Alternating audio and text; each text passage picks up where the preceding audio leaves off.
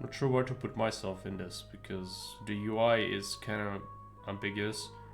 It's all over the place. This game has a lot of numbers and they are everywhere. So how about... Is there something in this corner? There might be. I really don't know. Where do we go? Up is always terrible. I think this side is not viable.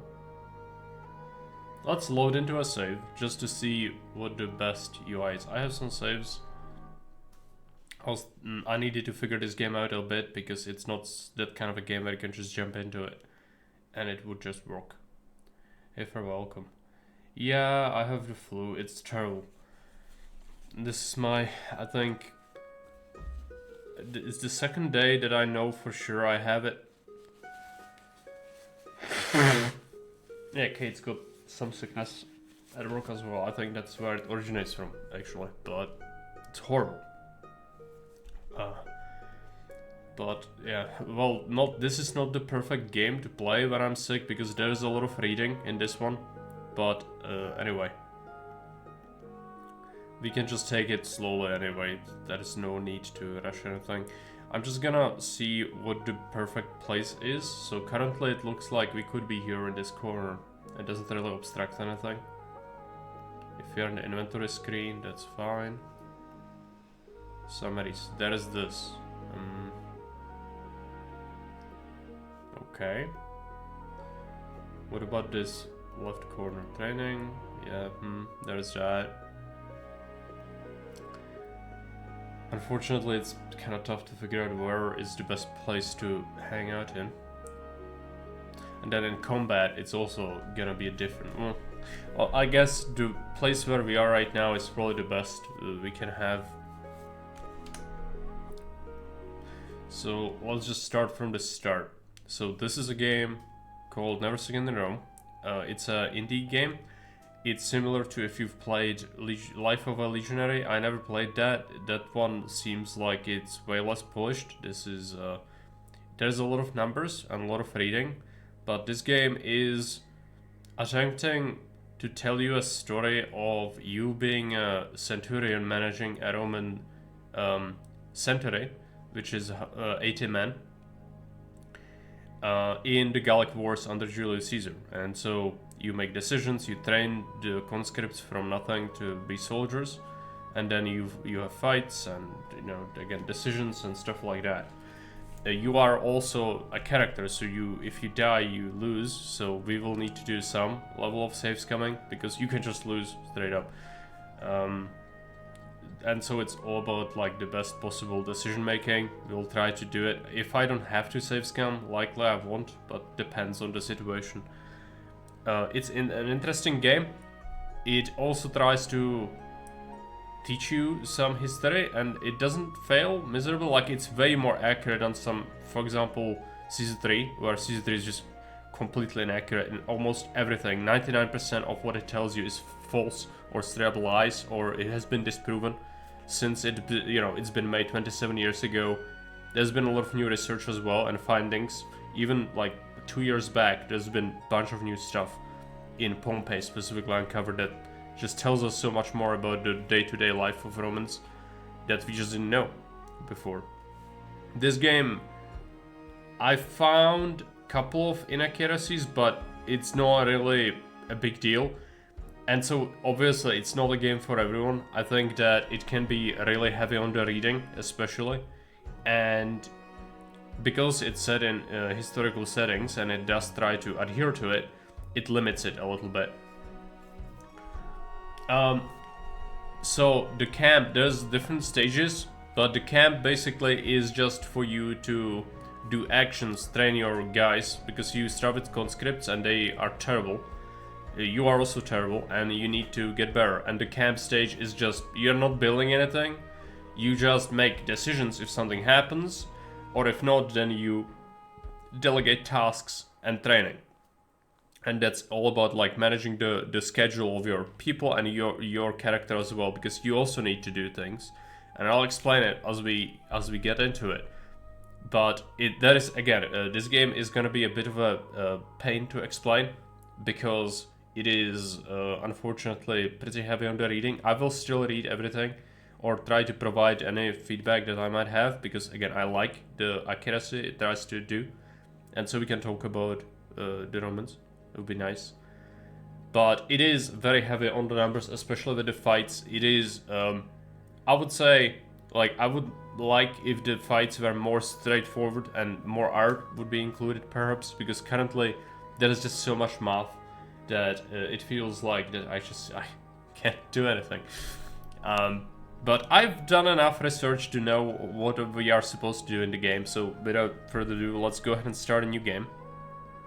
Oh yeah, there is an option for how's the music? There's music. Can you hear it? You can bump that slightly up.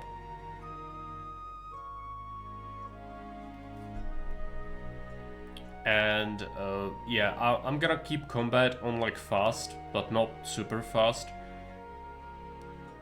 We want to confirmation in shops.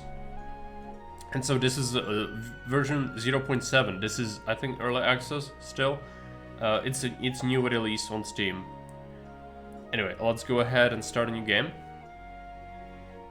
So, attributes. This is gonna be important, because depending on what we pick in this screen, we then pick like traits, if you will. So you see it would give us a whole bunch of stats. We need to make wise decisions what we want, and I think what we want is probably brilliant. The reasoning here is that out of all these, the intellect is probably the most important stat. The reason for it is the more intellect your character has, the less effort he needs to spend doing administrative duties.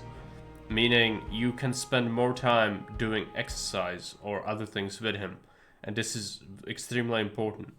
So we want to bump it up as much as possible, which is to 70. Now we also will need to bump up some of our other skills here. And so if we stuck with this, this would allow us to take... I can cover what some of these do. The game does describe mostly what it's about. Charisma is also extremely important though, so I might actually reduce some of our other stats that we start with, just to bump up charisma as much as humanly possible. Because once again, that's very important, I think. It's like leadership, you need it for convincing people to do what you want. Or in checks.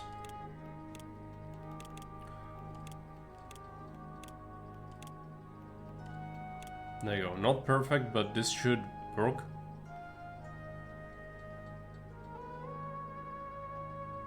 So with that, we can pick two of these bonus features.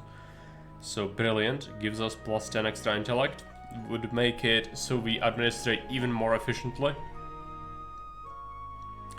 Very good. There's talented, which gives us some skills with javelin, sword, shield. And it also gives a small bonus to the Centurion, which is your troops, I think. But more importantly than that, we might have to go Iron-Willed for discipline, because that's one of the main checks early on. And in this game, so basically, in all the fights, including the very first one that we get into, the thing is, we will face enemies that usually have more stats than our guys, because they have better stats with weapons, they might have spears, so longer range and stuff like that. Our only advantage is the discipline, essentially.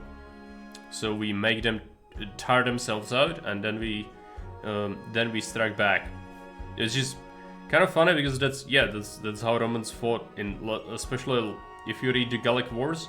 You know that Caesar describes this when he used he had several legions that were kind of already established for a while when he got the provinces he was governing, but more importantly he raised additional legions, and those were our recruits. And a lot of the battles, what they would do, just set up on high ground, let the enemies attack them, and then for like hours on end they would just keep hammering at the Roman lines until they get tired. And then the Romans would just start slowly pushing them back and killing them because they are so exhausted. And that's how they did it. Because, you know, the Romans were kind of weird in that they didn't use most of their army at once. Quite the contrary, they held like 60% of their units behind. And then, yeah, there's some debate. Some historians think that the Romans did a rotation on the front line. You might have seen it in like, they tried to replicate it in the TV series Rome. They reflected it visually. But there's actually no evidence to this. Like, it's known that the commanders would try to, like, you know, if your unit is exhausted, it's been on the front line, they would try to use other units. But obviously, there wasn't like a system like that where they would sneak past each other. At least not from any evidence that's been found. It's possible they did it, it's just, you know. It's also, with historical research, you need to realize that if something was just something that made complete sense and was very common knowledge to them, they would never really write about it much. While if something's rare, they might mention it. And so you might see it mentioned like once or twice. And that doesn't mean it was prevalent, it's just that someone somewhere in that time period did that. However, if something was super common, like for example, you would imagine that the Romans knew how to bake bread. Well, there are some Roman books or like the you know, cookbooks that mention how to do that, but obviously it's not mentioned everywhere as much as it was so widely done. So as more common something is, the less it's mentioned in some instances as well. So it's really hard to know. Anyway, it's a complete tangent. Let's go ahead and pick up the Brilliant, and then the second pick, I think we might go Iron Willed for the Discipline, assuming it will help me with the Century Discipline. We'll see. It's +7 to the company from or to the Century from what I can tell. But I don't know everything about this game, so it's possible that you're gonna make some mistakes still. Anyhow, so that is our trait picks. I'm not sure if you can see this. Javelin, and then there's Discipline under that, but it's, I can make myself a bit smaller, maybe. So you can see better.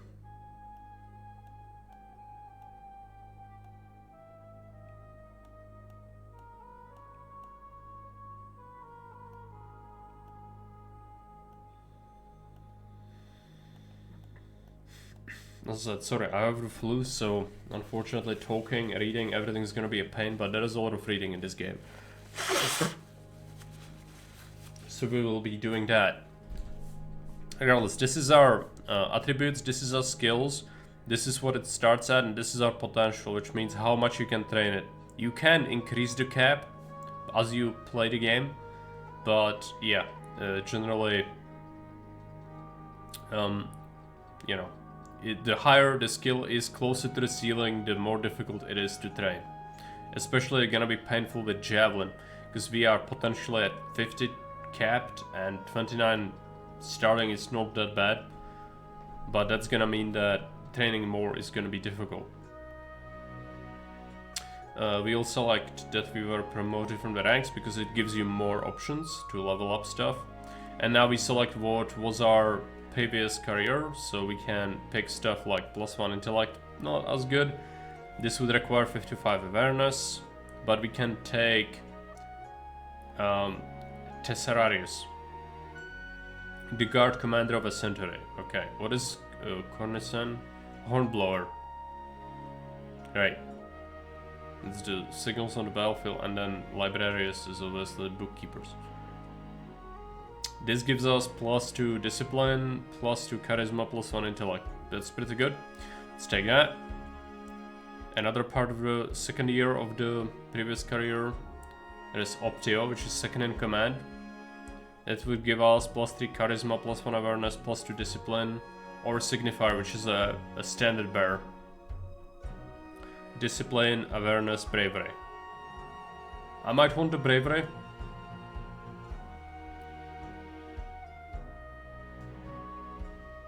So let's go Signifier, Signifier.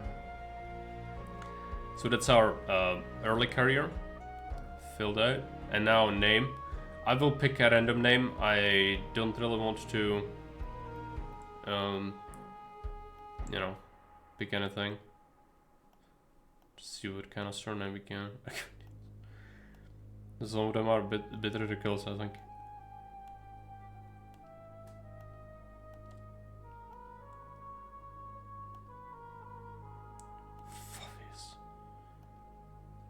It doesn't really matter. It's just I want something that I can recognize at a glance, because there's gonna be lists and then we need to like identify who we are talking about at a glance. So it's good if the second name is easy to identify.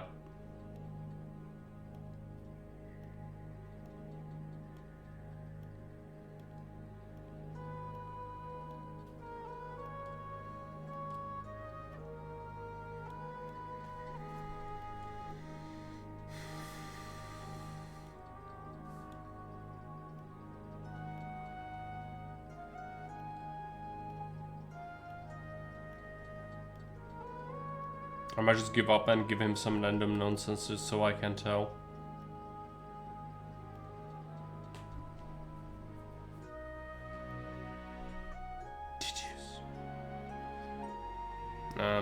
Whatever.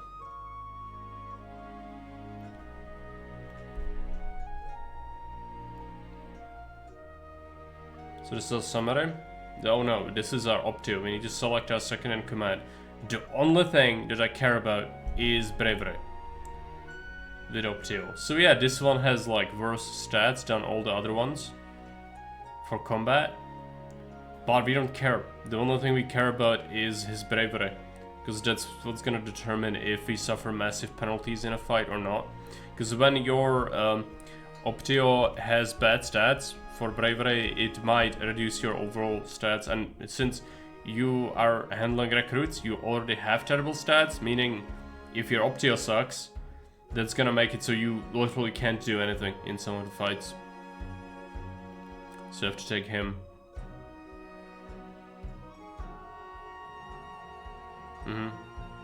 Yeah, we start with peasants basically, so average center skills.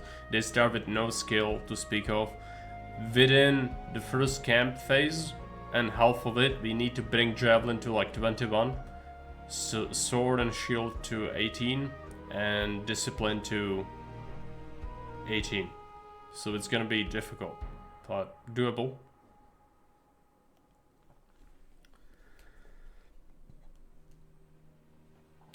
And as I said, we'll be doing a lot of reading, so unfortunately that's gonna be how we have to handle this.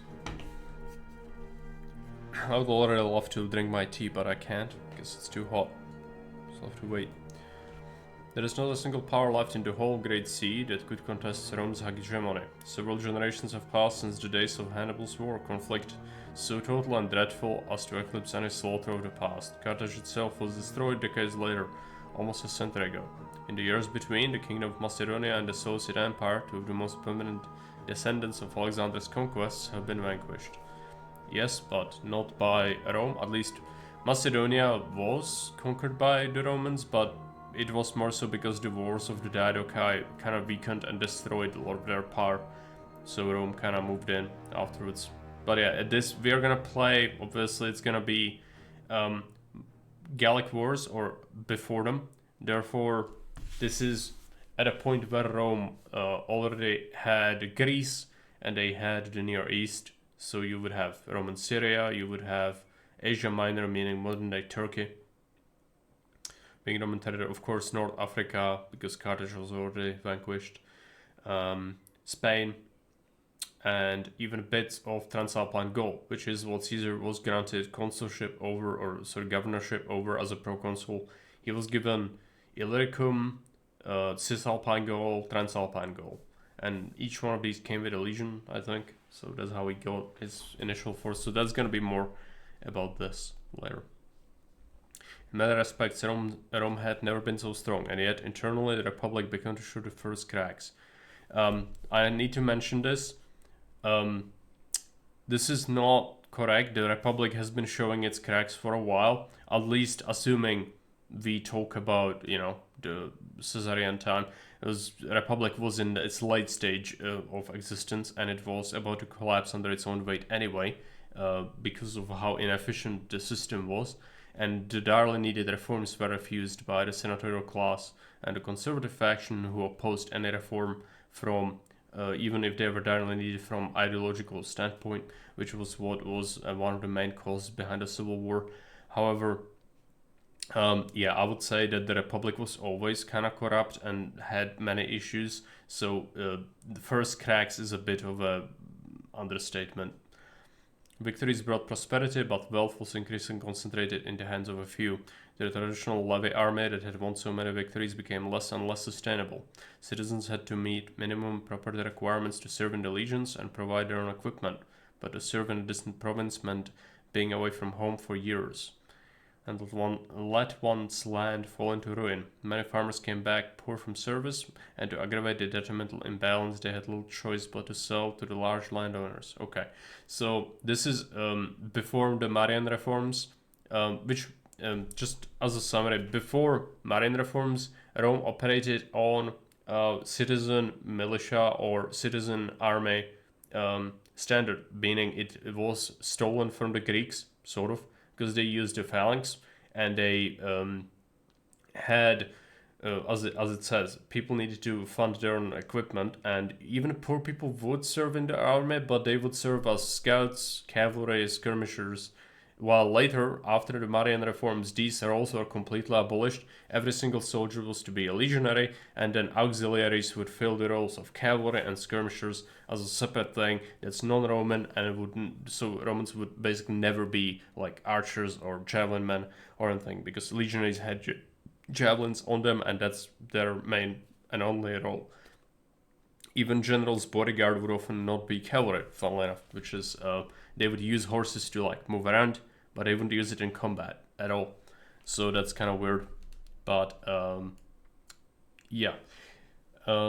Something to mention. Yeah, so they mention how the farmers would sell to the large landowners, yes.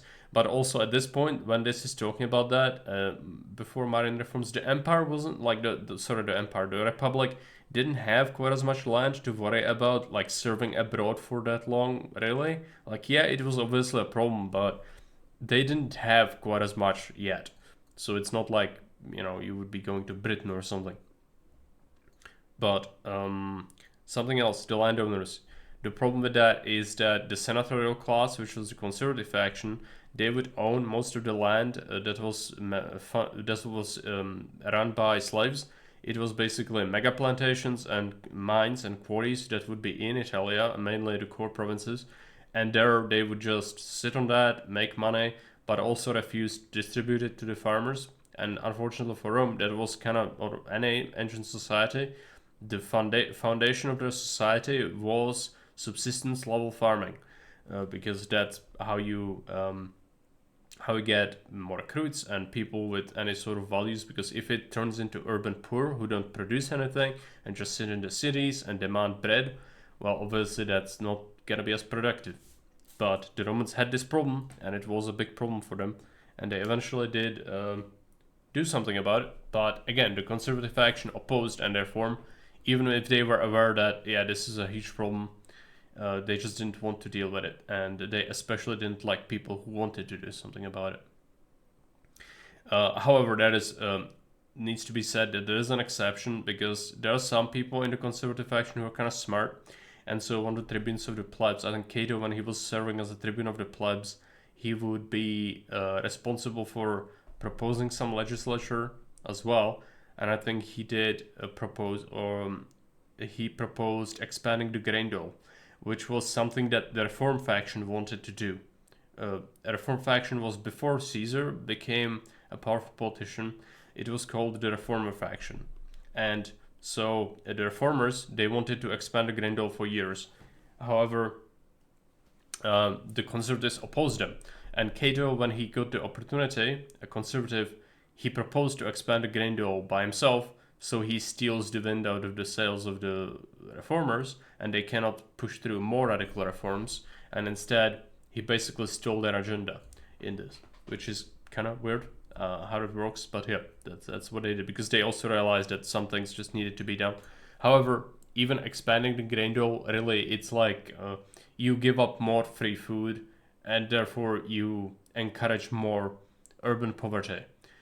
That's not good. It's not really a solution, is it? While Caesar, as an example, he wanted to solve the urban poverty more permanently, because a lot of the mega plantations in the core provinces would become unproductive, and so they would not be as good as small farms. And also, it obviously hurt the Roman people in general, because having a huge plantation run by slaves isn't as good as having a bunch of small farms that you can rely on for not just taxes and produce, but also just as a stable sort of Roman identity in the countryside, right? And so Caesar proposed that the state would buy the mega plantations land that was unproductive, and then they would divide it into small plots of land, and then they would dish it out to the poor, to the urban poor, by a lottery system. And so that was probably not perfect, but at least it was a solution, and not just trying to expand the food program, which obviously needed to be done as well. But instead of just letting it snowball out of control, you wanted to deal with it permanently, and this was a way to do that. But the conservatives opposed this vehemently. They did not want to do this, and we'll talk more about that when we talk about the first triumvirate. But yeah, where did we end? Yes, landowners. Their impoverishment also meant that less manpower would be available to feed the ravenous military needs of Rome. There were political attempts to address the situation, but they were met with the opposition of the senatorial class, and came to nothing. Sometimes they even ended in violence. Yeah, so there were people trying to reform this even before Caesar, obviously. There are several instances. We don't need to go into everything, but suffice to say, it was a known issue. It's just that political sandbagging kind of started to destroy the republican system from within, and that's what the game says here as well. So far, I think this is pretty accurate. It's a bit bit shallow description, but compared to like Season 3, this already gives you a much better overview of like the political climate, even though it obviously doesn't explain everything. The presence of volunteers often recruited from the poorest citizens became progressively more frequent. The first prominent example was made about 50 years ago when Consul Gaius Marius recruited thousands among the destitute for his campaign in the kingdom of Numidia. A steady pay and a grant of land on discharge were a great attraction for those who were desperate and had nothing to lose. So, as was mentioned before, people need to fund their own equipment. Marius kind of broke that rule, but that would be the first like kind of big civil war in Marius and Sulla. It's just gonna happen, and we call them the Marian reforms, which is when Rome switched from the citizen-based military system of like the Greek city-states, and it created the maniple system. But we call it the Marian reform, but it's actually not. Like, Marius was the person mainly responsible for introducing it.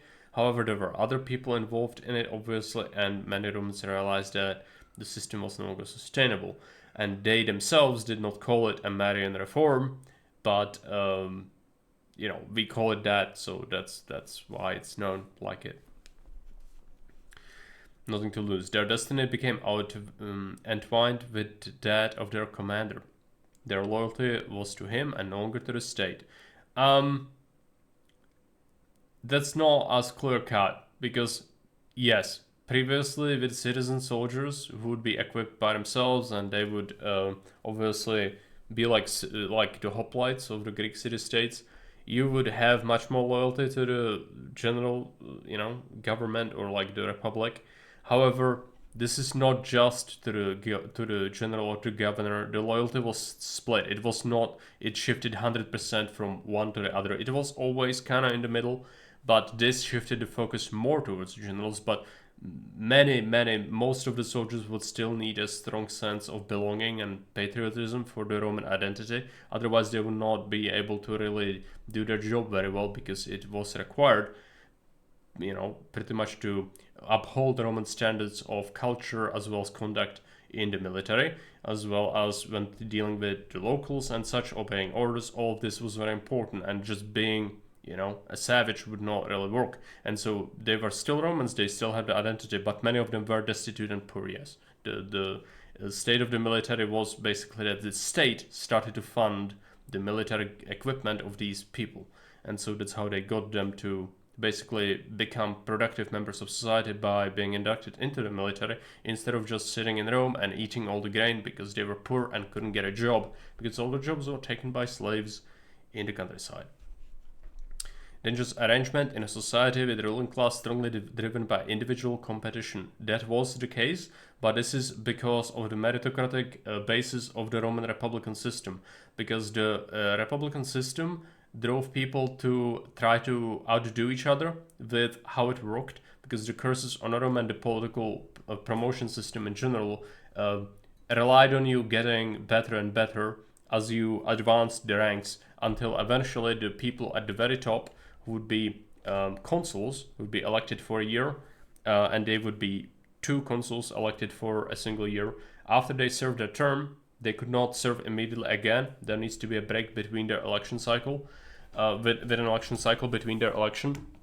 However, those consuls would then become proconsuls, meaning people who would be allowed to rule or oversee provinces. And that was basically where the Roman governorial class came from. So it was not enough to just be wealthy or be a patrician. You needed to be a proconsul. Sometimes an exception was made, but also other people would advise the proconsuls in assistance to govern the provinces. But essentially that's how it was done. Pro just means past. And so there were not just proconsuls, there were also propraetors. It was also sort of an honorary rank.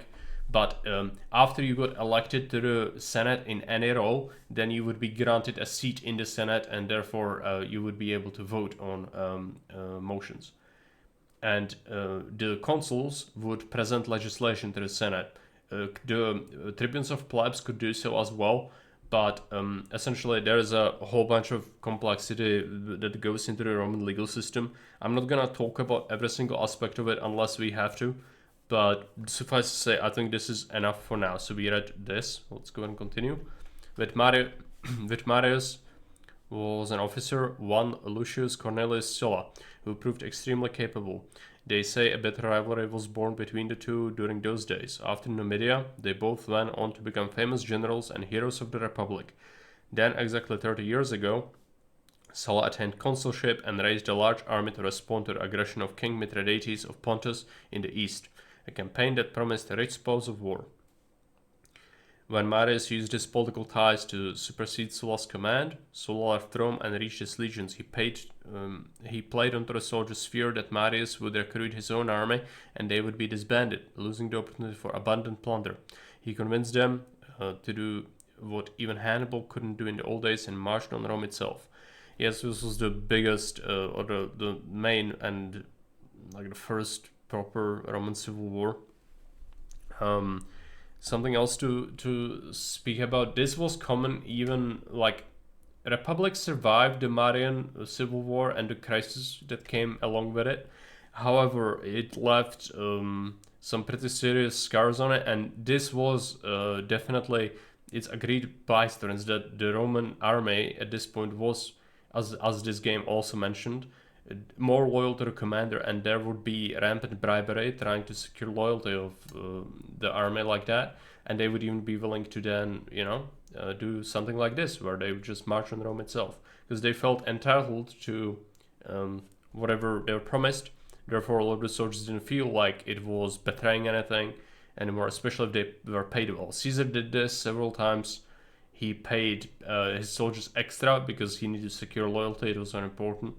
So he would give out slaves, he would give them extra pay, he would promise them extra pay, he would even promise them a retirement because a lot of his legions were in fact due to retirement already, and he stretched their serf term for even longer than was standard just because he needed them so badly, as the civil war is terrible. But that's for much later, so let's go ahead and click the button. The sheer horror of the civil war that ensued left a deep scar to this day. Rome was stormed twice again by the two factions, each episode surpassing the previous one in atrocity. In the end, Sulla proclaimed himself dictator. Even after decade-long internecine conflict and the death of Sulla, the situation remained tense. Yeah, so something to note is that the Senate had a power that was called Senatus Consultum Ultimum, which is in translation the final act, and that could empower any individual who was holding an office to, usually a consul, to do anything that was necessary to protect the republic. Meaning he would be able to impose martial law, he would be able to basically scrap and ignore legislation, he would be able to ignore even stuff like the sacred pomerium of Rome, bring soldiers into Rome itself, stuff like that. And so I think that's how he got the powers, because at this point, basically, you would be able to strong arm the Senate. If you were in a civil war, you invade Rome, then obviously you make a ramp or mock Senate, and you fill it with people who are just gonna say anything you want, and that's how you get them to, give you such powers. But something that's not mentioned here is that there was a thing in the Roman political system which was called the proscriptions. The proscriptions, it is an official decree by which you can create a list of your political opponents, and any people who you add on that list will be and can be legally killed on the streets by any Roman citizen for receiving part of their property. And so this is how you would get rid of your political opponents by doing this. Then criminals would basically murder these people, and they would be given part of the property, and the rest of the property would be confiscated by the Roman state. Notably, Sulla and Marius both used proscriptions. Caesar never proscribed a single person during his political career, as well as later the civil war. He never proscribed anyone, even though it was obviously a huge source of wealth for people embroiled in a civil war like this. Because, for example, Marcus Antonius, especially, and also Octavianus, so the first citizen Augustus later, also did proscriptions, while Caesar didn't want to do them because he felt like alienating people was not good. Because he wanted to give his regime more legitimacy by allowing his enemies to live, bring them back to Rome, make them serve the Republic again, and showing his mercy to the people. However, this is what caused him to eventually get assassinated, because amongst the assassins of Caesar, vast majority of these people were pardoned by Caesar on the battlefield or after they returned to Rome, because they were his enemies, they hated him, and he let them live because he wanted to score, publicity, brownie points. However, it was his hubris that killed him in the end, because he could have dealt with those people, and they were absolutely snakes that he kept for political reasons. But it was something that that betrayed him in the end, and it was, rightly so. These people should not have been trusted. 20 years later, there is still fear amongst the elite that a man with enough resources and support might turn that strength against Rome and seize power by force. One such potential threat is Pompey, who in his youth have helped Sulla crush the opposition with an army raised at his own expenses. Recently, he returned from the prosperous East after a string of victories that yielded enormous riches and made him by far Rome's most successful living general. Another is Crassus, the most affluent man in the city besides Pompey. Yeah, so this is leading up to the first triumvirate. Let's talk a little bit about that. So, Pompey, he was a brilliant general. He did masterfully execute the destruction of the Cilician pirates, so people operating from Illyricum and all the small little islands in the Aegean and near Asia Minor. Those people, or modern Turkey, those people would do piracy, which would disrupt the Roman trade and economy.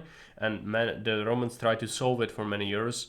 And when Pompey was given the assignment, he managed to do it with few resources, very fast, and without even much violence. He resettled the pirates. making them normal citizens, because he uprooted the piratical ties, completely understanding what was to be done, and he used naval forces like marines, landing them near the bases to synergize with using naval forces, so that the pirates would not have anywhere to run. Because normally what would happen before is that Romans would try to deal with the pirates, they would assemble a fleet, go into an area, but the pirates would see the fleet coming, it was massive, and so they would just pack up, leave on their ships, and run away. And then once the Romans left, then the pirates would come back and start doing their stuff again.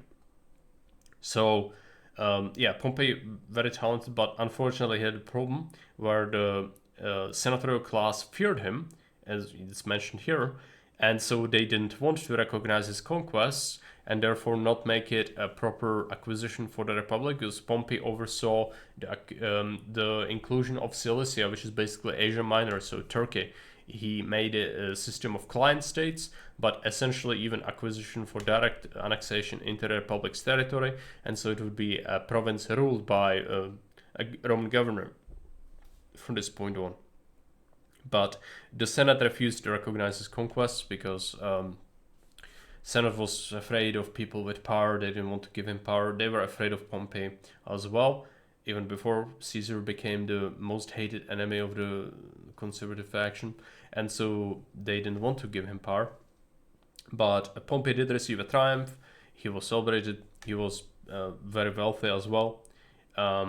Crassus was the wealthiest man in Rome, and he was also a huge figurehead. He also had very strong ties to the Roman tax collectors, which was unfortunately a bit of a problem because the Roman tax collection system was kind of retarded, as with many things in the Roman society and their systems. A lot of it was kind of weird in that the Romans really didn't do taxes like we think today. They contracted them out to private collection companies, and they would let them bid and estimate how much taxes can they collect from a province, and then they would be given the job, which obviously results in a problem where they overestimate and then they can't pay the money.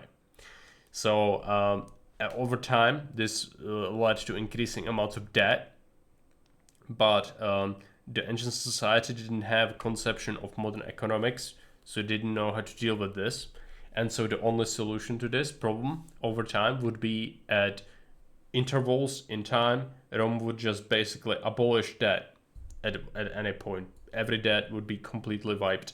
And obviously not popular with landowners, not popular with rich people, but the tax collectors needed this, and Crassus needed this. But he couldn't get it passed as legislation in the Senate either, even though it was direly needed. And so Pompey had a problem. He couldn't get his veterans, their land for the conquests in the east. He couldn't get his conquests recognized, and he was given a triumph, but essentially that's where the sandbagging started to hurt him as well, and he was upset because he couldn't get anything done, as the Senate would essentially fear him, as they wouldn't want to make him more powerful. Crassus, they were aware of how powerful Crassus is and ambitious. They didn't want to give him more power either. And so it was especially unpopular because landowners didn't want the abolition of the debt. So since Crassus and Pompey couldn't push through legislation, what they did would be to fund Caesar as an olive branch. This was the first triumvirate, but it was not just as you might imagine, an agreement between three equal partners. No, really, Caesar was a very charismatic and popular young politician who already had some success behind him. He was already doing some jobs.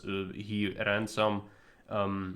He already held some positions in the Crassus honorum before. He also was again popular, and he was a reformer. People loved his proposed legislation because he wanted to solve a lot of the inherent issues that burned the everyday Roman citizens. And so Pompey and Crassus, they also rivaled each other. They didn't like each other either. And so to facilitate cooperation, they would fund Caesar's political career as an olive branch. And they would agree that Caesar would then help them get through the legislation that they wanted in exchange for their help funding his campaign and making sure that they voice their support in the Senate, so no one would dare to speak against Caesar, and they would kind of let him do his thing. And so that's how the first triumvirate was created. And yeah, it worked for a while. Caesar managed to strong arm the Senate in such a way that the Senate would begin to fear him, in such a way that he would just completely dominate the political system, exploit its flaws, and also show to people how broken it was. But he did it in a way that it helped solve issues, but it still meant that the system was beginning to show how destructive and exploitable it was. And then his opponents would hate him at personal level to such an extent that they would try to sabotage him in every step, and they would try to basically turn everything that was to do even remotely with his agenda. And when Caesar wouldn't be in Rome, they would try to sabotage his career, sabotage his governorship, sabotage his term, sabotage his participation in the next election, which was what eventually led to the civil war. Was that the conservative faction would try to prevent him from running for consulship, and that would mean that Caesar would lose political immunity and could be arrested for real or perceived crimes, because he did commit some things that were illegal, but the highest political offices, the consuls, would have political immunity in Rome. And once that ran out, I think proconsul had that as well as the running provinces. When that ran out, he would be arrested, and they could make him, they could basically exile him, or who knows what would happen, but it would diminish his career and power vastly. And so that's why it came to the civil war eventually, but it's entirely different. This is like we're talking about Sulla and Marius. You live in Gallia Cisalpina, the region to the south and east of the Alps mountain range, and immediately to the north of the province of Italia. As customary, a new governor with proconsular authority was appointed in Rome to take charge here. What is not customary is that he was granted extraordinarily long mandate that will expire 4 years from now.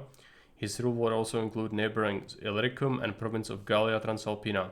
It lies beyond the Western Alps. An important tract of territory to the south of Gallia proper, the vast land inhabited by many tribes outside of Rome's authority. These provinces already had a combined garrison of 4 legions, the 7th, the 8th, the 9th, and the 10th, a more than respectable force. The order to raise 2 more legions, the 11th and 12th, came as a big surprise. The news brought a major change to your life because you were promoted to Centurion and took charge of one of the 60 centuries composing the 11th. About 80 men are now under your command. So, you might be asking yourself, but, isn't a century, because we know, it's 100, isn't it? It's 100 in the Roman numerical system. Yeah, it is, but it's 80 men. Because it's 100, because 20 of those men would be servants or slaves, and the 80 would be fighting strength.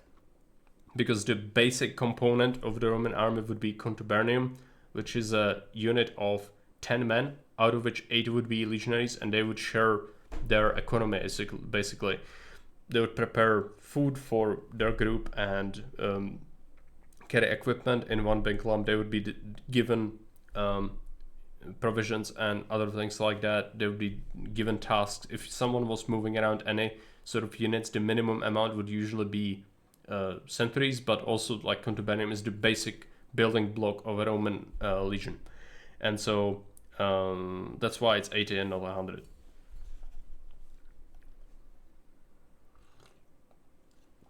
I was talking for so long that my tea got a bit cold. That's not great. As you prepare to spend the next months transforming your recruits into versatile tools of conquest, rumors spread wildly about the intentions of the new proconsul. Whatever plans he has, this Gaius Julius Caesar must be a man of no small ambition. Yeah, so obviously it's this is before the Gallic Wars. There should be some music kick in soon. I don't know if we have any SFX.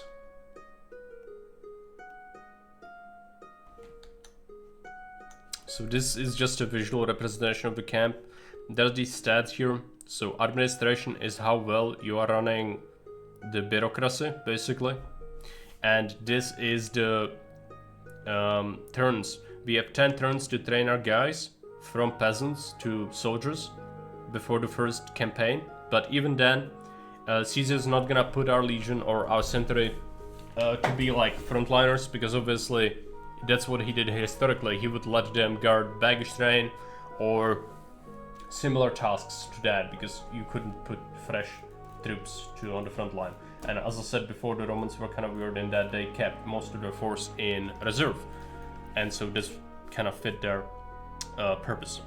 But we are Roman soldiers, therefore our tasks are not only fighting, but there's also building, and so engineering is a very important part of their skill set, same as artillery training. Currently our peasants know nothing about most of this. They do have 22 engineering though, which is decent, but otherwise it's absolutely abysmal. We also have terrible discipline, but our personal discipline is, I believe, pretty good, 59.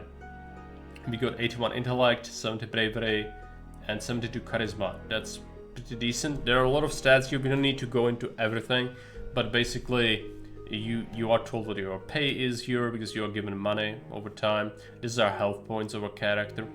So this is him. We could switch to a Century tab. Here we could see stats of our soldiers.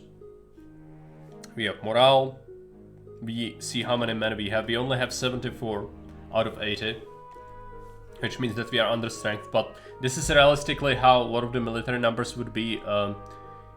Usually completely full strength would not be the case, especially as you know the campaign went on, so we can also expect some losses to occur.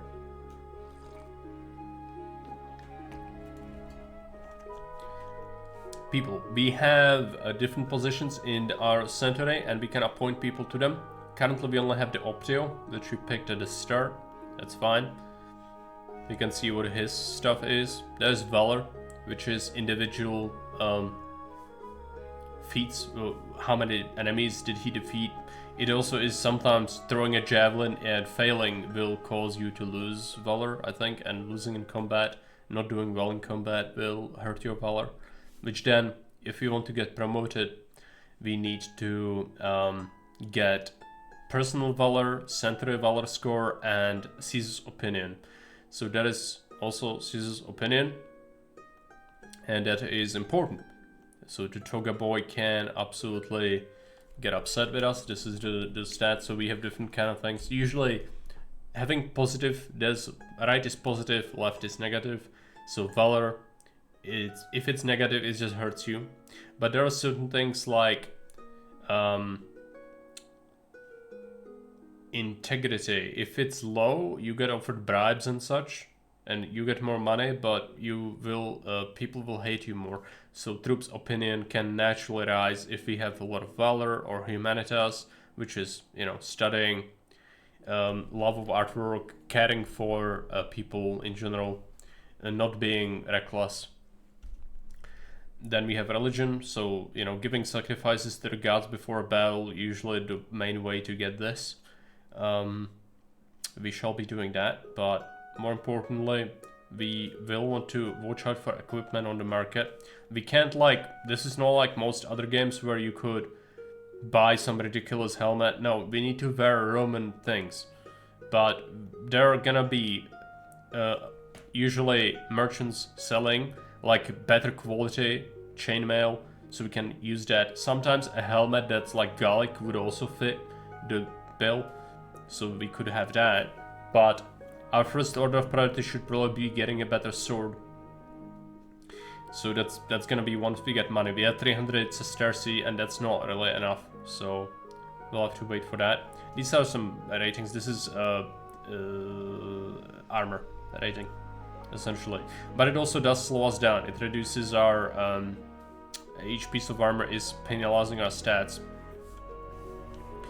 So before we do anything else, let's go ahead and assign our training.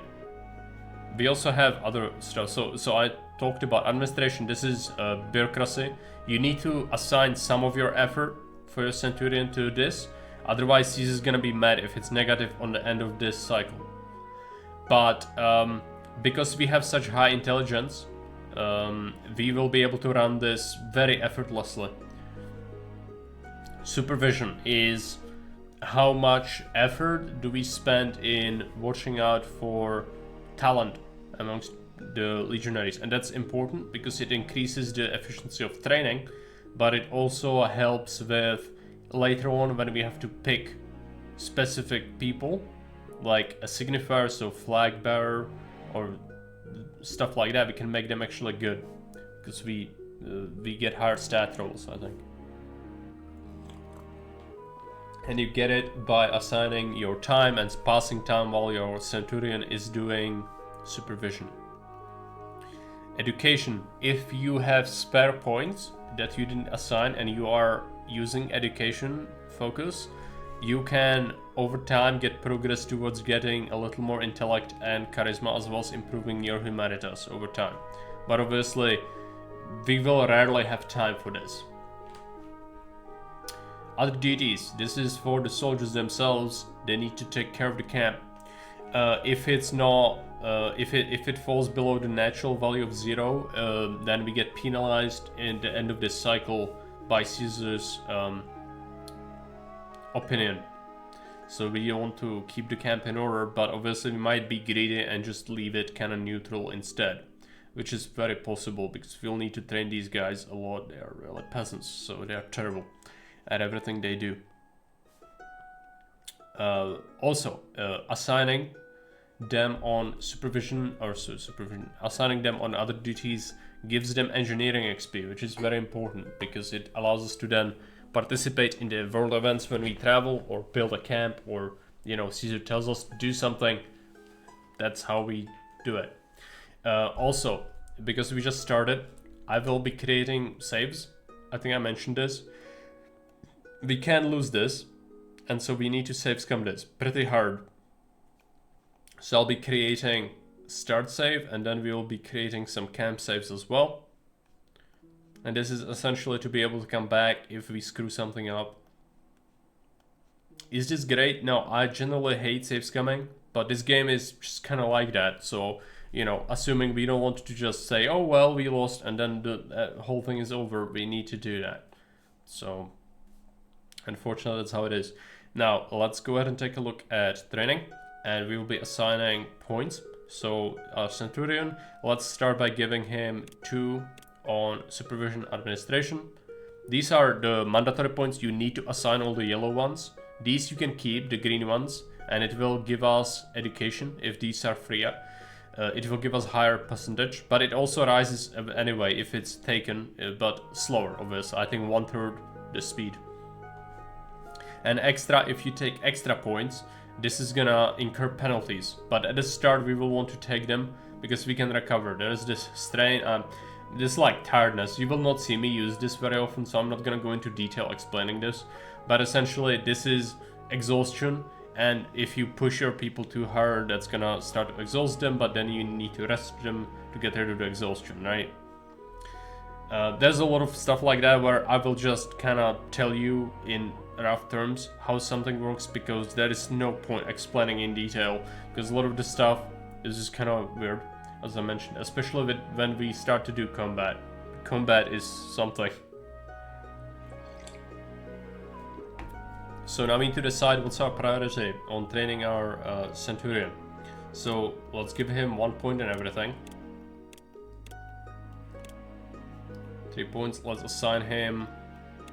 I want him to be good at throwing the javelin, so let's do that. And then we have 2 more points, and I will be spending every single point we have at the moment, because yeah, we want to exhaust a little, so we recover that later.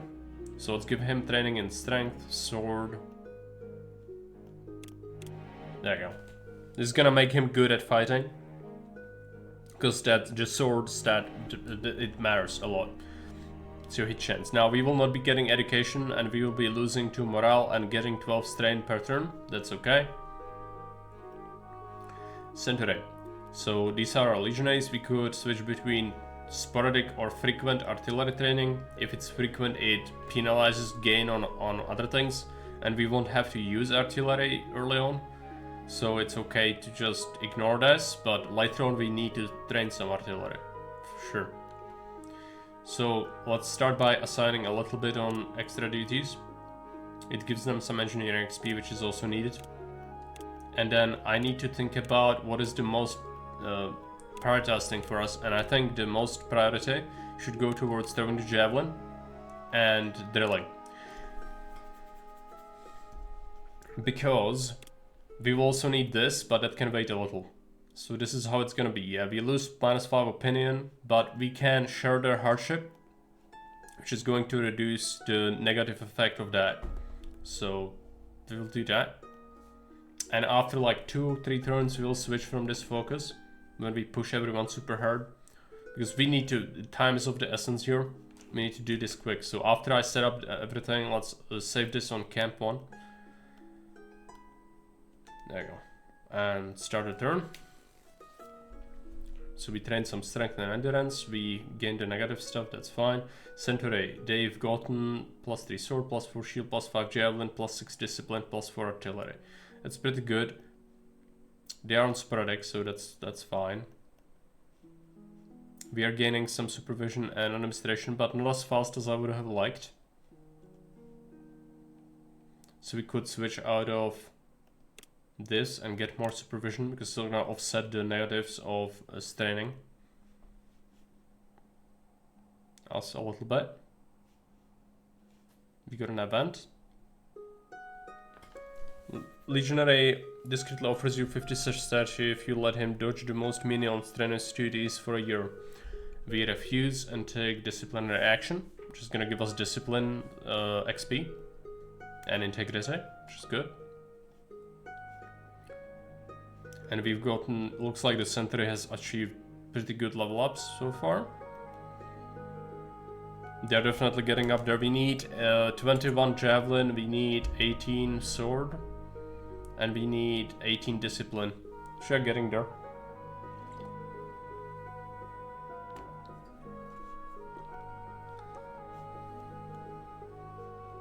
I think I might have to reshuffle though. From drill to sword shield. I think it might be shield, but I'll do both. Javelin still needs to be high priority. We are not getting any extra duties, that's okay. At least they're getting engineering XP.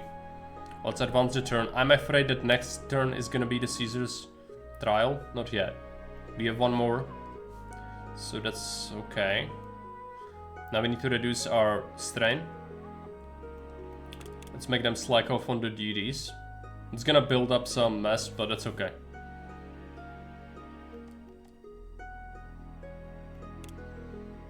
We'll leave them at a spike point so they regenerate the stuff. Still need javelin, probably. What is our summary?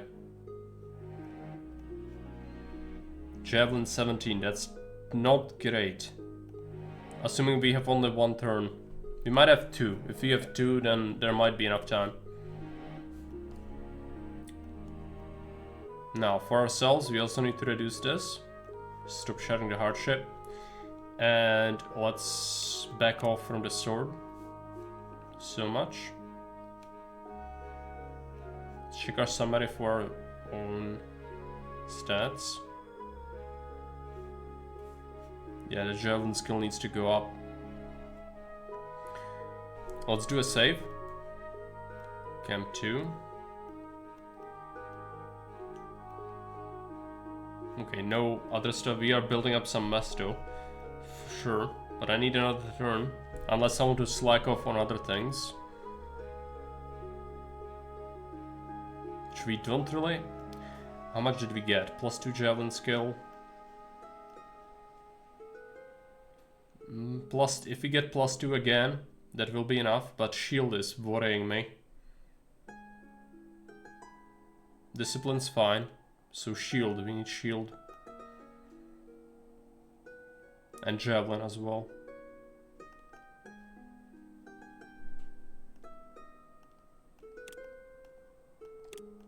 Let's assign the points on the shield then. Hopefully this is gonna be enough. I'm doing this because I know who the check is, and we need to succeed in it. We don't need to, but it's good. It's gonna build up some mess. She'll then fix later. There's the test. Let's see if we have enough stats to deal with it. 18, 19, 21, 19, 20 discipline. We should be able to pass the whole thing basically. This morning your Centurion is taking part in a mock battle, lined up against the rest of the cohort, armed with buttoned swords and javelins. Men wait in silence for the starting signal. Tribunes are watching. The first part of the exercise involves basic maneuvers. We need to check for discipline. Sindri keeps up with the rest of the cohort without too much confusion. Good enough for our recruits. It's time to hurl the javelins at the mock enemy. Let's do a coordinated volley, because we could do independent throwing, but this is gonna give us Caesar's opinion. Luck is on our side, aim is acceptable and timing is decent, especially at this stage in training. Close in and engage the adversary in hand-to-hand combat. And we succeed in that, we hit exactly enough.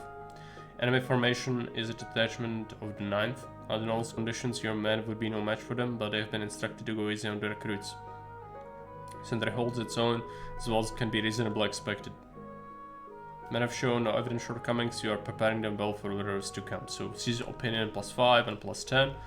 Good, but now we need to deal with this building up. It is a concern. We did burn off almost all the strain. We can keep a little tiny bit of that. And now we use the last point as well. Give them back the coordination point, and let's do some more drill with this. Keep the extra points free now. And let's get a turn or two of artillery training as well. Now for ourselves, we've almost reduced the strain completely. I'll give him another turn, because it's also good for our education anyway. So we might as well do that. Also, we might have received our pay. We have. Let's check the trade. There is not much we can afford. But we could afford better greaves with less overall stat reductions. So this would give me effectively +1 quickness, as opposed to the stuff we have. And it's the same material quality. Yeah, that's unfortunate. Or we could buy better quality with more armor, but same reduction. I would really like a sword. There's a good sword here, but we don't have the money for it. So we might have to just hold on to our money instead, which is fine. Pass the turn. We're getting some good supervision now. Good progress with the sword training for us. That's nice. We definitely should focus on more on the sword now. What is our javelin skill? Javelin skill 37. We want like 39, I think, to be able to do most of the early fights or checks for our personal javelin skill.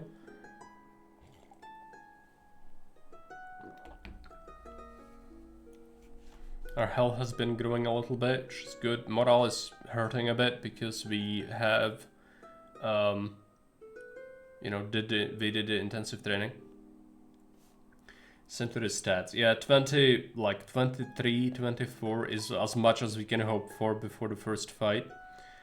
Artillery is abysmal, so that's a concern. Also the engineering, I would like more. We need like 30. But that means assigning... Maybe this is fine, just give it time. Javelin skill a bit more, yep. We can assign that last point now. Do some more sword. We can do less supervision. Give him some shield. Or we could try to do less admin. More sword training. I literally like sword training.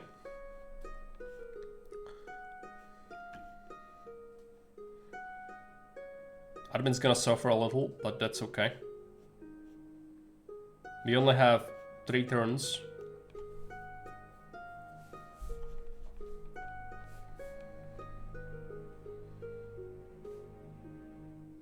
Good level ups. We should disable the Centurion artillery training now, I think. Just need them to focus on everything else. Signifier. Let's appoint our signifier. So we need bravery and melee skills. So let's pick bravery as his best ability. And then melee skills, meaning endurance, constitution, strength are superior. Javelin, sword, shield, discipline. And then his worst ability is gonna be intellect. So this is our standard bearer. And then we need Tesararius. His chief ability should be discipline. And then intellect, charisma, and awareness.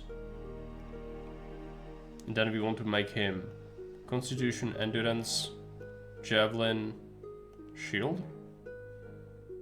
Reduce his coordination.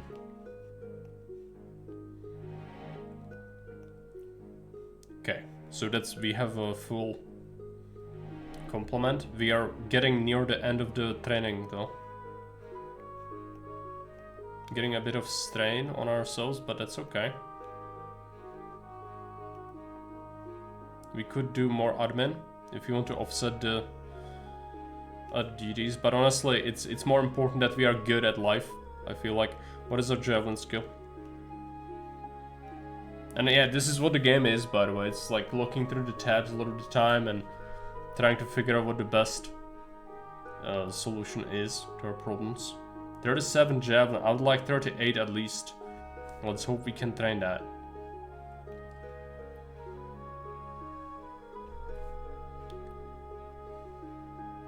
+2 engineering for our Centurion is good. What is our Centurion stat for engineering now?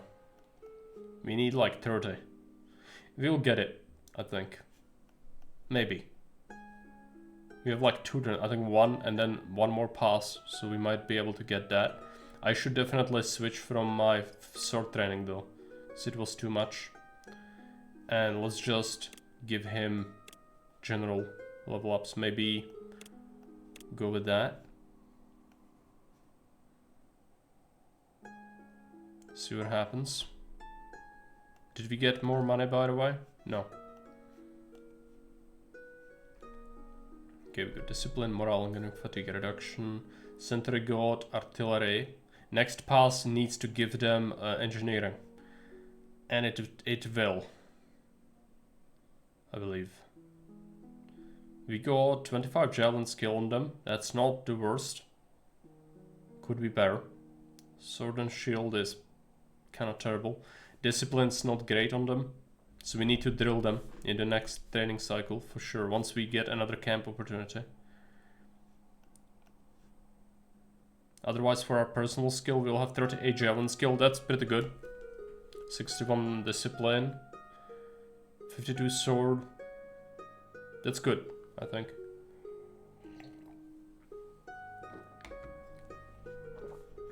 Okay, let's pass. Centurion engineering, good. We got 30, which means we can do well, and we even got out of that mess with this. Sentry got some level ups, original stuff. Okay, perfect. Now let's save it as a camp checkpoint, and let's move on. See what Caesar thinks of our camp. +3 favor. We didn't try to impress him much because it's more important to get good training going. We can get Caesar's favor otherwise. We got +15 from that one event where we did all the checks correctly, so it's the optimal way, I think. Trouble is brewing in the west. On a plateau beyond the northern Alps live the Helvetii, a Gallic people, one of the strongest. The harsh Jura mountains separate them from the most of the other Gauls, and the river Rhine from the Germanic peoples. They've decided to make your time more interesting by abandoning their land and moving into the vast and fertile plains between the Rhone and the Garonne, part of the large independent region that your people call Gallia. On top of that, they have convinced several neighboring tribes to join them on their venture. Of the 2 routes available, the easiest by far passes right through Gallia Transalpina, a Roman province, and one under the responsibility of the new proconsul. Caesar has just arrived from there, where he met with the ambassadors of the Helvetii. They asked for free passage, but despite their assurances they would not cause damage, Caesar stalled and then denied their request.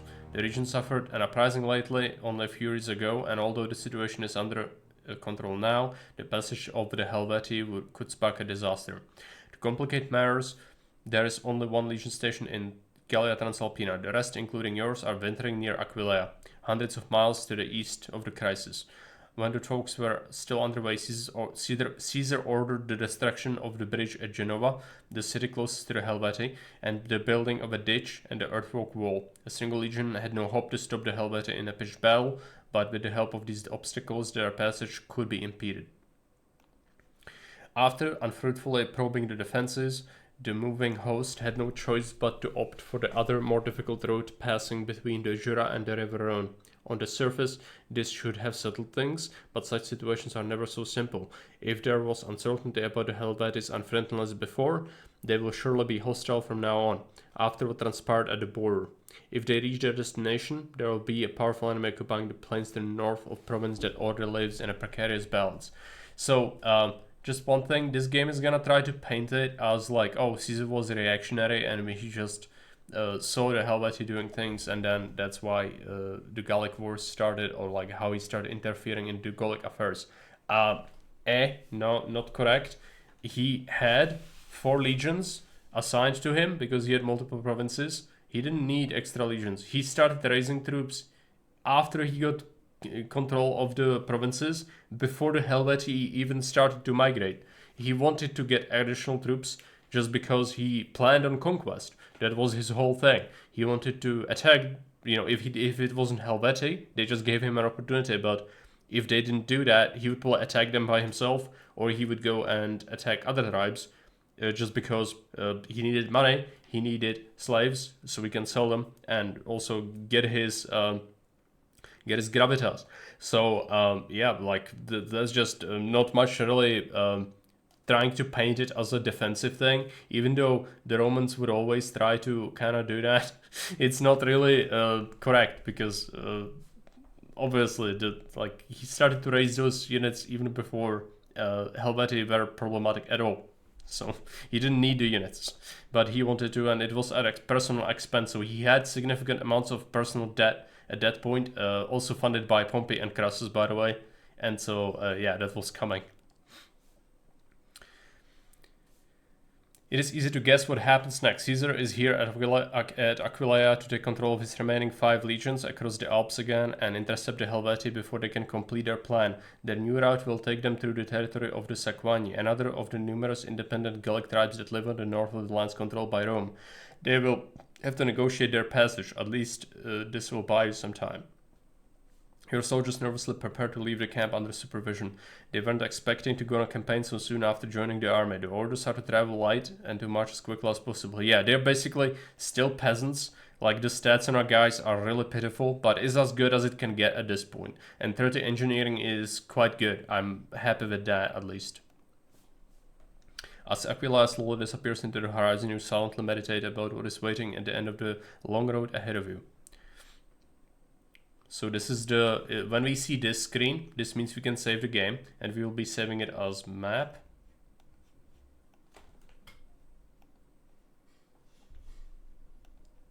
Continue. The crossing of the Po Valley is fast and easy, but now you have reached the Alps. Barbarian tribes with no liking for Roman trespassers live here, and will do their best to make your trip as memorable as possible. You have to build a fortified camp to spend the night in. Your center is made of young and inexperienced soldiers, and although not much is expected of them yet, they will have to do their part. So first we are building a camp. Assign simple task during construction of the camp. So we have options. We can push our men to work harder, which is gonna cost us -3 personal opinion of the troops, but it's okay to do it a little. So let's do 2. Rolls with that, and then we see how much progress we get, and this is within 20 turns we need to complete the construction. There's not much else. If we strive for superior quality, we achieve almost no progress, but we make it nice, and then Caesar likes it. So that's how you get his opinion up. But mainly we want to focus on this being done. We already did this twice. So let's just go towards the end of this. We should be able to do reasonable rolls. Because we have also pretty high engineering, all things considered. And so I'm gonna strive for quality now. And check. There's a risk we wouldn't complete this. But I'm gonna risk it.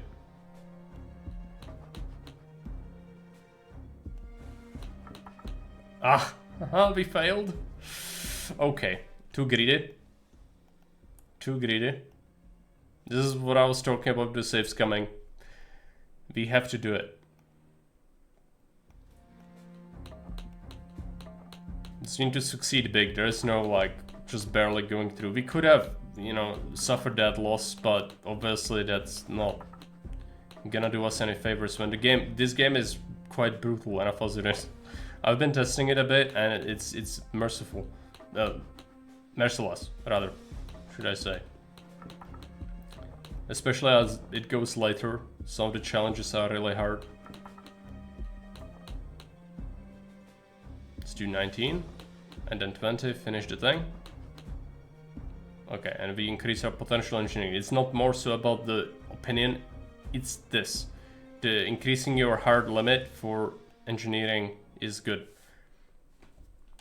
So we've done that. Let's go ahead and save the map. The crossing goes on. The mountain roads are treacherous, and the locals, the Centuriones and Gracelli and the Centurions, never missed an opportunity to harass you. Several times, units from the 3 more experienced legions have to engage them to fend off an ambush or to repel an attempt to block your path. This afternoon, you are accompanying your Centurion to collect wood. Your perimeter is surrounded by elements of the 7th who are performing the same task. You are approaching a laser recruit when suddenly you are interrupted by a cry of alarm on your left. You are under attack. Your men are too inexperienced to throw into the fray.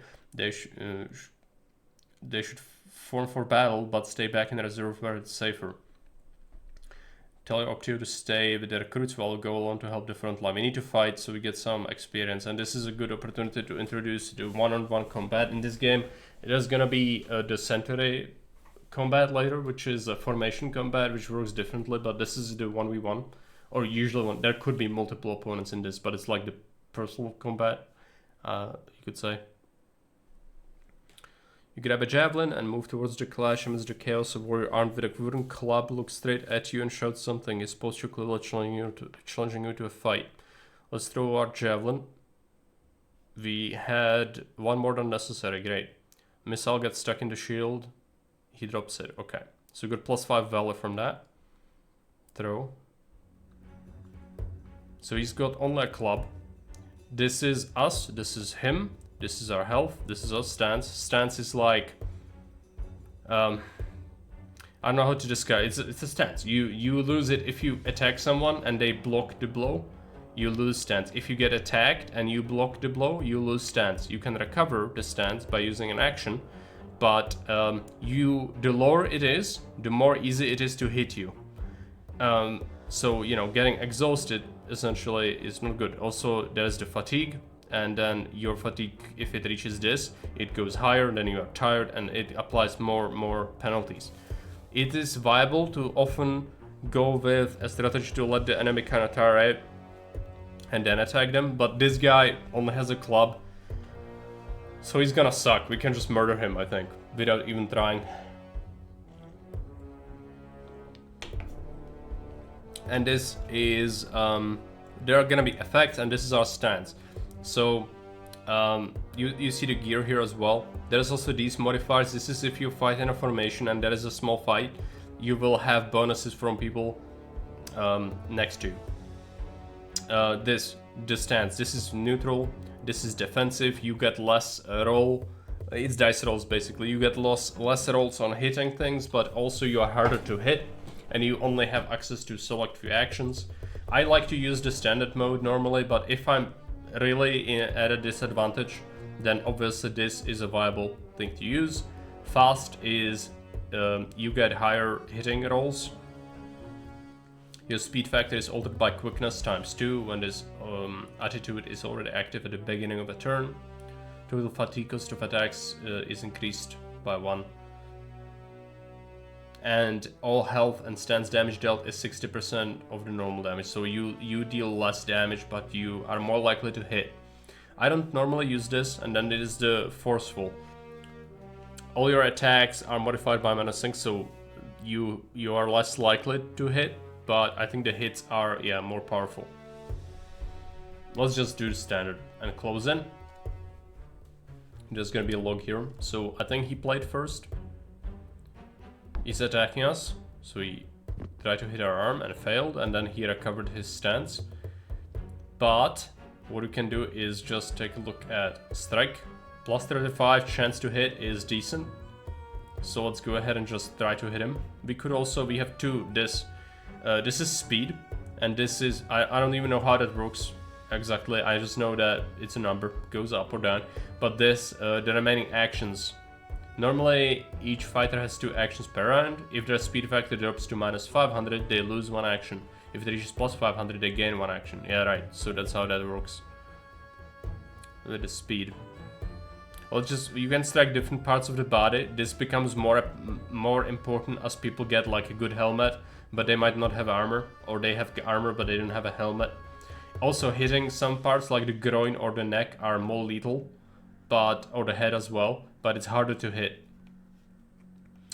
We could also, since we have 2 actions, some will consume both, like going defensive or offensive, will take all of the points.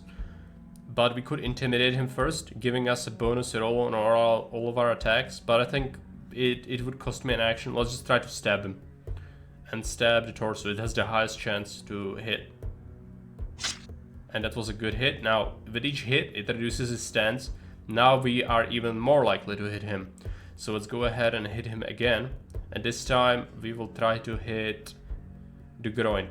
And the reason for it might save me time if we kill him faster, so we don't exhaust quite as much. Unfortunately, that's hard pressed, meaning he did block it, but it did hurt his stance. Let's try to hit the groin again. There you go. We could try knock, which would destroy his stance.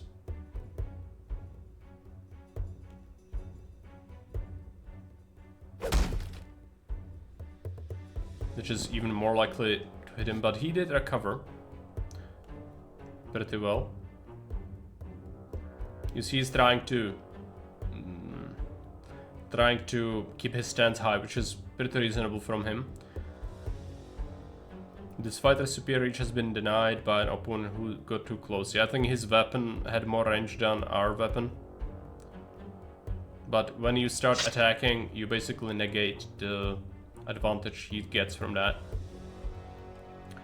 And just finish him off. Basically 19 health. There's a timer, by the way. If this runs out, no one wins. Or the person who did most damage and suffered the least will win. But win, as in that guy's not dead. Especially in a fight when you have the formation fighting. Meeting an enemy and fighting him and then not killing him means that you might not fight him again. He is just gonna be part of that formation. He might get killed by someone else, but like, you know, it's better to finish him off because it gives you, I think, valor points. There's no like XP though, not like in, I don't think you get XP like in most other RPGs. You just get XP from training, really. Let's hit, he's got 19 health. Let's try the torso hit.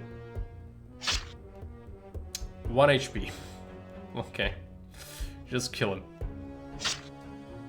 There you go. He's dead. Now we see the overview, which was, we got +5 combativeness, we got +6 valor from winning that fight. And so he got crushed.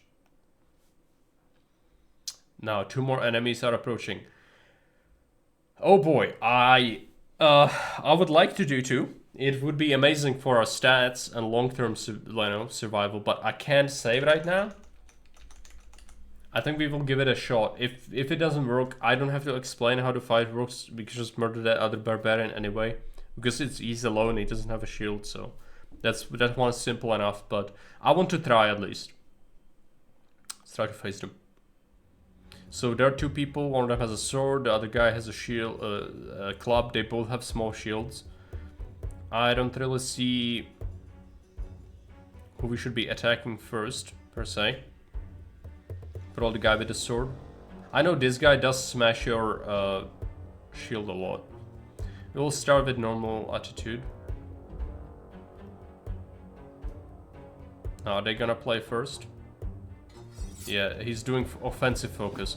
I haven't shown that yet, but you can press this button to end your turn and prepare to attack, but it's gonna reduce your defense, and it's gonna mean, you know, you get more likely to hit, but you get a bonus on your next attack next turn.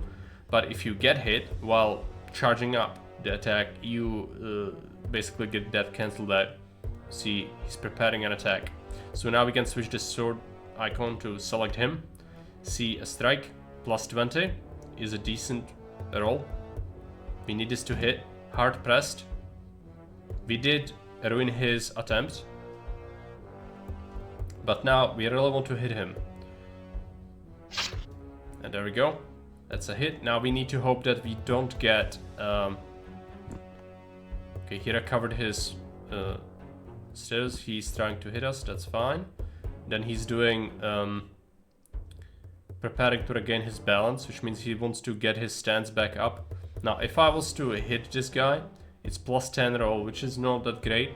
If we try to hit him, we have plus 17. So yeah, it's not great. I would like to finish one of them off, but unfortunately, we kind of need to focus on who's got the least stance, I think. We do have 20 turns to do this. Let's try to hit this guy. Good hit.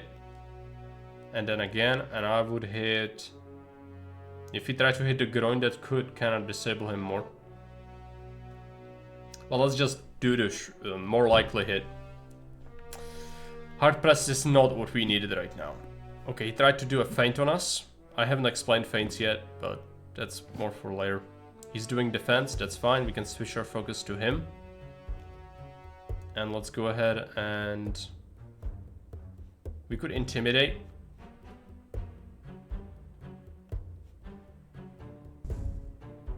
That's gonna increase our chances of hitting, and he's gonna be less likely to hit me, I think. Hit him. Plus 15. Let's hope it goes through. Hard pressed. At least it hurt his stance. So far we haven't really suffered any stance damage. Okay, he's charging up. We need to deal with him now. This guy's probably gonna recover next turn anyway. Plus 29. Let's try. Good hit. That cancels his charge up. Enter 7. Hit him again. Okay, he's at 49 health. It's pretty good. He's doing defense. He recovered. And he's in defensive stance now. Switch to the other guy then. He's still intimidated, so let's try to just hit him. Good shot. And hit him again. Very good. Okay, he's doing defense. This guy is doing fast stance, strike at our leg, and we blocked it. Perfect. Let's switch to him. Now we try to finish him off.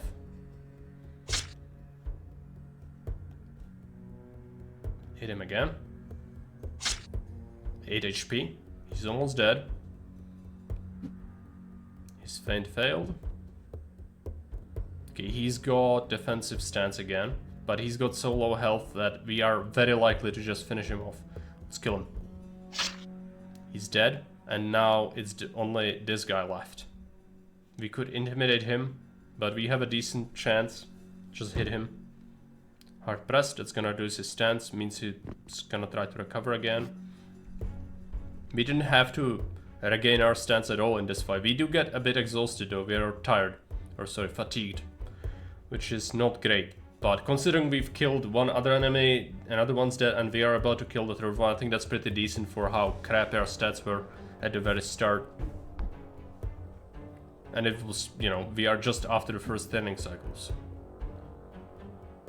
Okay, he succeeded in misleading us. We lost some stance there. Let's try recover. Success. Let's do... Try and track him.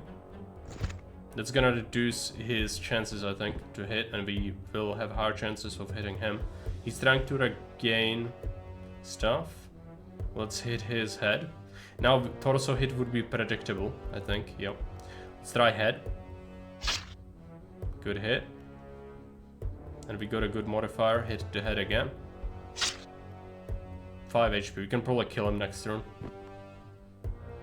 He did recover all of his stance.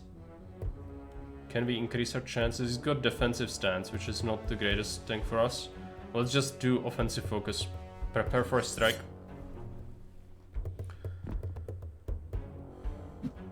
Strike to the feint and failed. He's still in defensive stance, but now we have a higher chance of hitting. And he's dead. Perfect. Plus 16 valor for each, I think. Last of our opponents collapse. His gaze dims as he tries to say something. His last words are lost. Almost immediately, you're joined by reinforcements and ambushers are beaten off. Marcus Aquilas has been awarded a pair of silver armillae for his battle prowess. Caesar's opinion plus 10, troops opinion plus 10. Okay. So that's a progression thing. This is good. Very good. I'm not sure if we can even see that though. Like, I'm sure it's somewhere. But where exactly that is, I think in the reputation deeds. Yeah, there we go. And this is the kills we got. So that's how we check that. Anyway, we're gonna have a first Centurion fight, or the group fight up ahead. It's gonna be difficult because our peasants are not good. They're not ready for that, but we all have the high ground and the enemy is gonna be slightly tired. So that's a good thing. Now in this screen we should always save. So let's go ahead and save it. This was as good of an outcome as we could hope for, really. It's a little training journey through the Alps is being especially demanding on our soldiers. Check. We can try intellect and charisma. We have both in abundance. So we will succeed. You play on their friendly rivalry with your twin legion, the 12th. They do not want to look weak beside their peers. Your leadership and the example provided by the 3 elder legions help restore their confidence. Discipline, XP, and potential discipline raised by 1 for our legion. Or the century, that's good. On the 7th day since you entered these accursed mountains, you finally emerge into the territory of Gallia Transalpina. Here you join the legion that Caesar left to garrison the border. Now you are at full strength. You see the proconsul talking to a stern-looking senior officer. He must be Titus Labienus, the legate who was left in charge of the troops stationed here. Caesar and Labienus go back a few years, or so you are told. So, yeah, Labienus was a talented officer. He was Caesar's right-hand man in the Gallic Wars. He helped him to mastermind a lot of the battles as well as the sieges. He was really talented, good. But then when the civil war happens, Labienus betrays Caesar and sticks with the Pompeians and eventually dies in North Africa, where he leads a force of Numidians and Pompeian forces against Caesar. Lingering fatigue is greatly reduced. Yeah, so anyone who was tired is no longer tired. That means that we also are no longer tired. You see the things here. If we had troops valor, we might be available for a promotion very early, which would be really nice. But we would need at least 1 more point in that, I think. So we will see. The Helvetii have not been idle during the time it took you to come all the way here from Aquileia. They have crossed the land of the Sequeni and are moving through the area controlled by their neighbors, the Aedui, a tribe in very friendly terms with Rome. When an embassy from the Aedui reaches your camp, rumors spread that they have come to ask for your help. The Helvetii are pillaging their fields and they lack the means to defend themselves. There is no time to waste, and very soon you pass through the Rhone and press outside of the territory of the province. Scouts report that the Helvetii have been crossing the Saône, a tributary of the Rhone up north, with improvised rafts and boats for 20 days. About 1/4 of their people are still stuck on the other side of the river. Caesar resolves to take 3 of the experienced legions and moves at a quick pace to catch them by surprise. The messengers that come back from the battleground talk of one-sided massacre. Busy as they were crossing the river, the Helvetii were totally unprepared for a battle. Now Caesar intends to build a bridge to get over the Saône as quickly as possible and keep the pressure on the bulk of the enemy force on the other side. We can send our engineers. I think with 30 skill we should succeed, and Caesar is gonna like that. And we get extra engineering. Your engineers will do well for our recruits. Their help is appreciated. Caesar's opinion +5 and potential engineering +1. Great. Now this will let us with perhaps more of this, but I think our integrity is pretty high. It's just this is troops' opinion, I think, is gonna keep rising because of this. Takes your army only 1 day to cross the river. With you is a force of 4,000 horsemen recruited amongst the locals and the nearby Gallic tribes, including the Aedui. The Helvetii are very close now. Close enough that they send a delegation to talk, but the confrontation has gone too far and neither Caesar nor their leaders seem interested in a peaceful solution. Yeah, I think just one thing to mention. As I said before, after the Marian reforms, which again, we call them the Marian reforms, the Romans didn't call them that, I don't think, but essentially every Roman citizen who was serving in the military and was not an auxiliary would be a legionary, therefore, fighting as heavy infantry. They abolished their, you might have known the classic system, the manipul system of triarii hastati principes. That's no longer the case. That's already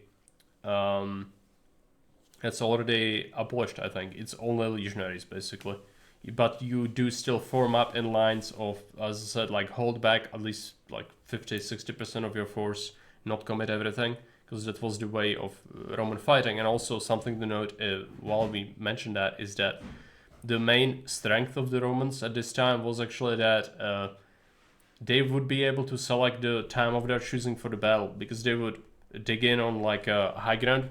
Caesar did this in almost every battle. If you read about it, or listen to a podcast about someone talking about the Gallic wars, whatever, almost every battle he digs in. He makes fortified encampments. He makes scorpions, stuff like that, ditches, and so that's very important. But why does it work?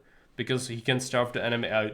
Because the enemy army is big and it needs a lot of food, and the barbarian logistics consist of basically pillaging the countryside, which the medieval armies did as well, the ancient armies did as well, but the Romans had a more sophisticated logistical system, and Caesar would not be afraid to stock up on food and use it strategically like this. When the enemy army had to make tough decisions, either they are forced to attack before they starve, or they have to disperse and leave. And so that's how a lot of the battles went, because the Romans could choose a high ground and just see and say, come at me, bro, because the barbarians would have to forage far and further and further, while the Romans had a good supply of food on hand. Anyway, let's go ahead and click that. Next day, the Helvetii resumed their journey. When the proconsul sent the cavalry to follow them closely, the enemy manages to ambush them and drive them off with much smaller force. This is bad. They will get bolder. So yeah, the first clash with the Helvetii like this was indeed a disaster. Hello, Katie. Welcome. It's this game. Yeah. One thing to mention with when this was the talk about the river ambush on the Helvetii, I think the plan was that Labienus was supposed to take a legion and wait on high ground above the camp of the Helvetii, and it just kind of backfired because miscommunication, and Caesar was very angry because he names of the scouts who were supposed to deliver the messages and failed, and told him that Labienus was nowhere to be found on the hill, and while he was just waiting for the order. So yeah, Caesar was pretty brutal, calling out incompetence. He didn't like that. For 15 days, you follow them at a reasonable distance, never getting closer than 5 or 6 miles. You don't see much. Your legion is kept far from most of dangerous position, but you have to stop often, because they tell you the Helvetii's rear guard has taken a liking to provoking your column to fight. Caesar refuses their clash for now, contenting himself with preventing foraging parties from leaving the safety of the hostile convoy. So what we talked about a second ago is the fact that the Romans had better logistical systems, so they didn't have to forage quite as much, and therefore the enemy army was very susceptible while it had to forage, and it also meant that they were more pressured to fight early and at disfavorable circumstances, and the Romans could pick a place of fight. That's why most of the early fights in the Gallic Wars took place when the Romans had high ground. And why would you attack an army on high ground? Because you had no choice, essentially. Because that made a huge difference, especially with the heavy infantry and the Roman style of fighting. A lot of these, they were tribal societies. The Gauls and the Germans were very similar in that they had martial culture of their nobility, and even commoners would often duel with each other. And so individually, their warriors would be pretty strong and capable, but they didn't use much strategy. They had more horde discipline, where they would just form up into a massive shield wall, and then they would try to intimidate the enemy. But most of the fights between those barbarian peoples would take place in they would pick a fight in either ambush circumstances, so there would not be a contest because they would ambush and burn down an enemy village, or they would meet up on agreed terms, and then they would try to intimidate each other because killing each other is worse. So they would try to skirmish, and then if that didn't work, they would just throw everything into one fight to try and overwhelm the enemy army. And that's how they work. They rarely kept reserves. At least most, depends on the general, but some were obviously better than others, but most of them would just throw everything in an attempt to overwhelm the enemy. And that's why the Romans preferred this way of fighting them, is to just commit a little bit of the front line and let them tire themselves out, and when the enemy gets tired, then you start to slaughter them. And also, obviously, the pila volley is important to break up the enemy formation, discipline, as well as inflict damage. There's some talk about, some people are led to believe that the Roman pila was made of tin, so it bends in a shield so that it's made unusable by hitting it. But I think it's more so that certain equipment was made from subcore materials, because if you hit a shield like that, a lot of the time the shield would just kind of be useless anyway, even if the pilum is put through it. But there's another argument. Some people think it might be so that the enemy cannot reuse the projectiles and throw them back. Maybe it was like it. I don't think we have a concrete proof of that, but there were some fightings of the materials that were kind of like that, I think, from tin. But then again, like a lot of the stuff that the Romans were using, as you might imagine, it's ancient times, so manufacturing quality as well as just generally the quality of the equipment might not be exactly standardized as we are sort of thinking in terms of today. But it's something that a lot of people think, and I think it's contentious, but it's good to mention. So let's do a save here.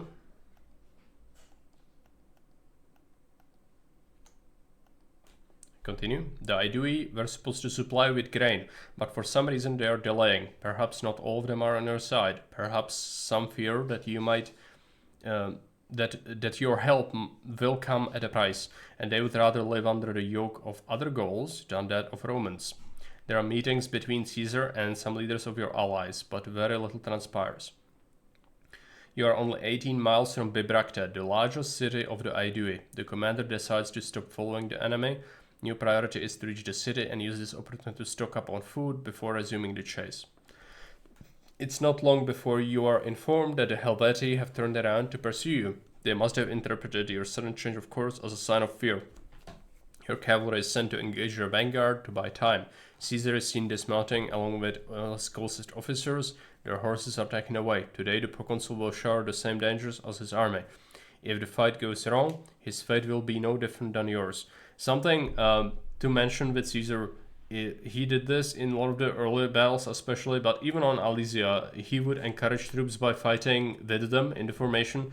I think he also used the horse for like travel, but it is specifically mentioned when he meets with Ariovistus, that's gonna be later in this game as well, when the German king starts to invade Gaul basically. The Romans stop the German invasion of Gaul, and Ariovistus, the German king, requests an audience with the Romans, and there are supposed to be 10 horsemen meeting each other. Caesar has to pick his loyal legionaries, and then he needs to give them horses from the auxilia horsemen because he didn't trust them. Because he needed to go to that meeting, and if he just used the goals, obviously that would be 20 goals and 1 Caesar. That doesn't sound very good. So he didn't trust them, so that's how he needed to do that. And the soldiers joked about how he made them equites, which is a bit of an inside joke, because the Romans were kind of weird in that they had like something like hundreds of social strata, and equites was technically one of them. Even though if you played Caesar 4, you know that equites is a like middle class, but it is technically a rich Roman, but not patrician status. Yeah, and also means horseman. That's why the joke is kind of double meaning. Anyway, let's read the rest of it.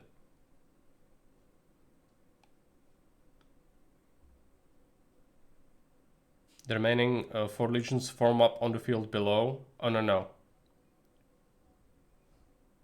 Your legion and the 12th are ordered to move up a nearby hill to guard the baggage. Yeah, so the green legions, we are basically one of the green legions, right? The Centurion in one of the green legions. They were used like this, where Caesar didn't want to use them in the main fighting. But I think in one of the battles, it actually was terrible, because the baggage then did get attacked with a significant force. But I don't think that's gonna be happening here. But we will be doing a small fight, the first fight we'll ever face in this game, and we need to be kind of ready for it. But I think we are as ready as we could be.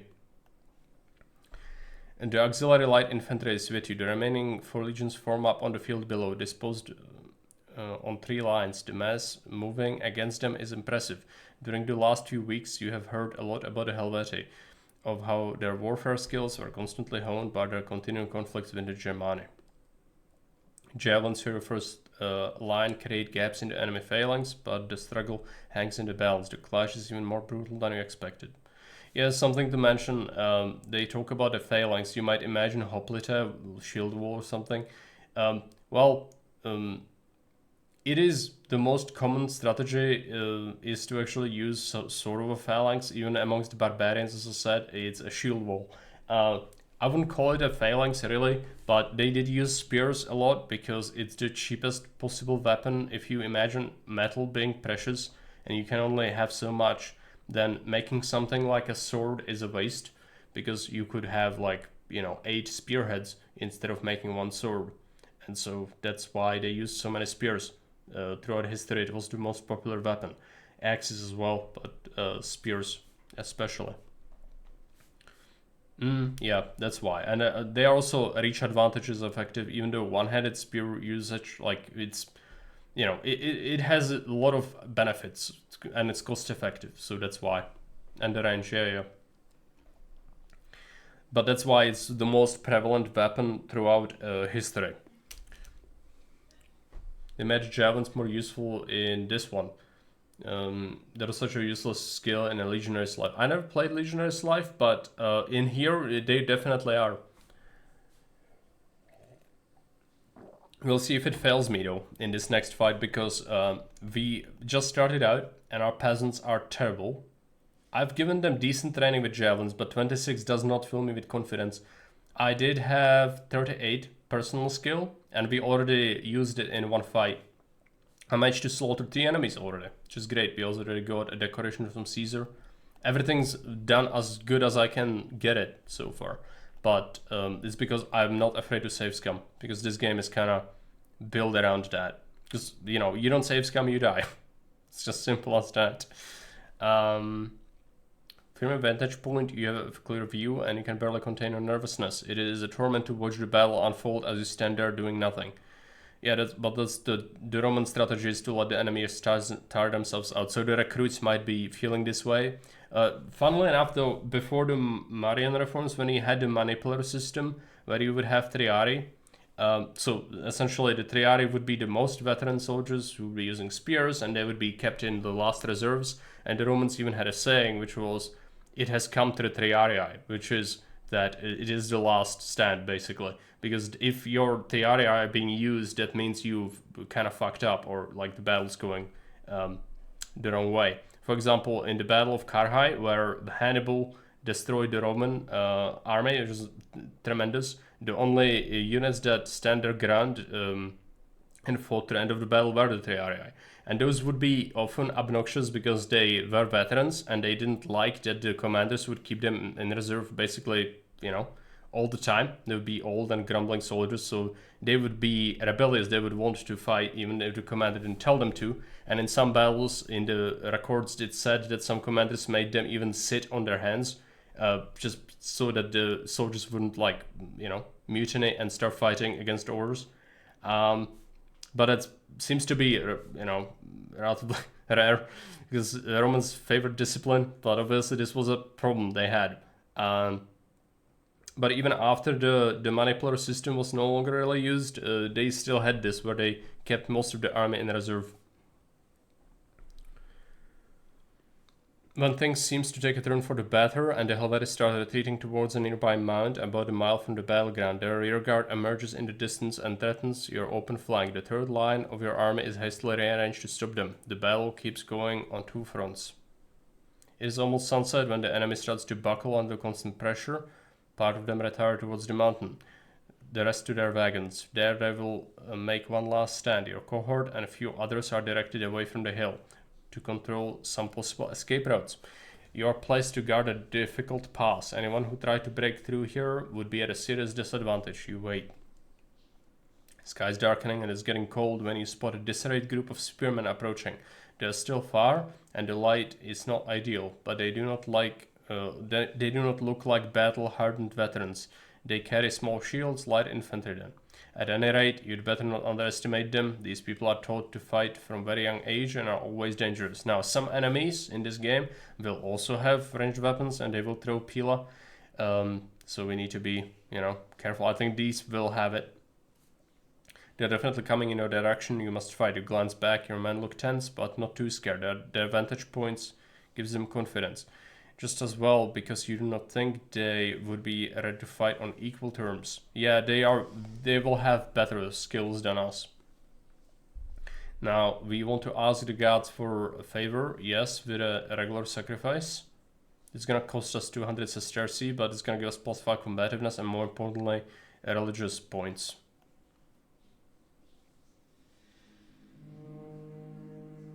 So this is our minimum goal. We need to bring the enemy cohesion under 1200. This is the enemy cohesion. They have 1536.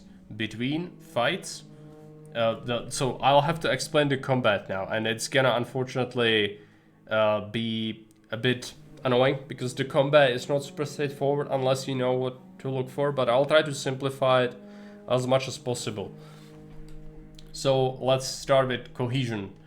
That is front and cohesion. Front is how much of your force is engaged at any given point, I think, and you suffer penalties. For example, they get bonuses from having spears, but only, yeah, it is ridiculous. Only if they have more than 300 front. Like, this is almost like D&D if D&D was even more convoluted than it needs to be. It's like, I would really appreciate if they hide part of the numbers that are not super important and just simplify it, because I do understand it, but it took me a while and I still don't feel like it's super great for most people. So I'll try to just skip over anything that's not super necessary to understand. There's also determination. If our determination is lower than theirs, we would have to have our optio be better at bravery than theirs. And then otherwise we would suffer penalties. There are some modifiers, like we have high ground, which is helping our cohesion. It's also going to help individual fights. And rolls, I think. Now we are on approach. So that's what's going to happen. If I click this, we go into javelin range. There is morale. We have fatigue. So they're already a bit tired. Not extremely. They also don't have any armor, just shields and spears.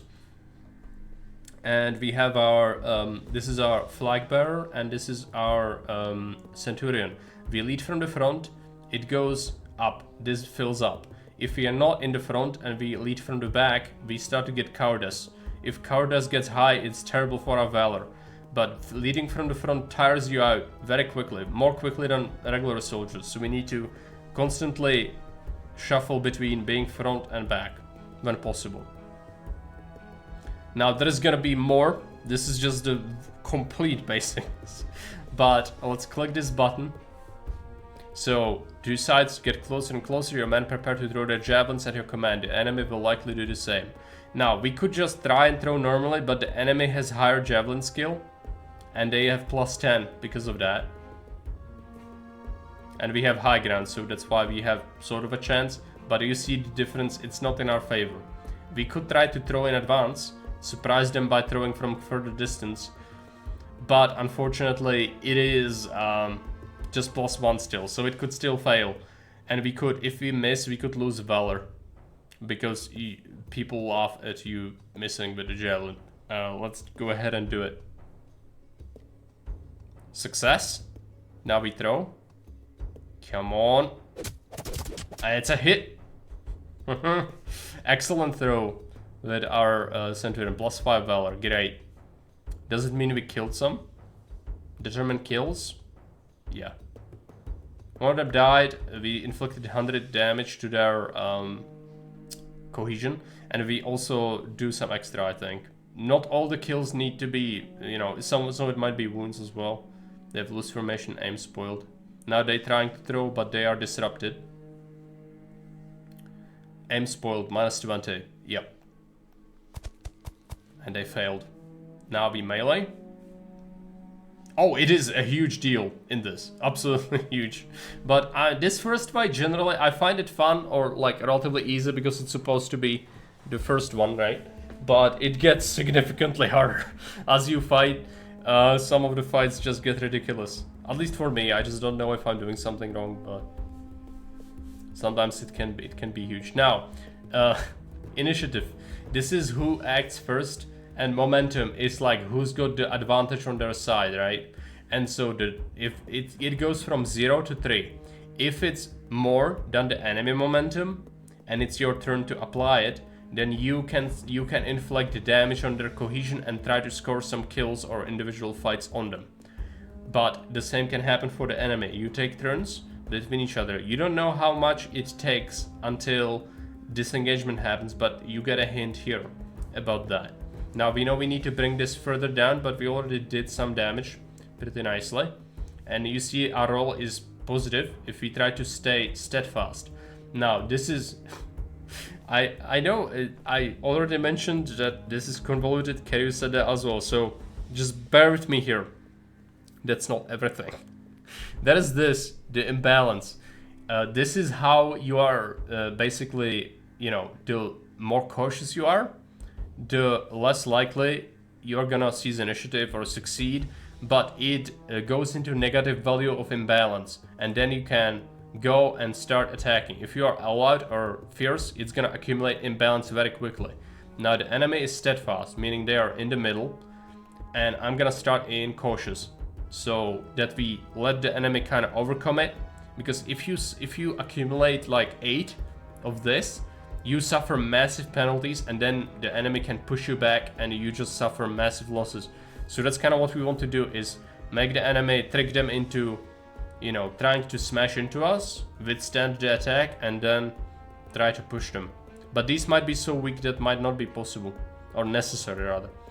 Okay, enemies trying to gain momentum now. They've succeeded with 1. They failed to use their advantage though. Now we try to gain momentum. The enemy is steadfast. I could go into steadfast as well. And we could use the shield push. What is the determinant of it? If a formation depth is superior to the other formation modifier based on depth bonuses added, there will be no individual conflicts. Right.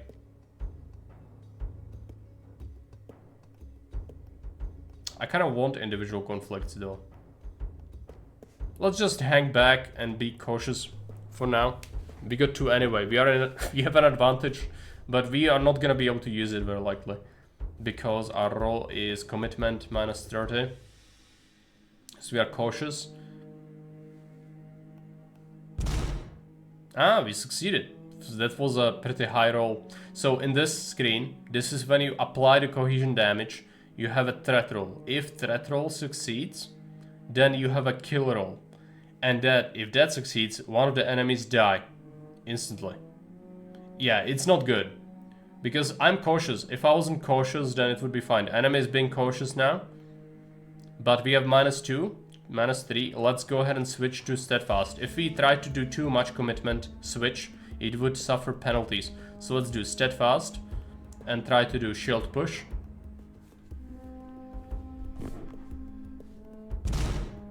And we hit them. There's not gonna be any individual combats though. Enemy is very cautious, but now we can do fierce. We are leading from the front, we should switch to a lead from the back. Enemy is trying to gain momentum. They're failing, we are applying damage, good damage. I would like an individual fight, but we are not given that. 3 in balance already, it's fine. Let's not lead from the front to reduce our fatigue a little. Another hit. Okay, that's a hit. Is that a kill? No.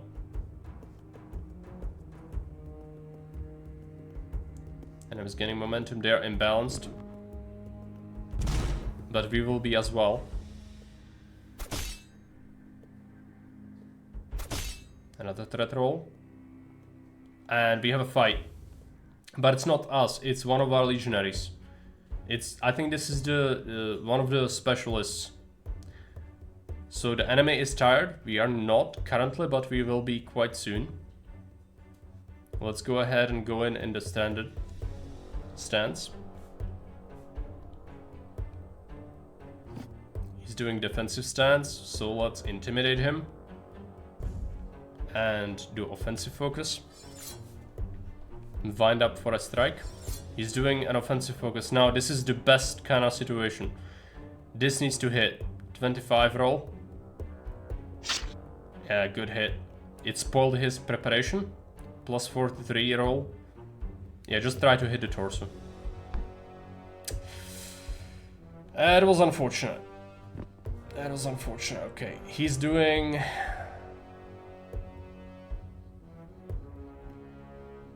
Could recover, but that's not really necessary.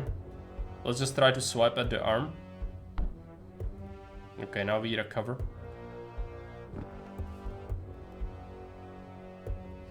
He's doing defensive focus again.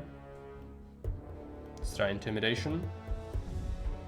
And prepare offensive focus.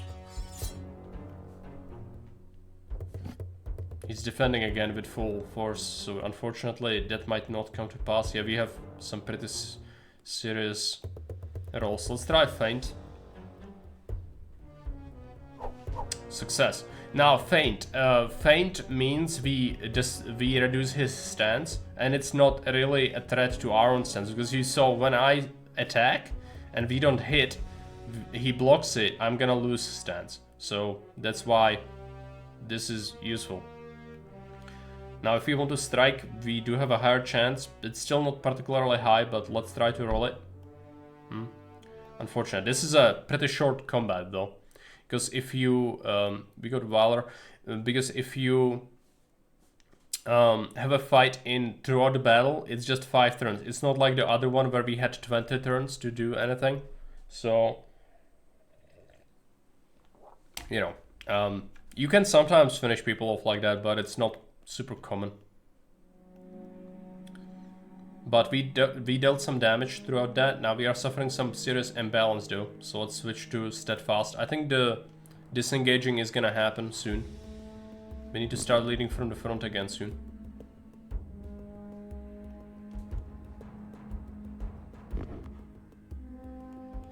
Still can't apply it. The enemy is so weak. Okay, it's the same enemy. Sometimes you get a different one, obviously, so you might not be able to finish him off or anything. He's trying a feint and he's succeeding. That's unfortunate.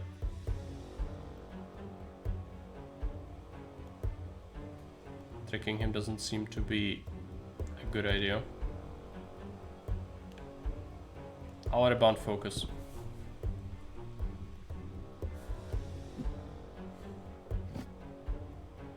Doing defense, let's recover. He's doing defense, so we need to intimidate him. We fail.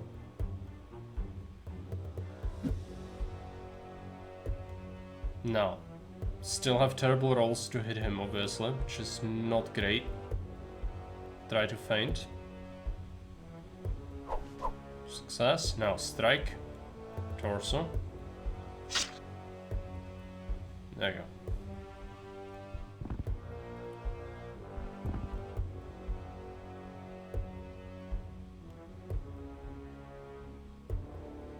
Decent chance. Try to stab him. There you go.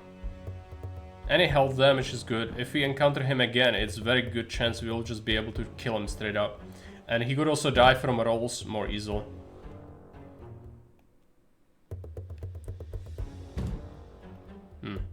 Pressing him hard, but didn't manage to finish him off, unfortunately. But that was some damage to enemy formation. Let's lead from the front. We need to start being cautious, but there is probably gonna be disengagement. Yep.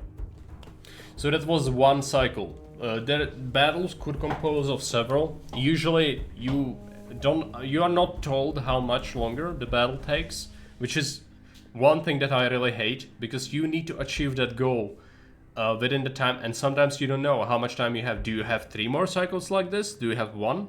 Who knows? You need to kind of remember. That's not great. Because some battles are long, some battles are short, and not always the same. And the goal is also sometimes different. But we've already done decently. We do need to score another kill though, so we can get below 1200. I've actually managed to, when I was testing this, I managed to whittle down the commitment or the cohesion to nothing. Because eventually you just started killing so much that they just fall apart. But in order for that to happen, we need to tire them out. Also between, so this is a break in the fighting, basically, lull. So now we recovered some cohesion, they recovered some cohesion, or they recovered combativeness and morale. It's trying to encourage. But you can choose later between what do you want to do, recompress your troops or encourage them. And you also recover a small amount of fatigue between the fights.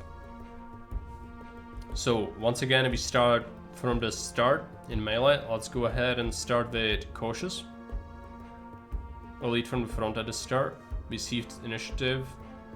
We rolled 2 on momentum. And we got lucky with the rolls. Hit them twice. We only inflict a bit of cohesion damage, but it's something. Enemies seizing initiative or momentum, and they did. Okay, let's switch from cautious to steadfast. We have an advantage, and we hit them again. Perfect. Now we need some kills here. That's a kill. That's probably the wounded guy, though, I would imagine, because it was a really low versus 4. That was his resistance. He only had very little health left. I think that's him dead. Very likely, but that hurts them a lot. Because the more they suffer, like now the fight's gonna be even harder for them to do, because they start to suffer some serious penalties. They also no longer benefit from the polearm from front defense, because their front is no longer, if it's 300 they get a bonus. They no longer have 300. You know after the first cycle, do you? He's also super tired now. Top right bar tells you how long the battle will last, so you get 3 or 4 more engagements. Ah, I didn't know that. This? Ah, thank you. I always learn something new because this game, again, this system, if it didn't turn people off yet, great. But I feel like I still understand half of it. But yeah, that's good to know. I did not know that. Very good information. Thank you.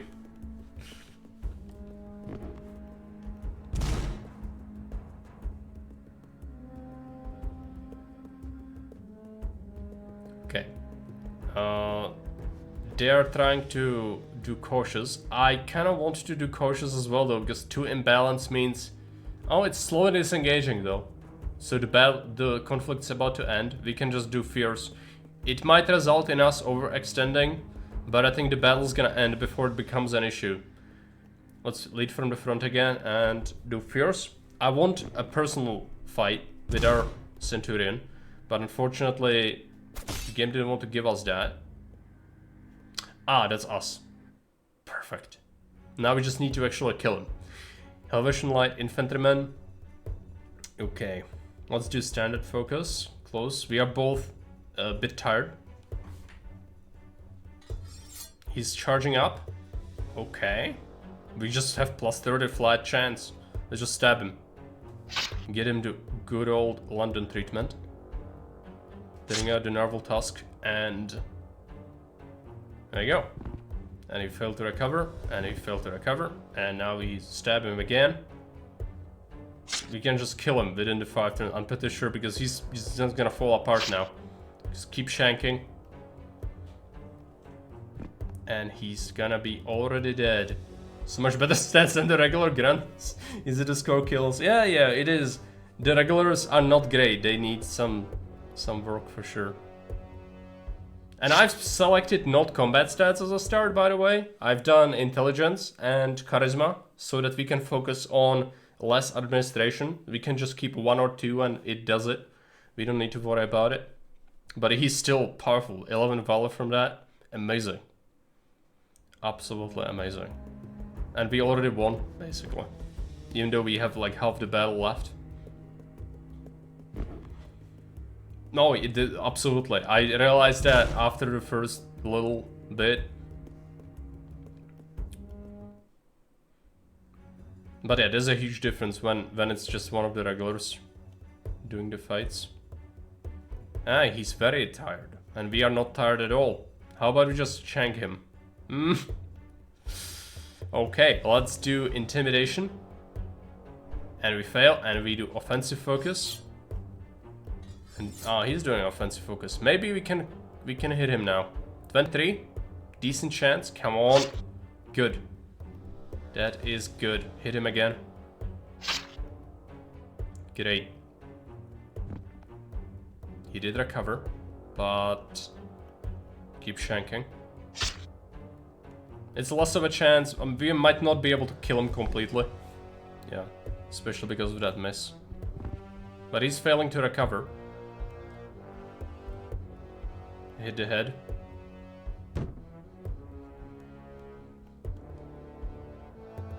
$27 to the arm, to the head, 27. Let's try head again. 14 health, come on. Just die. 28 to the face. There you go. Bye-bye. Some valor for him. Amazing. And damage to formation. I think they will fall apart now. It is... Yeah, my balance is terrible. I could try to press it because it's gonna happen anyway. But we could suffer. If I'm not careful, this could be terrible for us. But let's do the greed. Because we can get some valor.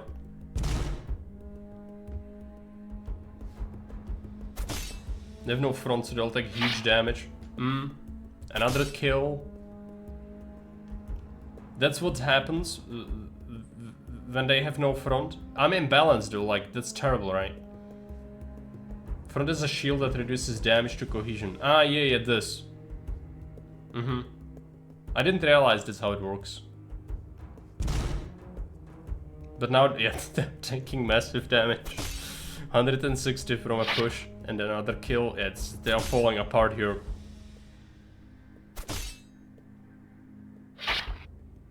Absolute destruction.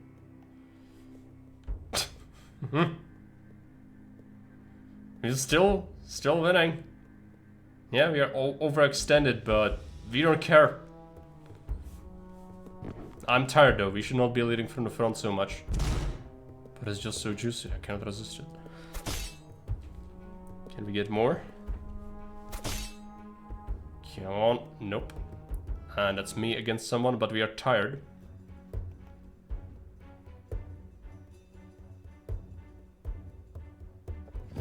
He's defending, let's try intimidation. And offensive focus. It's defending again. If I try to strike, it's +6, let's give it a shot. Yeah, it didn't work. Let's go with a recover. Fail. This is not gonna be great. If we could at least hit him once. That would be pretty good. Let's try recover first.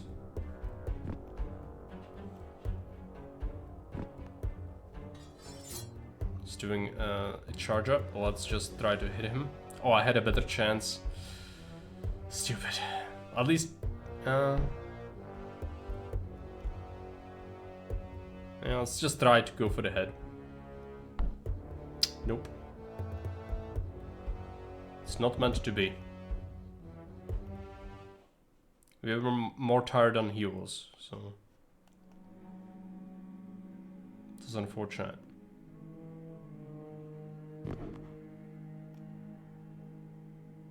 I think at this point, yeah, disengagement. We are also tired, but Dave suffered some ridiculous damage, so yeah.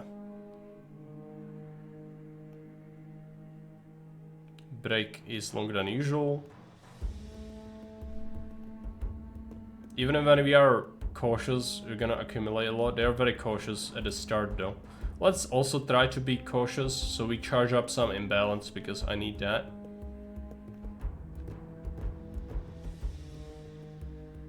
Because when we start to overextend, it's gonna hurt us a lot. The enemy is gonna start to accumulate too much.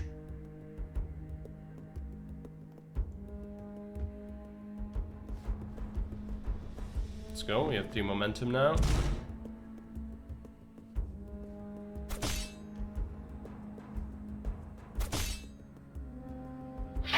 Another kill. And we are also fighting. It's full health.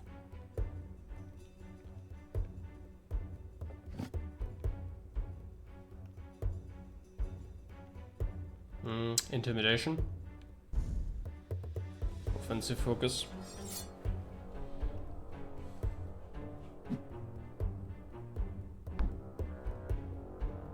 Now we strike him down. Let's just try to hit his groin.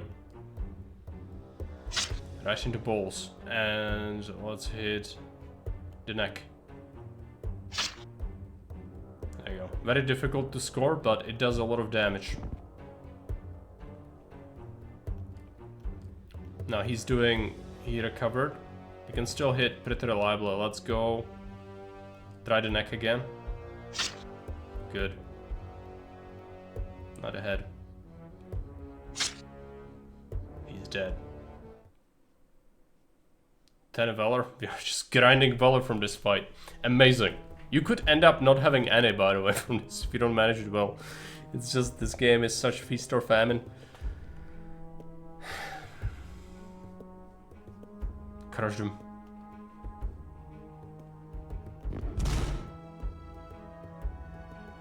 Because we can, if we kill the army, we essentially get extra Caesar points as well, which can be really good.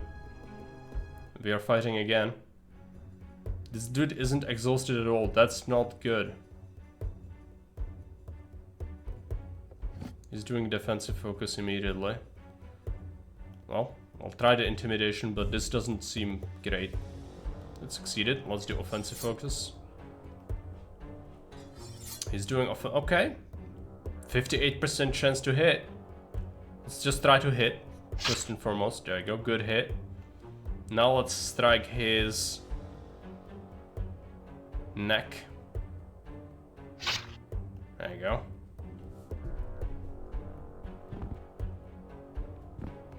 He did recover, but we just kind of hit the face.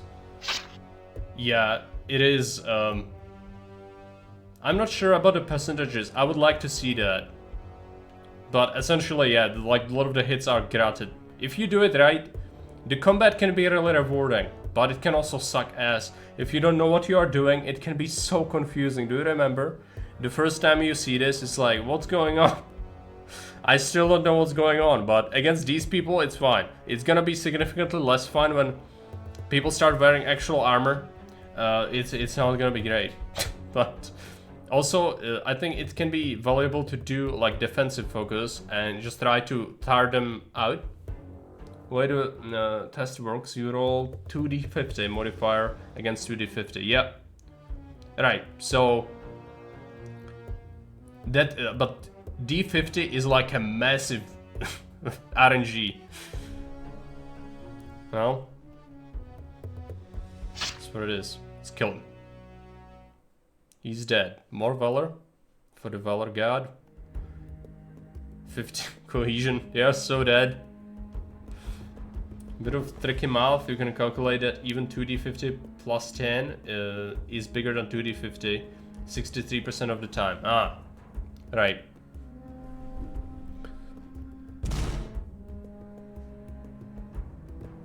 But, you know, I have ridiculously bad luck. Well, not so much. Oh, we destroyed them. Yeah, just dead. Straight up. This is opinion plus 30, valor plus 30. Great. You have been pivotal in routing the enemy formation. And we've... Oh, another award? Amazing. This is opinion plus 12, troop opinion plus 12. He just keeps giving me stuff. He loves us. I guess we are about to get promoted soon. It's non-linear since the two rolls instead of one mean that results are more likely to be in the middle values. Yeah, I guess if it was 1d50, that would be like pretty savage RNG. The more, yeah, the more dice you add, obviously the like more consistent the result should be in theory, because it should eliminate the extremes, right? I'm gonna be right back. I think I mentioned this. You weren't here, but I'm sick. I have a flu, and reading a lot it's making my throat sore, and I need fresh tea. So I'm gonna be right back.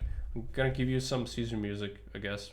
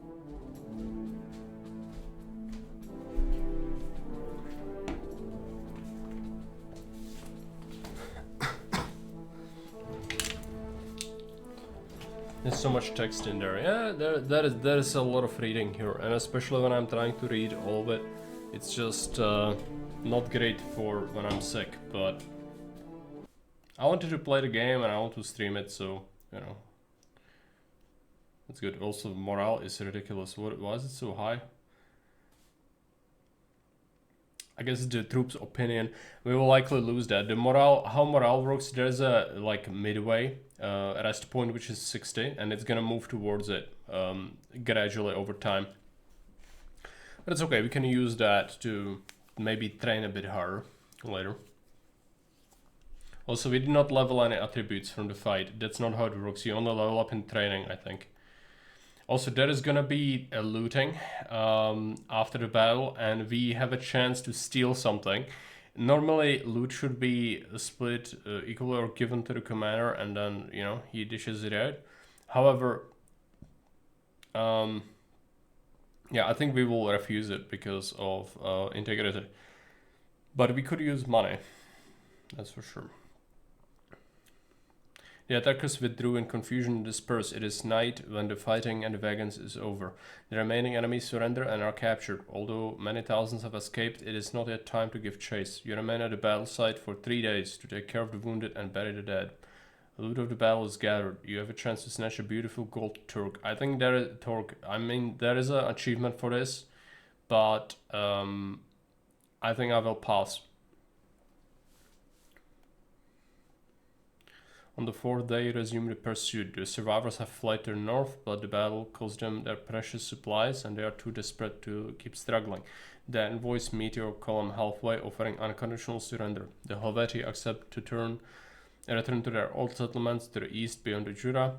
They will hand over their weapons and consistent number of hostages to ensure compliance. The former territory of the Helvetii must not remain empty should the dreaded Germany from across the Rhine decide to occupy it.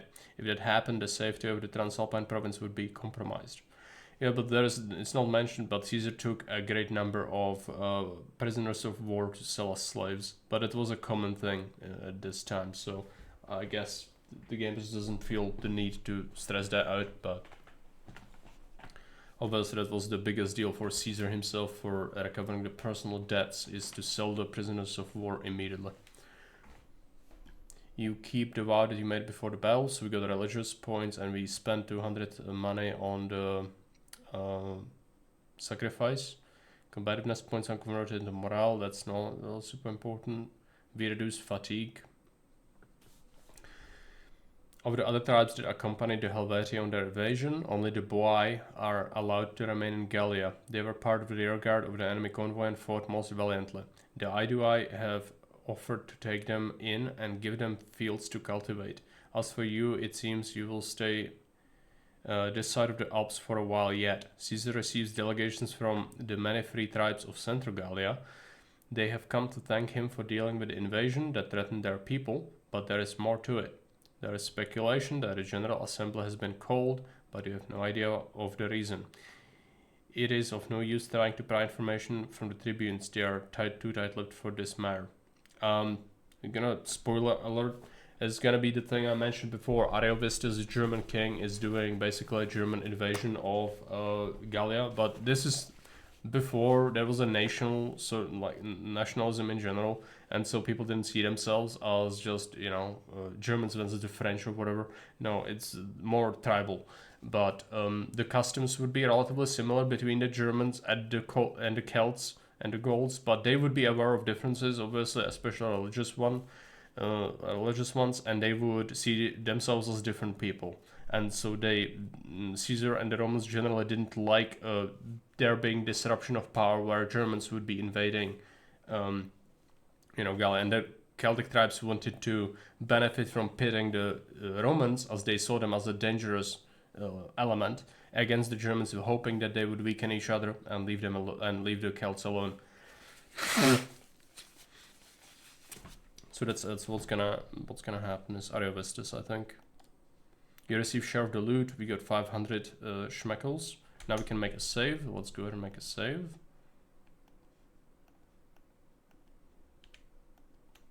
Continue.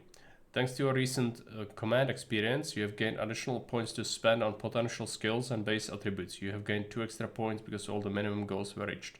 So 3 points we can upgrade our top. Let's go ahead and do sword. And I'll do javelin and shield. And then with the experience gained through the recent events, Centurion has gained additional points to spend on potential skills and base attributes. This is basically your limit. I love discipline, so I'll be doing that. And then later we'll be boosting some other skills as well.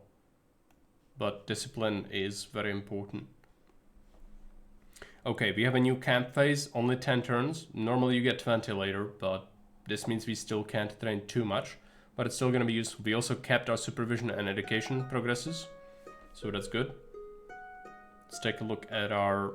We'll be using the exhausting stuff. We also might have received pay. We will get more, I think, after we pass. Because I want to buy this sword. But not yet. We also need to assign a notable legionary. Let's give him javelin. Skill. Then get... How many? 3. Shield, sword... Constitution,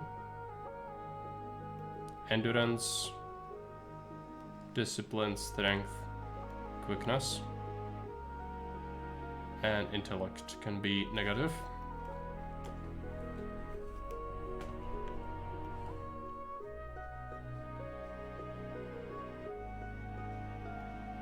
How do we not have valor from these guys? He's good at kill. Our flag bearer, but I don't seem to be able to. He fought an infantryman. No valor from that. It's interesting. Centurion valor score.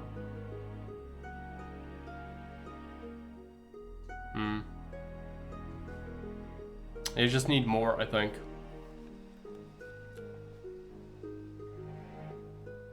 What is our personal valor?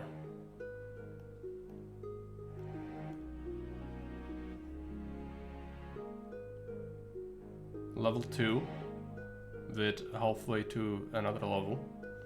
Good integrity, some religion. We are getting 9 troop opinion by just having stuff. That's already pretty good. Humanitas will get better once we get past the initial little level.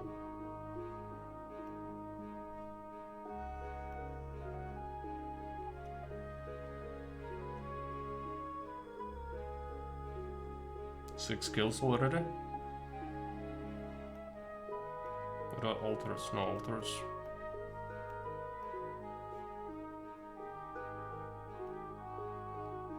Okay, training. Let's assign our extra points at the start. I'll try administration and supervision. Yeah, just more admin. Or do we try... Yeah, more sword.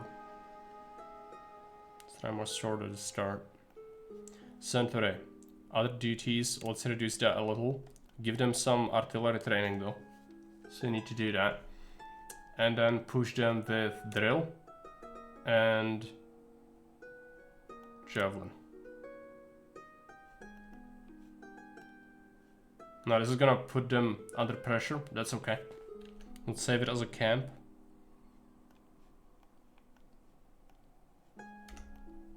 Pass a turn.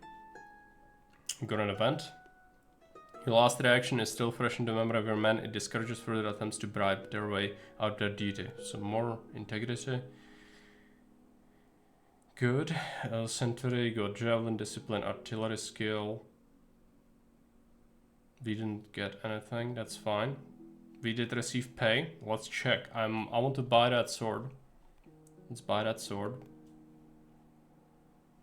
It's better quality, so more damage range is great. And it's more anti-armor, more accurate, and more material quality. And it also gives me +1 charisma, I think. Appearance, yeah. Let's buy it. It's basically all our money, but that's fine.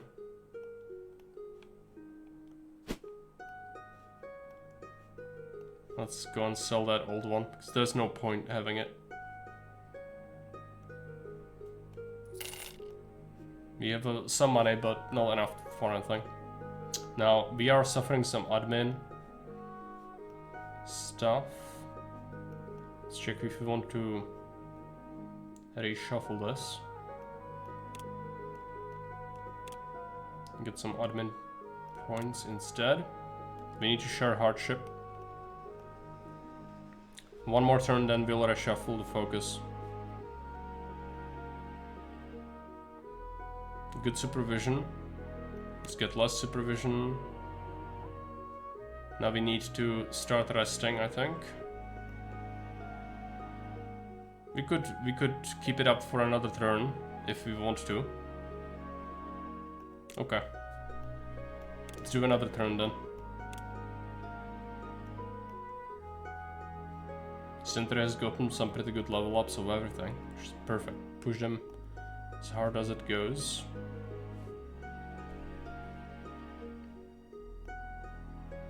Now, what is the Centurion skill of artillery now? 24, that's terrible. I need more, but it's a pain to train it. Theoretic discipline is also not the greatest. But almost 30 javelin is acceptable. Sword and shield is terrible. Let me deal with this.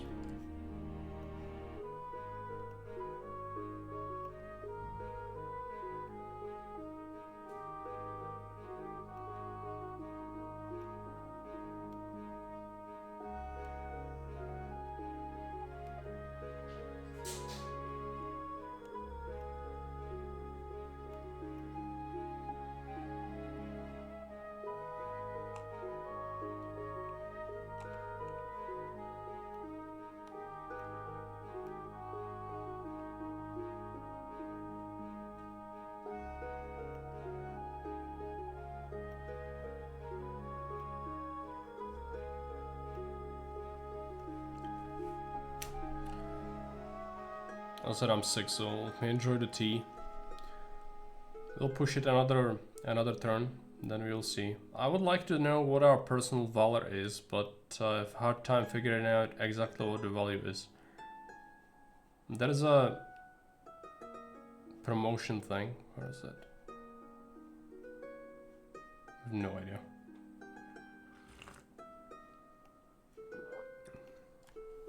Let's give it another turn. Now we need to switch out of this though. Okay, somewhere at the camp, Bellicus is dicing with a bunch of soldiers from different centuries. Luck is not on his side. At the third dog, the worst roll in the game, he starts losing his temper. Complaints quickly escalate into open insults. In no time, the players come to blows. Bellicus, that's a legionary, I think. Quickness and strength. What is his stuff? Quickness 56, strength 60. Or awareness and coordination. Awareness and coordination. Oh, let's try this. Success. Okay. He tries to punch. The impact makes the other guy reel back. Many of the bystanders belong to your unit. They may do something before it gets any worse. This is gonna fail. The discipline is not enough. Yeah. The other soldiers inside the brawl. Strength and constitution, or it's very difficult check, or quickness and awareness. Quickness times 2. Awareness 52. I don't know what the better chance is. Let's try this. We succeeded, just barely. Bellicus tackles his opponent and sends him through the ground. At least some of the bystanders intervene to separate the brawlers. Later we are informed what happened. We are told those Bellicus started to tussle. Disciplinary action is in order. And we get discipline points. Now we need to switch out of the strain though. This is us. Let's go ahead and switch out of these two and let's reduce admin.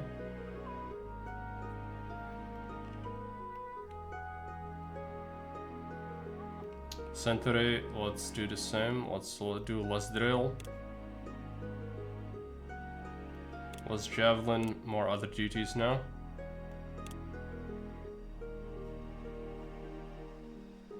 I would go as far as to boost the drill more.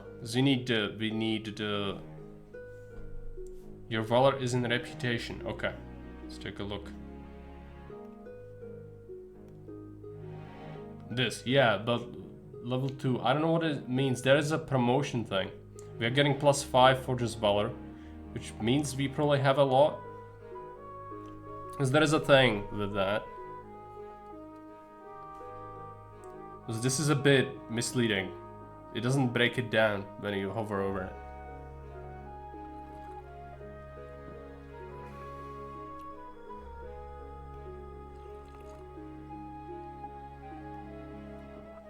Anyway, we reshuffled this, so hopefully we recover before the next stage. Recovered some fatigue. Century is getting better. How did we train? 30 javelin skill, decent. 32 discipline, soon 32 engineering, 26 artillery. I would like 28, I think. But it's not up to me really. That's it depends. Otherwise, what is our own skill is? We're gonna get another constitution point. Yeah, slowly getting this improved, which is important.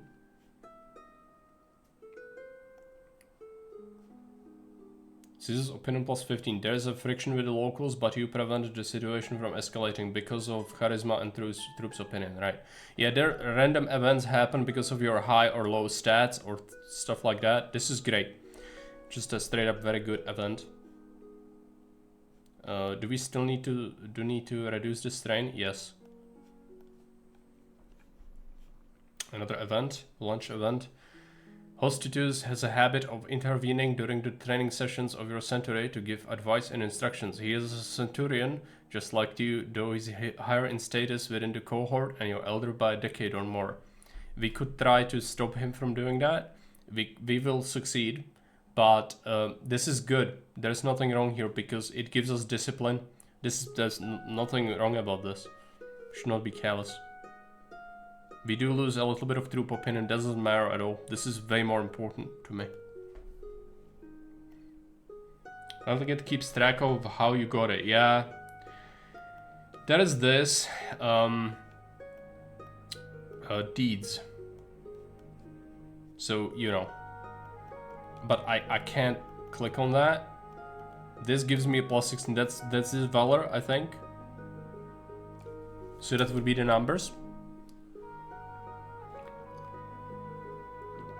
And these just gave me Caesar reputation and troop opinion, I think. Essentially.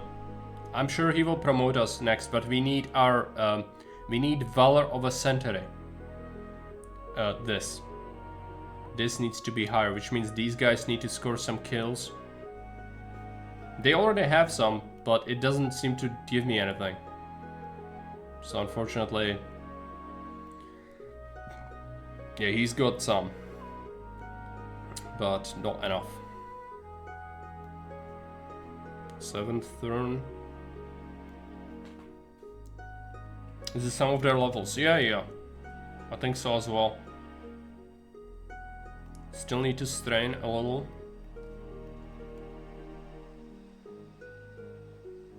Doing well, I think. But it's horrifying. I know we would need more.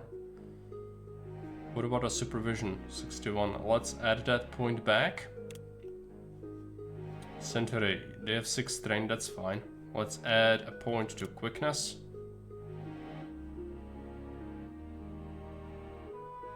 Need the sword and shield as well, but drill is extremely important right now.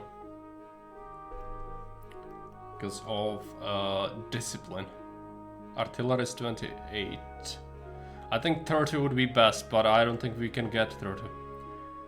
It's very unlikely. We'll suffer sword and shield skill. It's gonna be terrible, but... well...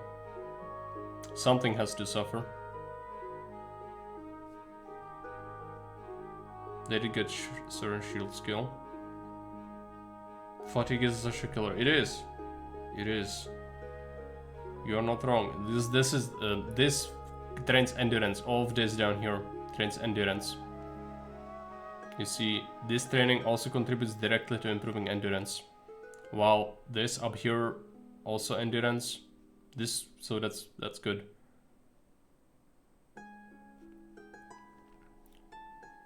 There's you need everything. You can't succeed in all the events. You just have to lose some of them, which I hate that, but you know, it's how it is. You are not supposed to be able to pass all the checks. So it's very possible that from this point we won't be able to pass all of them. And that's okay.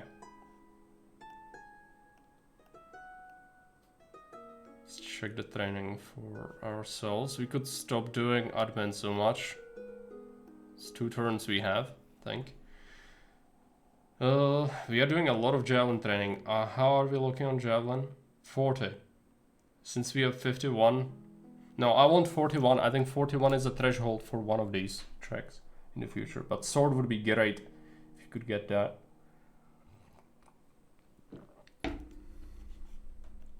Well, let's just pass and see what happens. Endurance, artillery, morale. Let's check the Centurion skill again. 34. We are gonna get another discipline point, I think. Maybe more artillery, but it's unlikely. Engineering might rise to 35, which is what we want. I'm quite happy with this. This went well.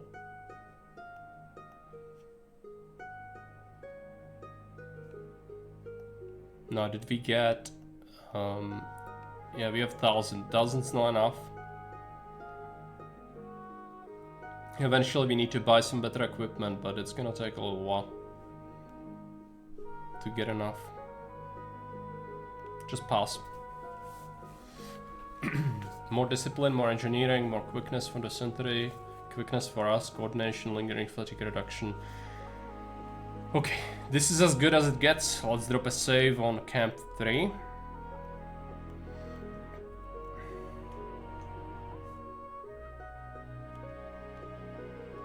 Caesar's opinion, plus 15. As promised, a general assembly with leaders from all over the Central Gallia is held. It is obvious that that issue of great importance and secrecy is being discussed with Caesar. Soon after, Caesar sends a delegation towards the land of the Sequani, then another following the return of the first. It takes a while before you are informed of what's going on. Central Gallia is inhabited by many tribes. Their land is rich and their prosperous cities are often visited by merchants from the Republic. But these tribes are divided by rivalry and strife, and they are often in conflict with one another. One important faction is led by the Aedui, and the other by the Arverni.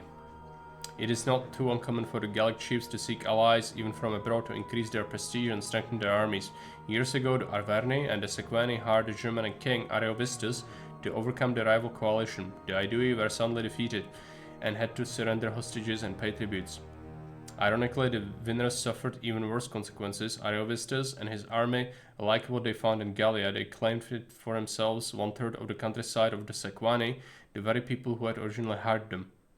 It did not stop there. Even now, Ariovistus keeps receiving reinforcements from beyond the Rhine, while ordering the Sequani to abandon more of their land so he can settle the newcomers. Both the Aedui and the Sequani are your allies, but the situation is even more delicate than it appears, because last year, when Caesar himself was consul in Rome, the Senate declared Ariovistus a friend of the Roman people in an attempt to preserve diplomatic balance in this crucial region.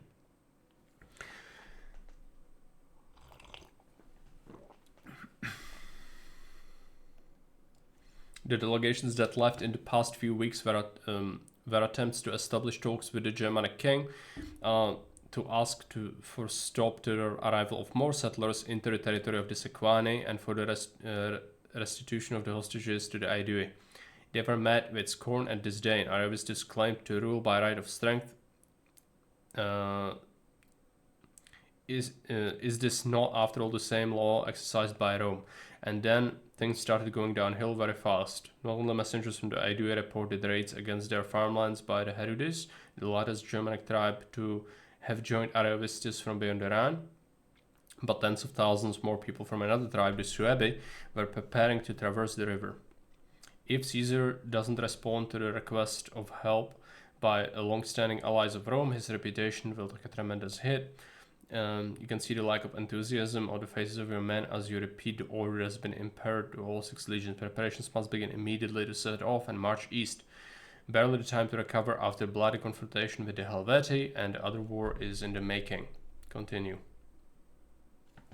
We'll drop a save right here. This was a pretty good description. I think that was as much as I know about that. It actually, yeah, it's pretty good.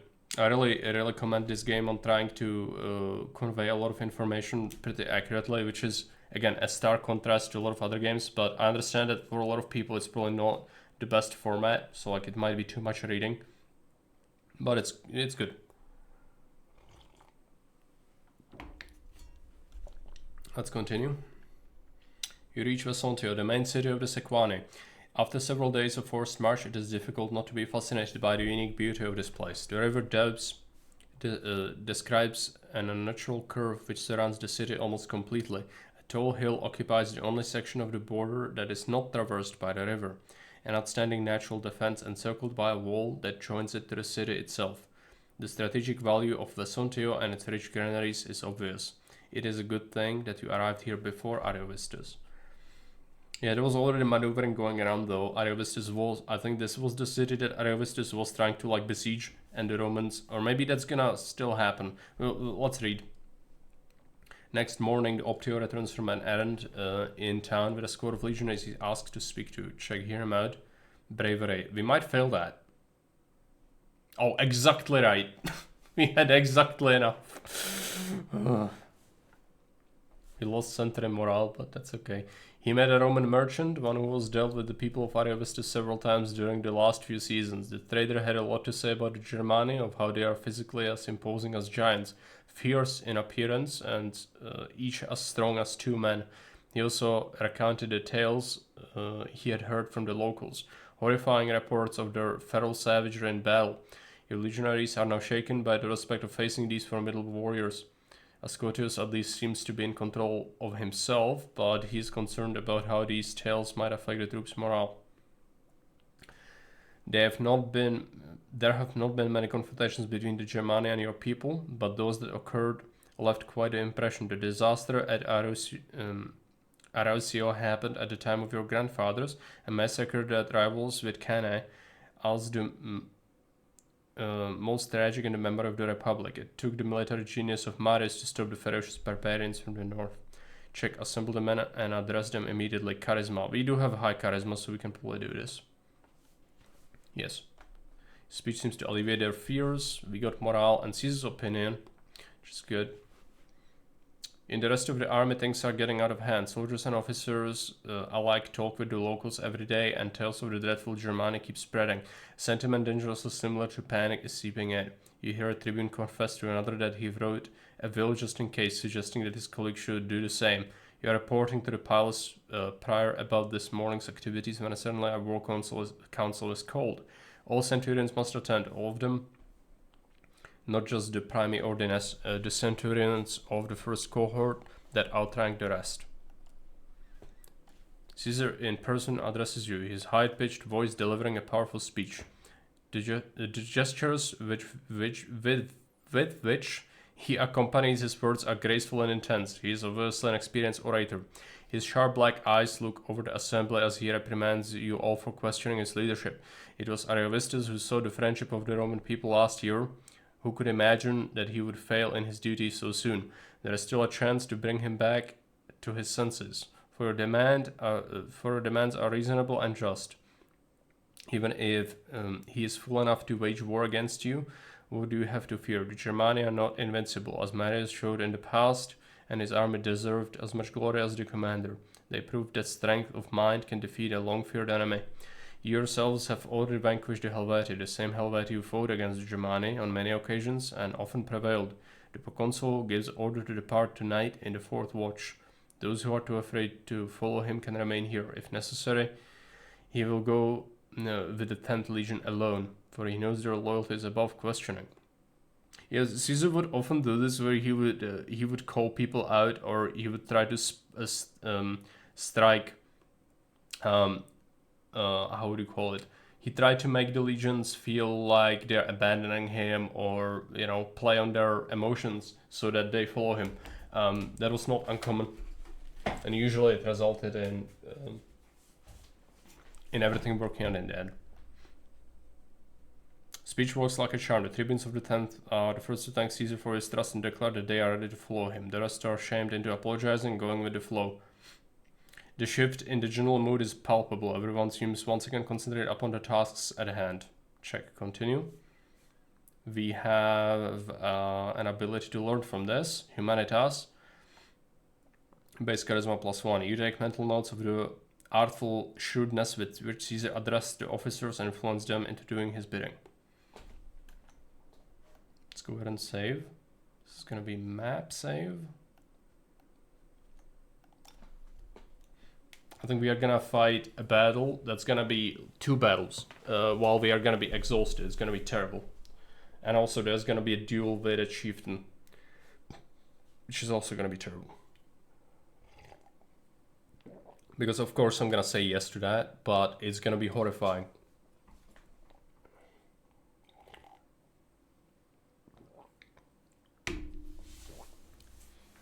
You break camp at the designated time. After a 7-day journey through open ground, scouts reported Ariovistus and his army are no further than 24 miles. In fact, very soon you observe a continual coming and going of messengers, a sign confirming the rumors that a meeting between Caesar and Ariovistus is being arranged.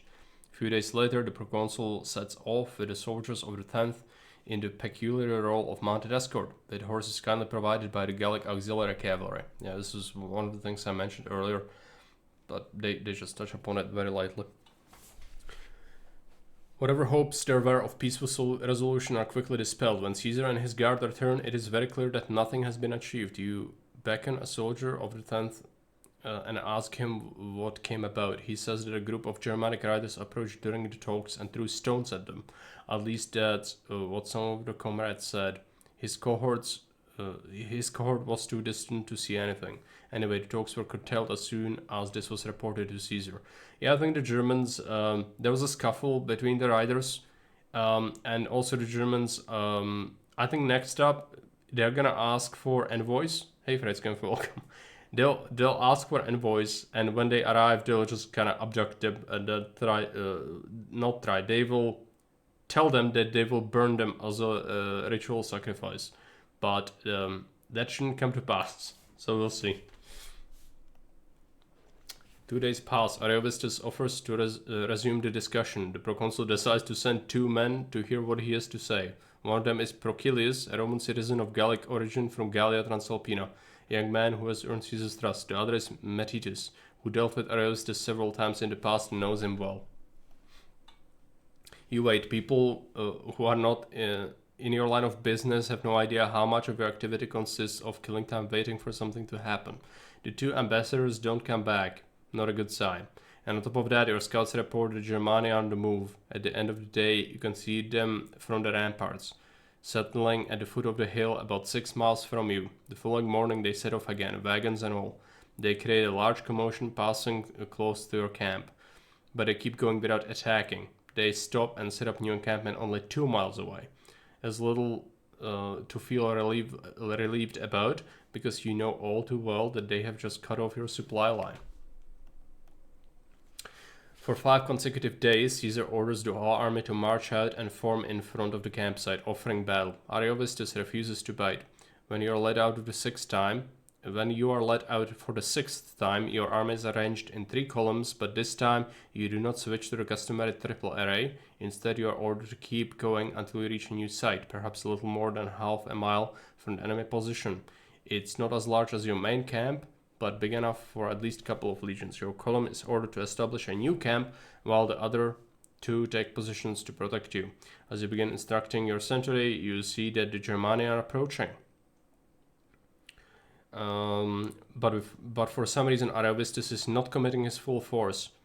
It is as if he were just trying to prevent you from fortifying this place without really attempting to destroy you. But there is no time for musing. You must concentrate on your assignment. We need to build a camp then. We have 35 engineering. Looks like we might be able to just get through, but I'm gonna use the troop opinion a bit. Now we just polish the thing. We should get a couple of turns for quality at least.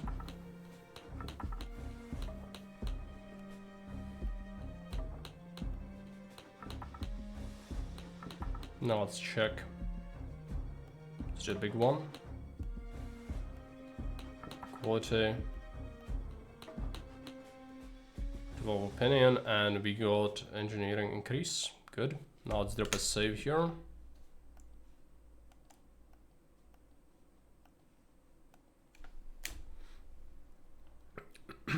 Or counterpoint. Join the Germany. Not as the Romans. Ariovistus. Yeah, this is kind of weird, but the Germans and the Celts were already fighting for a while before the Romans even got involved in that. I think it's mentioned in the game as well. But yeah, the Celts definitely were happy to put the Romans against the Germans just to be able to then, you know, do whatever, not have to worry about one or the other. But it backfired pretty hard. Because the Romans then swung around and completely subjugated them.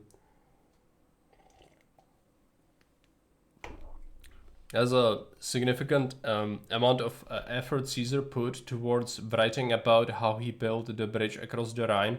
I'm not sure, it's in the Gallic Wars.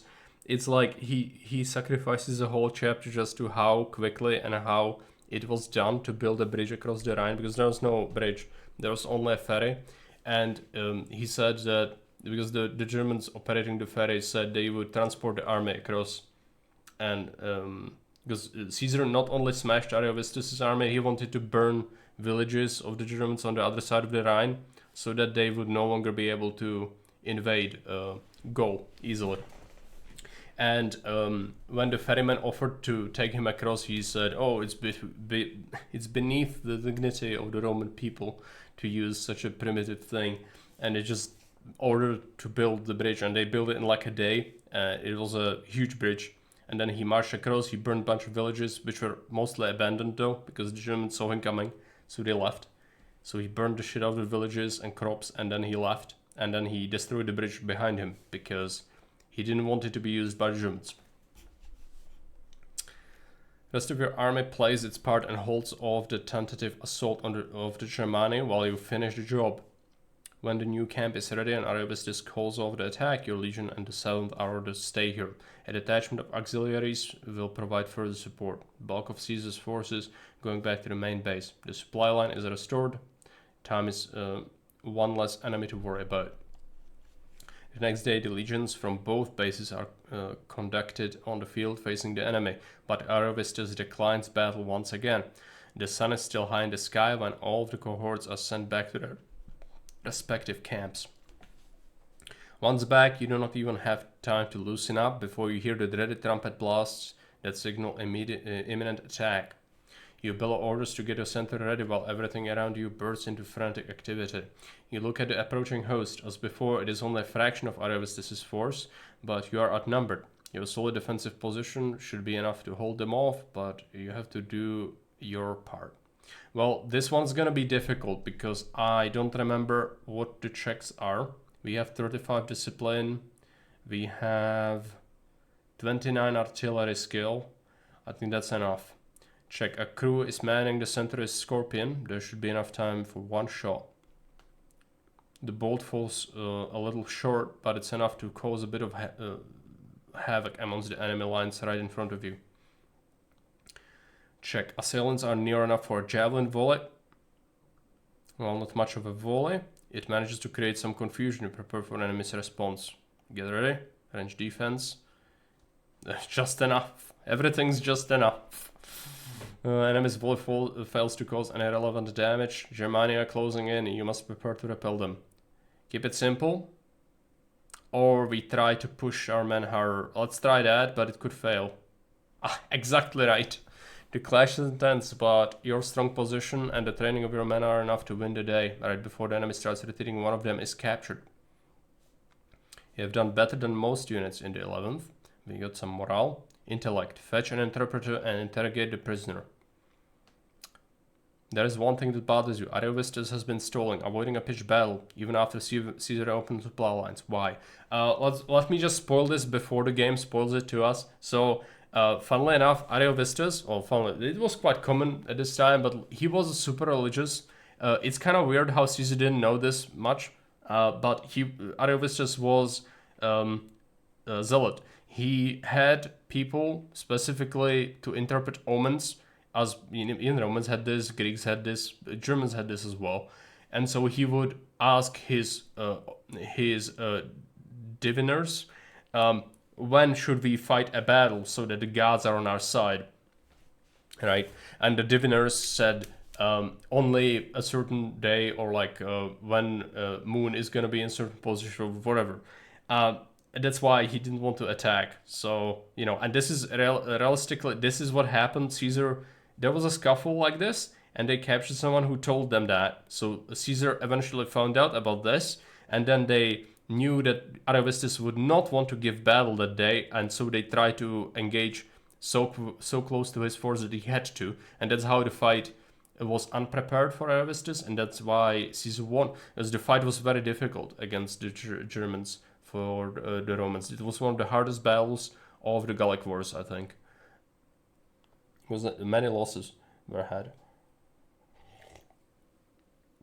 But I think in the notes, I think Caesar says that the Germans were using chariots, which is kind of weird because not many people use chariots. If you know your history, you know that in the Bronze Age, yeah, everyone loved chariots, but it kind of fell off, and then eventually people just stopped using them, except the Celts. But apparently the Germans also used the chariots, but they didn't use them the same way as the Celts. They more so used them for nobility, as in, javelin throwers, and then also skirmishing. Like, they would not fight from the chariot. They would use it to move on the battlefield, move to like a hill or your flank, dismount, start fighting you as infantry, and then they would mount up and leave. That's what they would do. So it's not so much to, ride the chariot into the infantry, because that's not really what happens, because the horses would often refuse to do that. As so often is the fault of the religion. Of course, the biggest lie in the human history.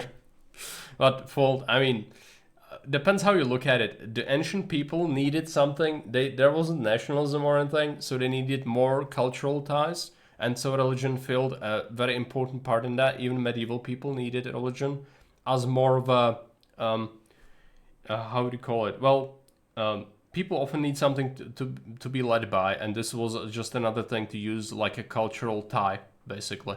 But modern religion especially is very exploitative, but it was even before, just about power really, but it was useful for like pragmatic reasons as well.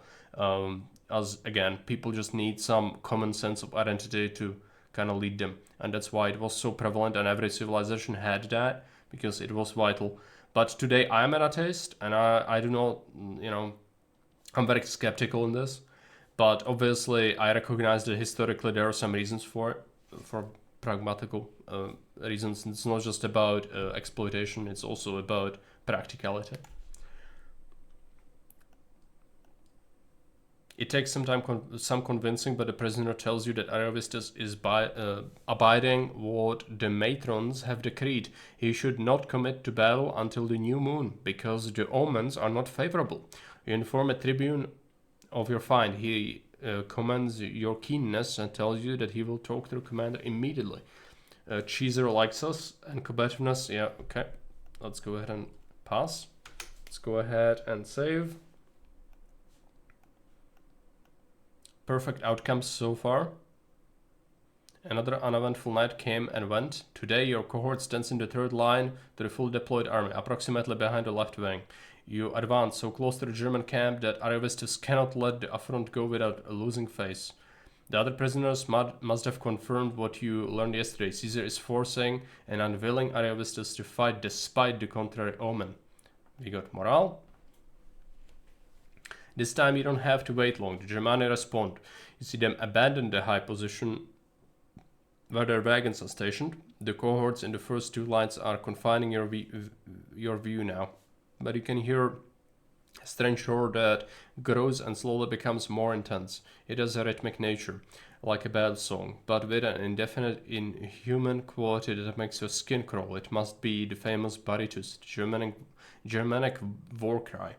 Check, encourage the troops so they don't get caught up in the fear, charisma and bravery. Let's hope it's good. Yeah, it was pretty high roll, but you managed to get enough skill for that. Your voice sounds firm, you managed to convey confidence, okay? Elephant dance walk. When the two armies clash, the thundering noise is staggering. You can only wait, trying yet failing to picking up any hints of the tide of battle. The fighting has been ongoing for a while. The cohorts in the second line have gone forward in support of those in the first. But from what you can see, which is not much, the situation seems to hang in the balance. More time passes. You see the activity of the Optiones behind the left wing getting more and more fast pace. It does not look reassuring. You hear two legionaries next to you say something. They are pointing behind. A courier is galloping towards the legate in charge of a legion. Very soon the order to advance is given. You must go and support the first two lines. Your force is not fully trained, but the enemy must be tired by now, and this could give you the edge you need. We wish to pray for favor in battle, sacrifice. We need to achieve cohesion of the enemy to be at or less than 1850, but shouldn't be too difficult. The enemy is tired. There is going to be another battle after this though, so we need to manage our front well. There's going to be an approach. I think only we have javelins. I don't think these guys have javelins at all. But they have some good skills compared to us. Bad discipline, but good weapon skill.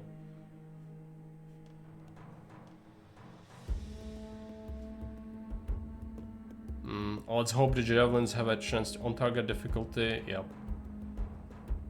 Pretty terrible. Come on. No, it's a failure. And we also missed, which causes us to lose valor. Okay, they are immediately fierce. If we are cautious, it's obviously less of a chance of us getting the initiative, but we just want to tire them out. But we have this. This unit's determination and bravery are both lower than the opponent's.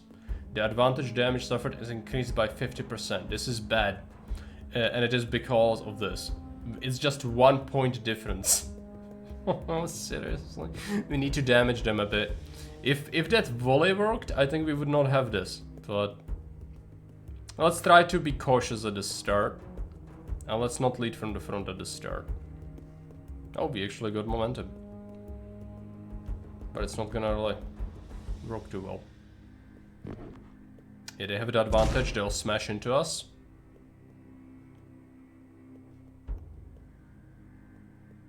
So advantage damage will be minimal anyway. Yeah, I guess. 21 front defense. Why do we have so much?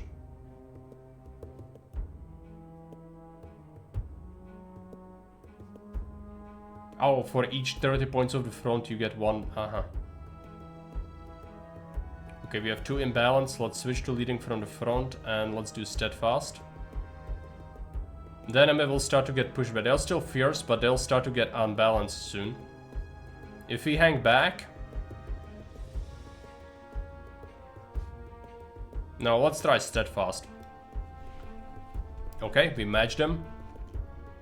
Enemy fails to gain momentum, but we probably failed to hurt them, right? No, we did. Perfect. We still suffer from this. Okay, the enemy is cautious. Let's push them.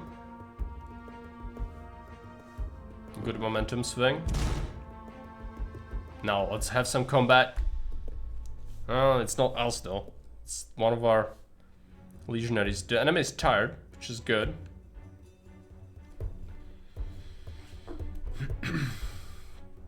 He's intimidating and failing, and he's doing offensive focus. Okay. If we strike, we suffer some massive malices. Opponent's front defense, mainly.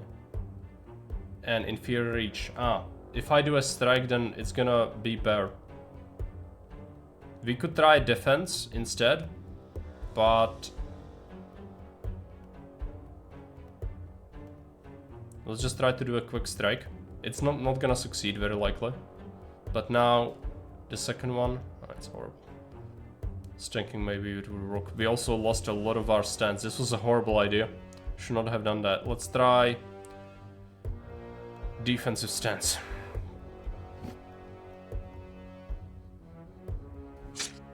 He hit us in the leg, and then he failed. Let's go ahead and recover. Success, but not successful enough. I'll rebound focus.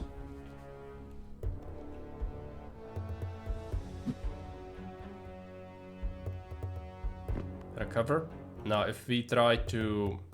Yeah, we are still having horrible stats. Unfortunately, it's just so hard to hit anyone with these legionaries. They are just so much better warriors than us. The only thing going in our favor is the fatigue, really. And even that is not quite good enough.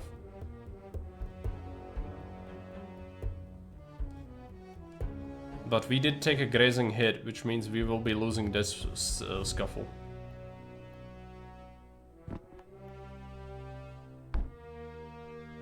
At least he's kind of wild by attacking us, and that's good for us. How about we try to feint?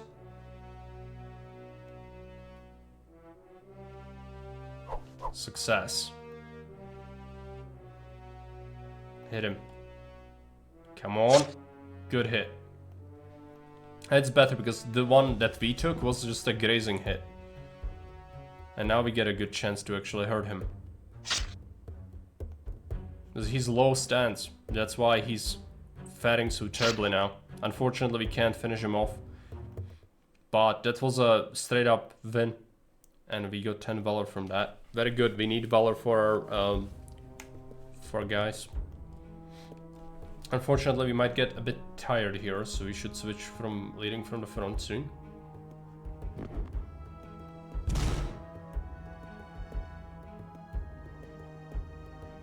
It'd be great if we could kill one of them.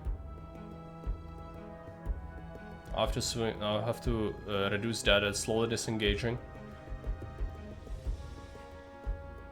Stop leading from the front for a sec. Need to manage the fatigue well. Oh, good duel, yeah. It went well. The first strike was terrible for me, but then we brought it back. Do we throw ourselves at them? I think I would overextend and then I will regret it. Let's just disengage. Even though it's tempting. Because I could potentially try around. Let's do it. Good roll. Good hit. Come on, give me a duel.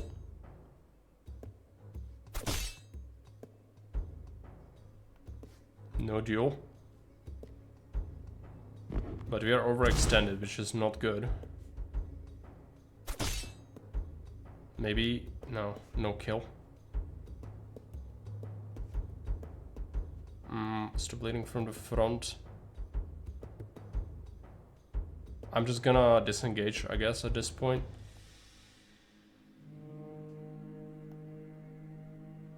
Starting to get cautious. Yeah, we would be failing anyway in this. Disengage. We will recompact the troops.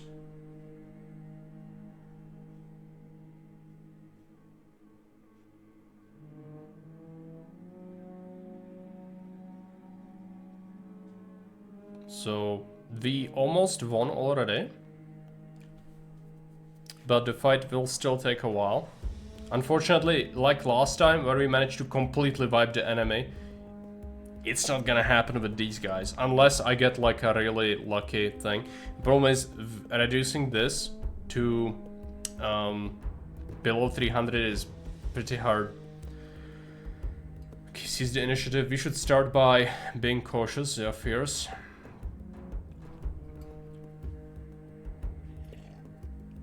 But there is a wounded guy. If we get lucky and we get him to fight us, that would be amazing. They're getting a lot of momentum against us.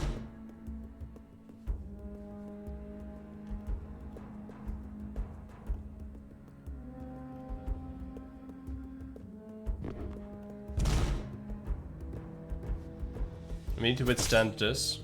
Come on. No kills. There you go. They succeeded in gaining momentum. And they succeeded in applying the damage to our face. Let's lead from the front. Start cautious. Start steadfast now. We have 3 imbalance. So. Oh no! I made a mistake.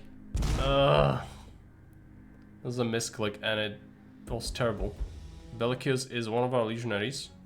That's a fresh guy, but he's well fresh, like untouched.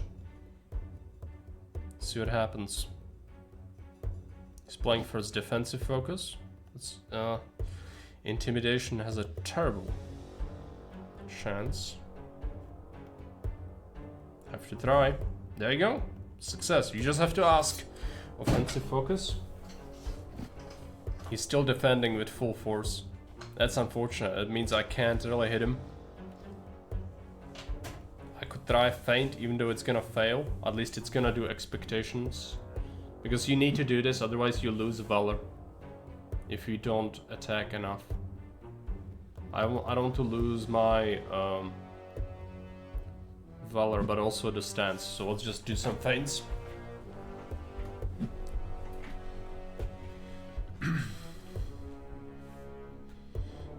What is he doing? He's intimidated. We still have terrible chances to actually hit him.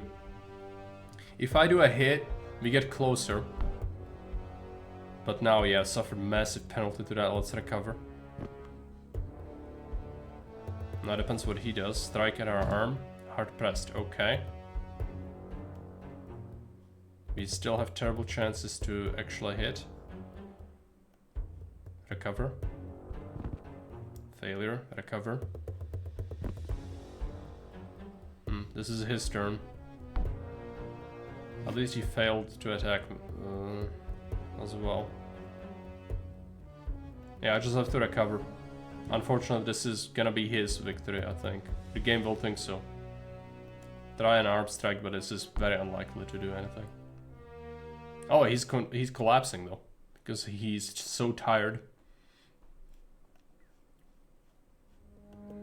But it was unfortunate. I need to find that other dude who we already fought before.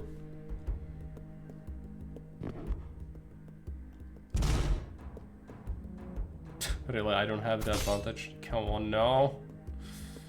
So.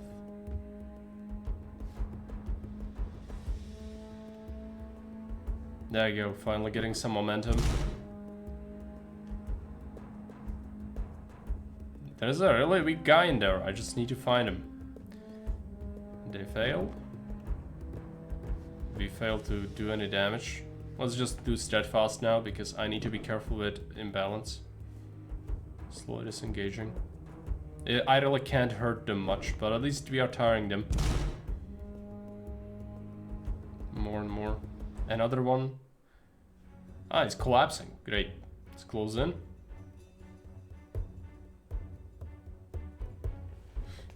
He's getting... This is bonuses, by the way. The formation, I think. Front bonuses, yeah. It's unfortunate. But he is exhausted. Let's try intimidation. And offensive focus. He's defending again, little shit. Just try to hit.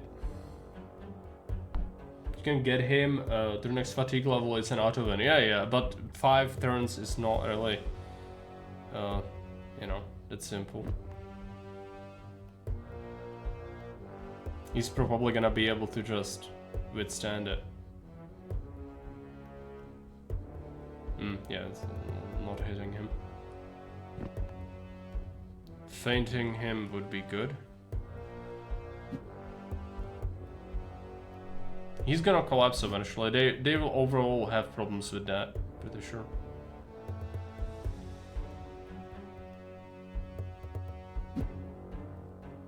Let's try to do feints.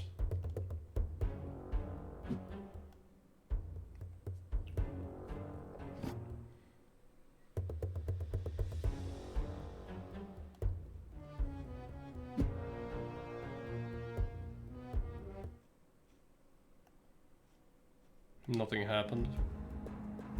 We are imbalanced. Let's try this. It's gonna break off. I don't like that, but I don't want to suffer tremendously. We're also tired because we lead from front all the time. It's a mistake by me. Let's encourage the troops.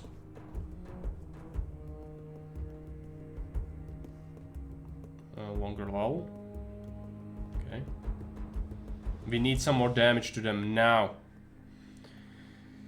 This is annoying. Okay, let's try steadfast this time. I need to fight that one guy that we saw before. There you go, immediately hit them, that's good, but no fight.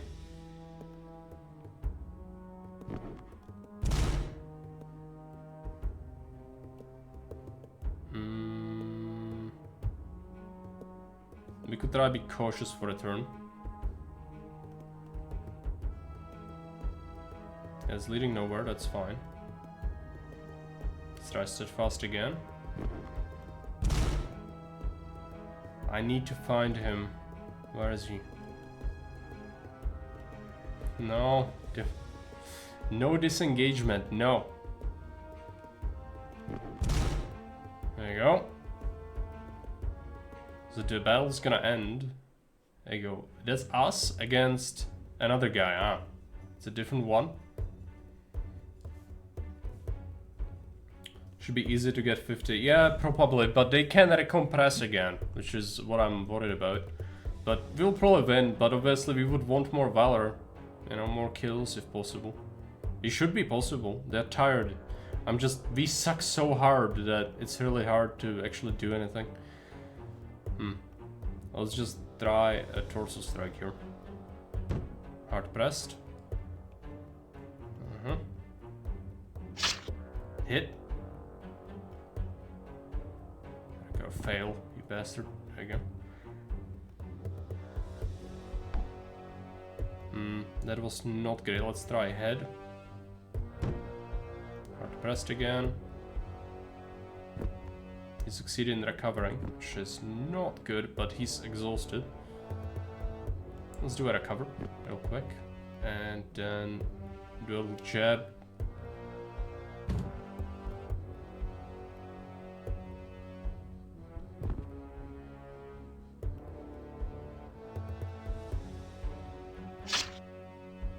There you go.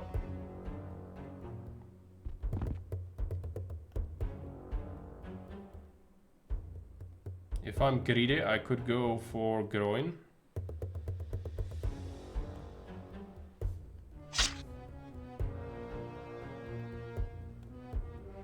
Even if he lives, it's 4 HP. He's gonna die in the auto resolve probably. 26 Valor, that's pretty good. But we need more VAR guys to get that, not just us. More VAR on legionaries. But it's hard when you just can't get enough. Yeah, we're getting imbalanced. Let's reduce that to steadfast. We shouldn't lead from the front so much. But it's the greed. This is gonna be disengagement. Okay. This is the last fight. Let's just do steadfast immediately. Once again. The enemy should be weak enough. Come on, give me a kill. We win anyway, I just want a kill.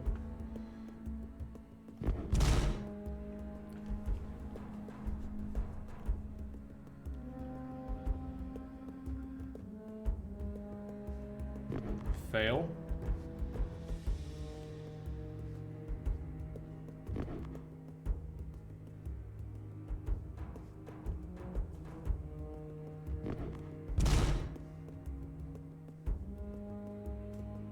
Even the one guy who's got like 4 HP, I just can't finish him off because of how this is.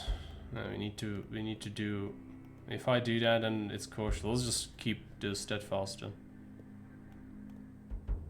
But we do need to go back. This is unfortunate. Not a fight that I would have wanted. Terrible kills. Or no kills, even. But we do win. But it could have been so much better. It is difficult to determine what triggered it exactly, but gradually realized the whole enemy line is collapsing. There are casualties during battles, but when one of the two armies breaks and is routed, that is when the real slaughter begins. The Rhine flows not far from here, perhaps 2 hours walk. The fleeing Germanic fighters and their people who are watching the battle from the wagons make a desperate effort to reach the safety, but your cavalry pursues them relentlessly. And at the end of the day, the scale of the carnage is mind-boggling. Later, prisoners revealed that Ariovistus had a small boat waiting on the western bank of the river and used it to escape. It matters little. He is no longer a threat. Most of those who followed him were not as lucky.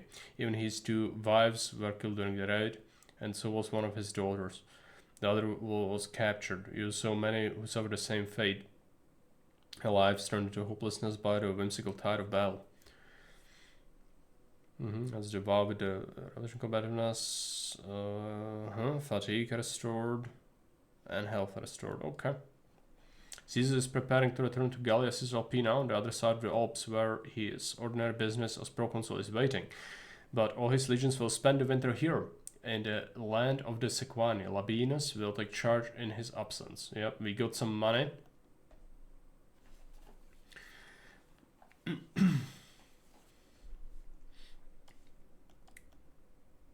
Let's do a save. That last battle, I feel like we could have done better, but I don't want to reroll that. I think we need to just stick to it.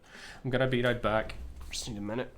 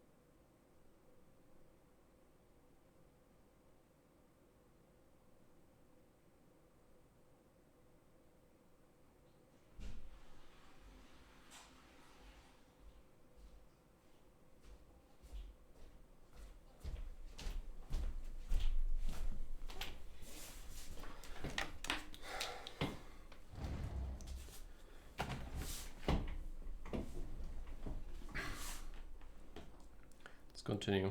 Thanks to your recent command experience, you've been gained additional points to spend on our potential skills and base attributes. Unfortunately, because of that last battle, we didn't get a promotion still, which is unfortunate. But it's because we couldn't get enough valor for our Centurion people. But it's just, I can't do anything about that. Like, it's RNG if you get, like, if that in that last battle, the last guy who had 4 HP and the other guy who had like 30, if we got those on the guys who needed the kills, it would happen. But the game said no. So, like, what can I do? I constantly reroll. I don't even have the save anymore. I would probably reroll if I didn't override that save. But I don't even have that save anymore. So. Until part 5. Maybe. I think you can get it sooner. It just depends if you fulfill all the requirements. Okay, that's our personal stuff. Let's go with javelin, shield, sword. Now the cohort. Let's give them javelin, shield, sword, bravery, sword.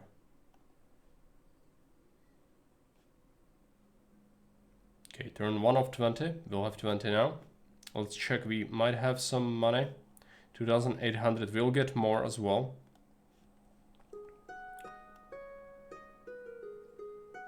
We already have the same sword as this one. There's a shield, but it's not the greatest. It's just more crafting quality. We could buy better greaves with less overall reduction in penalties, but I'd maybe rather go for higher quality material. Same with the helmet. We'll see.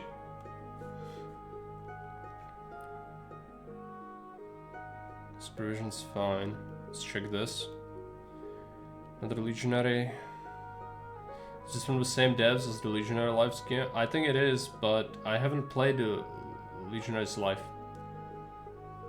This one I've seen the menus in that game and it looked worse than this. So I mean, it probably makes sense if it was their first game. It is.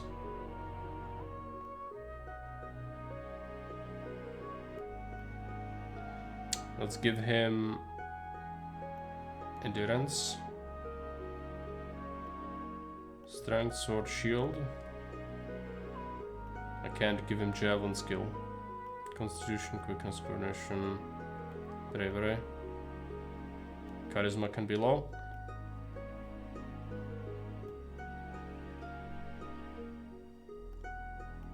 You see, I think we don't get promotion yet because of this.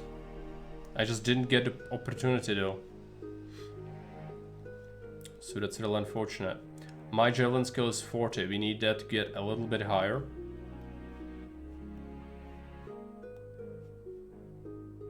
Let's go with training. We'll push everyone hard at the start again.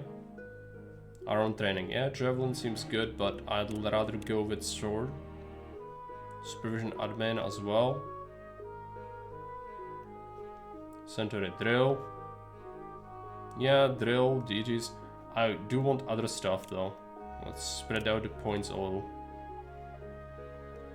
We need their javelin skill to go up as well. Sword and shield now.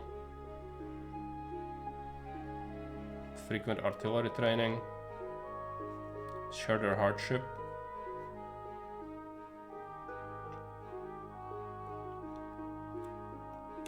Let's get some more javelin. Strength and constitution. There you go.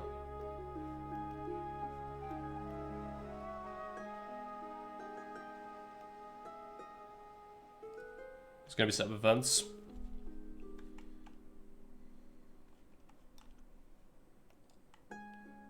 We got more integrity, good. Let's push them more. We got some good level ups, but obviously we will need more. Let's drop a save, just in case. There could be some random events. Some of them are great, some of them are not as great. It's just one Italian, right? The devs. By which I mean one Italian in his basement, yes. The items look familiar. Yeah, I would imagine if it's the... I mean, for one guy's work, it's pretty impressive, especially considering all the numbers. There is a lot of numbers going in the background in this game.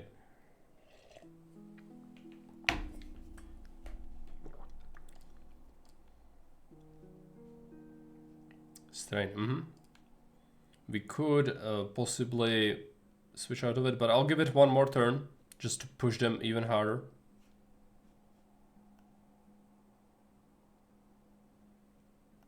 No Bernards. Training. Let's reduce the sword training and let's reduce our shield training for a bit, giving us 1 free point. Do we need supervision so much? Yeah, let's keep it on 2. Centurion needs to get less of this. Let's give them less duties and a little less javelin. Let us shuffle afterwards. We need to recover the strain now. Trade. There really isn't much I want. I could just buy like anything that's even slightly better, because we will fight a Germanic chieftain next. That's gonna be pretty ridiculous. Or is it Arvernian chief? I think it's gonna be Celt chieftain, but it's gonna be pretty hard. RNG was a bit too heavy for my taste. It was a nice game. I haven't played that, but I imagine this one also has RNG, but you know, it doesn't feel as terrible as in some other games, at least to me. And also, I do save scum this game because why would you not when it's like this? I'll just buy the equipment that's better.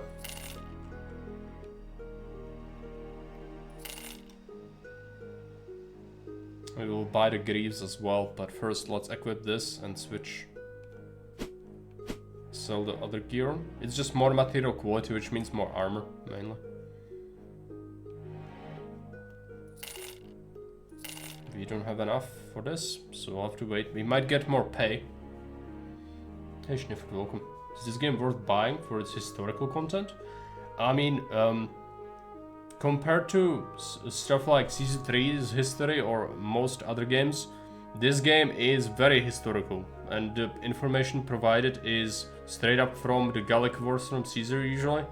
So, you know, there's some bias, but 95% of the information is pretty much as what I know and what I've been, you know, generally seeing in people who research this kind of stuff. So, pretty good. Like, it's actually a point that some people might not like the game because of it, because there is quite a lot of text a lot of the time.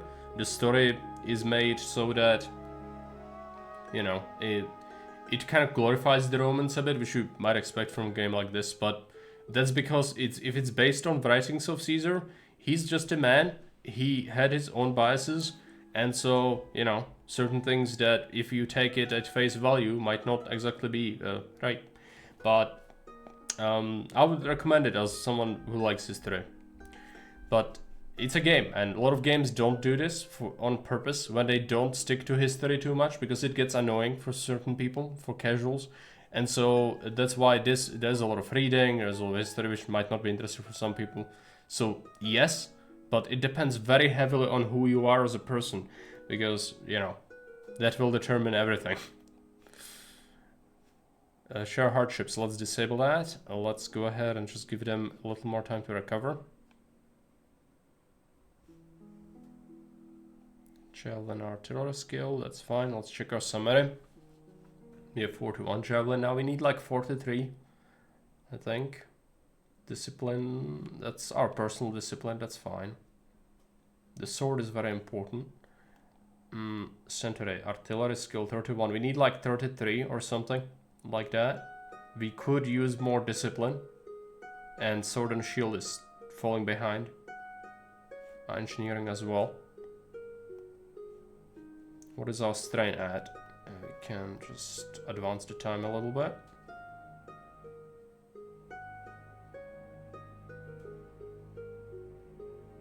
We got the point from education, so charisma and intellect is higher, which is nice. Did we receive money, by the way? No.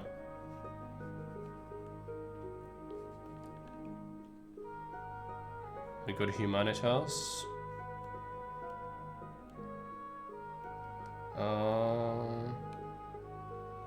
Yeah, there isn't much. You need to train it like this, which makes everything else worse. So that's why I do this all the time after the first cycle, basically, because we have to. There is no other way. You can neglect it, like it's just an extra thing. Normally, because normally even if you succeed in the artillery check, a lot of the time it still doesn't do anything. It's just like +3 valor or +3 Caesar opinion. Like, it's a tiny thing. If you fail at most other things, you should focus on what's important, right?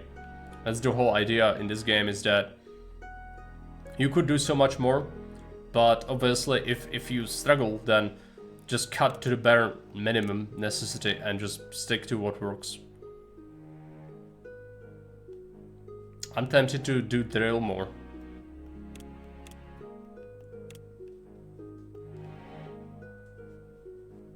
So we need to keep these. We could neglect our duty a little to get more training with the sword. Because we have 14, that can fall a little before it becomes a real problem.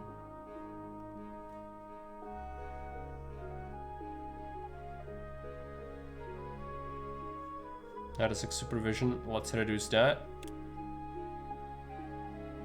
Go with admin instead.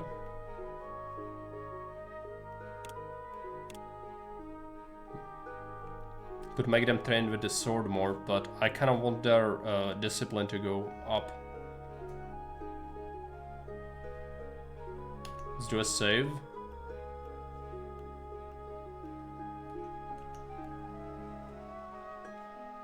An event. During your permanence in Gallia, you have learned something about the vast land. There are 3 main groups of people living here. Each of them speaks a different language. In the central region dwell those who call themselves Celts, and they know as Gauls. The Aedui, who are the best allies in the area, and Sequani, from whom we are spending the winter. Both belong to this group. Yeah, one thing is that Caesar did in the Gallic Wars, he describes the Gallic people in pretty, you know, obviously he does sometimes kind of describe in derogatory ways, but in other ways not so much, because you need to realize that since we don't have many instances, I think the Celts had, like the Germans, the runic language, but we don't really have, like, they didn't necessarily keep like stone tablets. Sometimes they had inscriptions and stuff, but like we don't really have much of their own history from their own point of view. And so unfortunately most of what we know about these people comes from their conquerors, because they kept a journal. Caesar himself, you know, wrote extensively about things like this, and it's one of the main ways we learn about the ancient Celts who were subjugated by the Romans is from the Romans. It's kind of weird, but yeah, let's go ahead and read more. Far to the southwest is a region bordering the ocean and the Pyrenees. There live the Aquitani. They are Gauls too, but they're also closely related to tribes that live in Hispania. Yeah, as you might know, there were Celts living in modern day Spain or Iberia in general as well. Beyond the mountains, finally living in the north are the Belgae, the third group. They are most powerful. They are proud and fierce warriors, and the Republic's merchants have few contacts with them.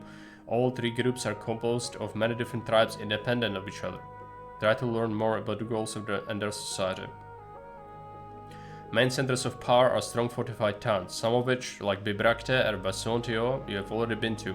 There are 2 ruling classes amongst the Gauls, the Knights and the Druids. The former hold the political and military power. Prestige and importance is measured by the size of their retinue.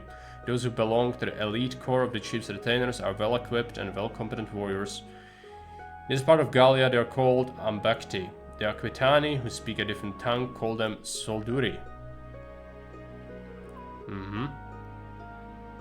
Many tribes elect their leaders to a year-long public office, in a way not too different from your own, but not all of them, some still have kings. The Druids are the powerful priest caste. They are exempt from taxes and military service, a good reason to attract many youth aspiring to join their ranks. They rule over the whole religious aspect of the society, including the all-important offerings and sacrifices. For their teachings, the Druids disdain the written word, preferring to rely on memory.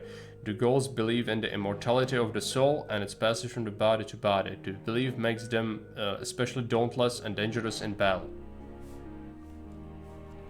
The common people, needless to say, are too busy struggling for survival to have any other role than suffering the decisions from above. This is definitely not a trait typical for only the Gauls. You have spent a few months in your winter quarters when the routine is broken by a new threat of war.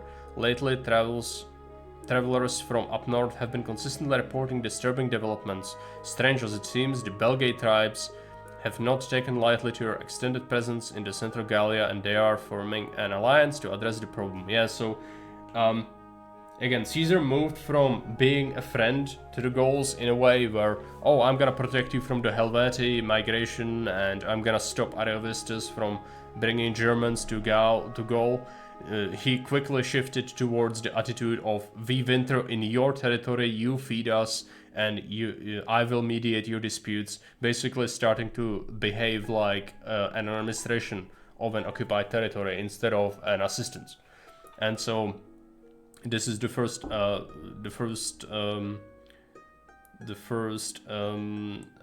there's a word for this. Alliance or confederation that formed to a coalition to form against Caesar. And yeah, led by the Belgae. Obviously, that's who will fight next.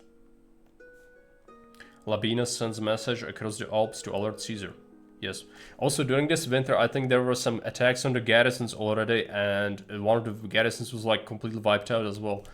If I'm not wrong. Ominous. Is it gonna be us? Who knows? Let's take a look at training. Yeah, just keep the sword going, I guess. Because you want that to be as high as possible so we can stack the kills. Supervision 90. Okay. Let's pass it. And did we get money? Nope. Probably get some now. There we go. Javelin artillery for our Centurion, strengthened sword for us. Okay, I'm buying the greaves. So either better quality greaves or less penalties. That would mean 1 extra quickness. I just don't feel like that's really such a big deal. I'd rather have better armor, I think. Even though it's really not a huge deal. We could save the money, honestly. This is such a small improvement. It's not even worth it. Same with the helmet.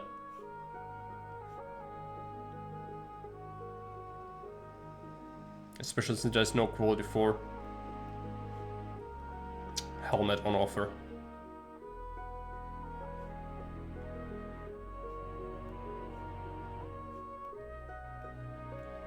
I need to let up the training in a bit.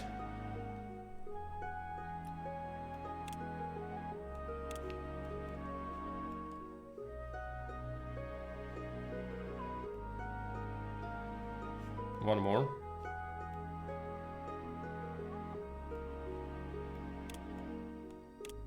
Keep 1 point over here for a sec. Some good discipline. Let's check the stats. 33 javelin. We would want like 35 at least, I think. 38 discipline. 40 would be nice. 33 artillery. That's decent. All things considered. I think we might need even like 38 though, because the checks for this are gonna get ridiculous really fast. Engineering's decent, but could be better. Our sword and shield went up by like 4 points since we started the camp session. That's decent. Stats are okay. Quickness is not the best. What about our Centurion? 57 sword, almost 58. Would like 60, but that's unlikely to happen. We should really focus on it. As much as practical. We'll switch to it again. An event? Legion level artillery drill is taking place today, so the current state of readiness can be ascertained. Instruct your men to go for difficult shots and quick rate of fire.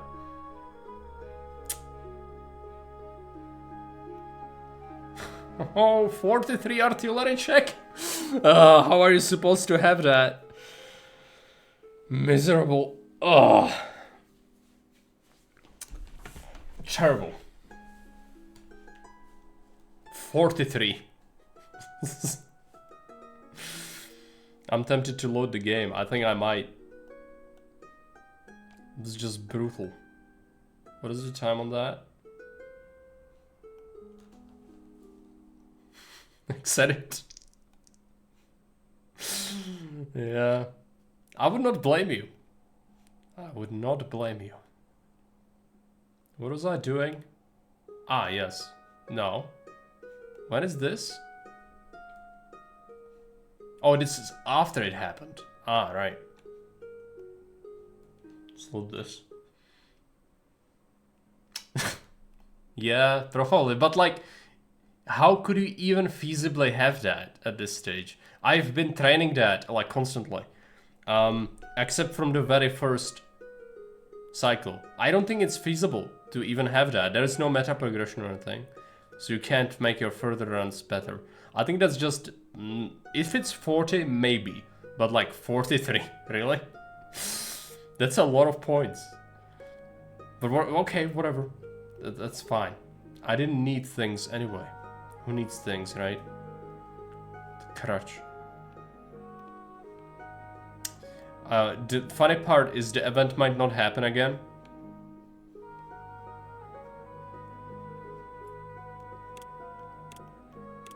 Distribute this. There might be a different event.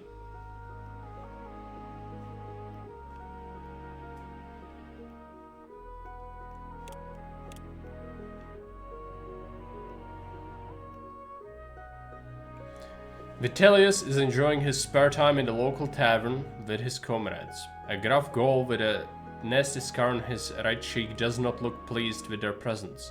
He keeps hollering insults at them, and although Vitellius cannot understand the language, his gestures and tone can hardly be misunderstood.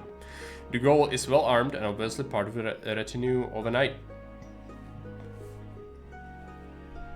We've been instructed not to mess with the natives.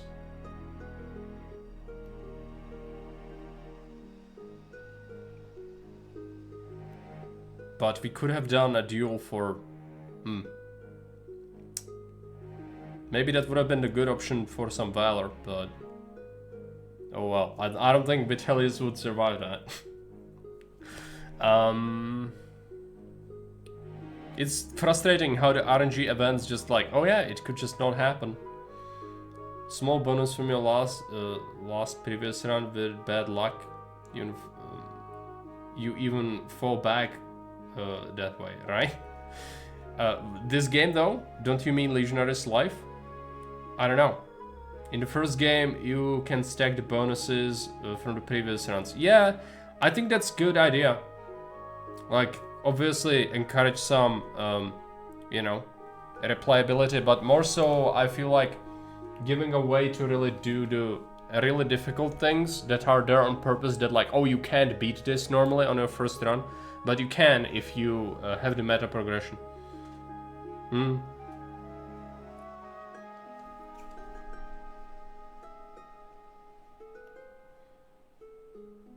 Get a spite, we can assign that point again. Probably supervision. What is the supervision currently? Let's try shield instead. You know, I'd like javelin, but yeah, I don't think that's happening. We could stretch them again for the extra points, but I don't think that's worth it at this point. It would give us such a small bonus. Supervision is 80. Might have to assign an extra point on that. I want it high.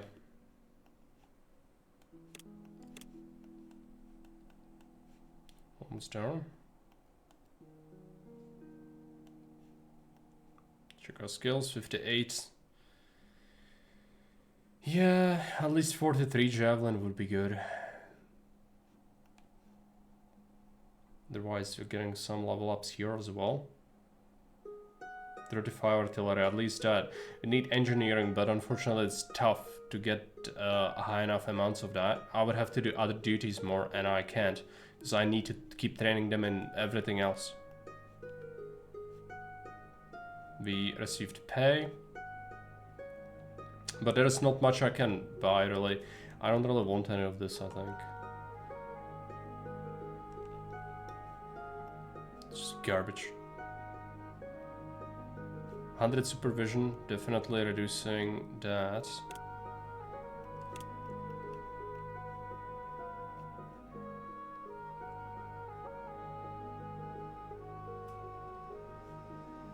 I'm gonna do a save. That event was pretty terrible though for us. I think it's, yeah, the RNG events are unfortunate. We'll see.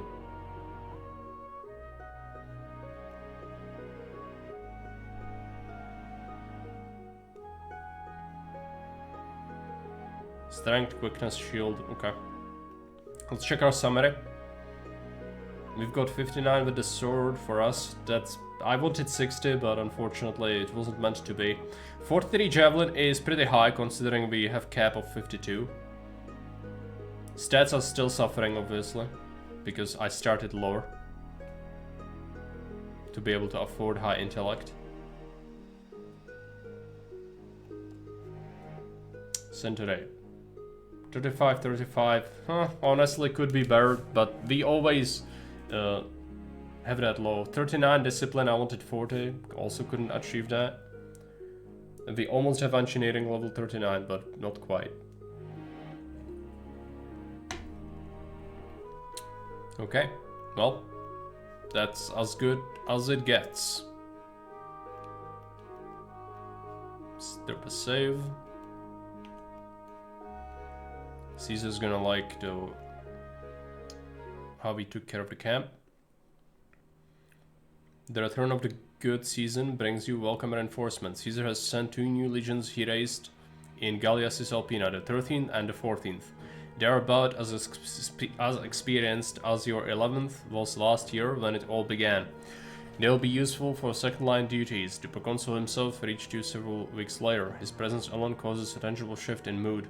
War approaches, and now you know him well enough to be mindful that he will not waste time. As soon as Caesar receives confirmation that the Belgae are mustering a huge coalition army, you set off to the north. All 8 legions and conspicuous auxiliary force. During the long trip, a sutler tells you of a peculiar practice of the Gauls. I'm just gonna quickly tell you, sutler is camp follower, merchant, who follows the army to sell them provisions and other things. So that's what sutler means.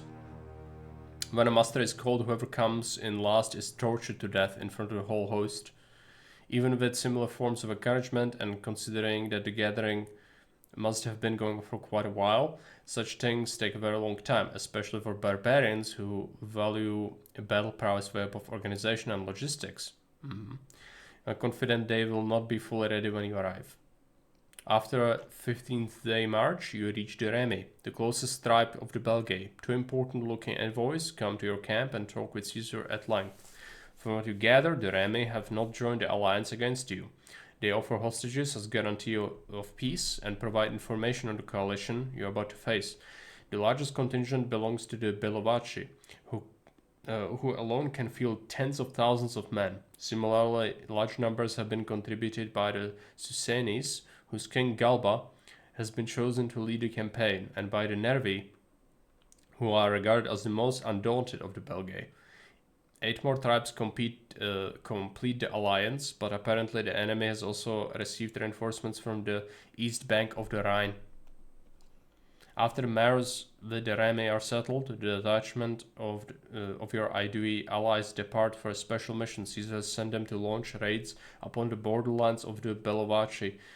His obvious intent is to divide the enemy by putting pressure on their most numerous group. In the meantime, scout parties inform me that the hostile force is not far away. Let's go ahead and do a save.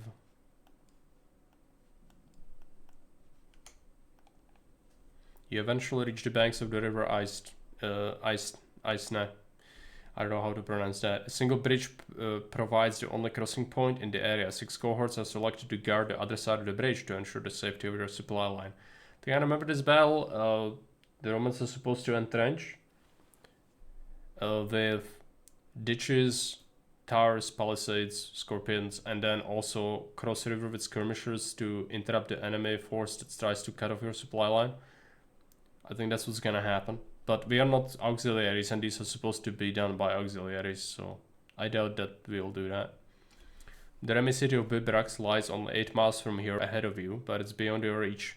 You have been informed that it comes under siege by the whole army of the Belgae. The people in this part of the world use no siege engines, but the others surround the walls and throw stones at the defenders until they suppress them. Then they assault the doors and the ramparts. Yeah, so that's the one thing that in Season 3 we might get the catapult eventually, and at that point it depends. We could just, like, obviously it could be used by everyone, but historically only the Greek cultures, so Carthaginians and the various Greeks and Seleucids and stuff like that should use them. But you could maybe make some sort of argument that, it's captured equipment. But obviously, people might see that as a flaw. Uh, I personally wouldn't mind even if the barbarians were using the new catapults, but I would probably say they should receive, like, if possible, some other kind of equipment to differentiate them. Something like a battering ram or something. But it's probably too much effort to ask for. The proconsul picks a force of Numidian skirmishers, Cretan archers, and Balearic slingers from the auxiliaries. These are elite mercenary units with centuries-old tradition. Under cover of night, local guides hope to sneak into bivouacs where they join the garrison. Their presence will make the siege tactics of the Belgae way more difficult to implement.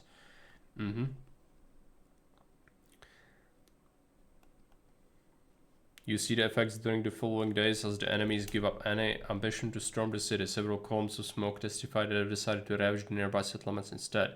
Later, their whole army regroups and move towards your position. For now, they are satisfied to set camp about 2,000 paces from your base.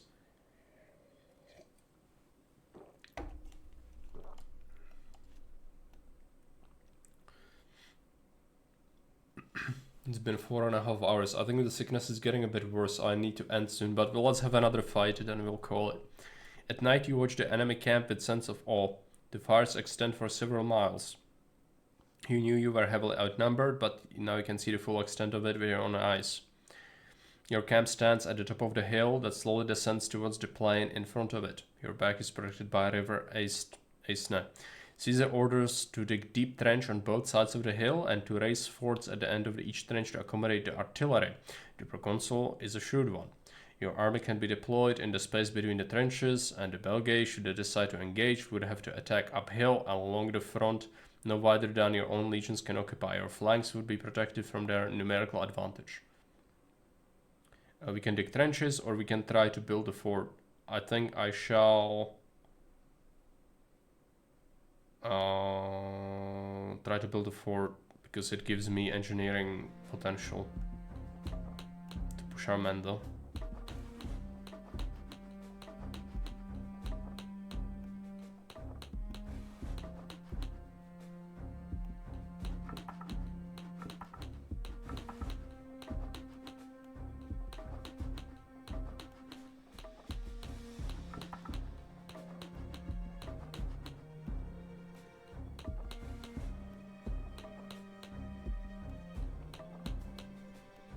Okay. Let's do a save. I always want to click that off, but we shouldn't. No. When the new defenses are ready, the 13th and the 14th are sent to garrison the camp, while the rest of you form up for battle on the fortified slope. From there you observe that a huge mass of the Belgae slowly deploys in front of the marshy ground that touches the foot of the hill. Hours passed, and it's clear that you will not abandon your vantage position, nor are they so confident or crazy as to launch a frontal assault through the mud and uphill. At last, you are brought back to camp.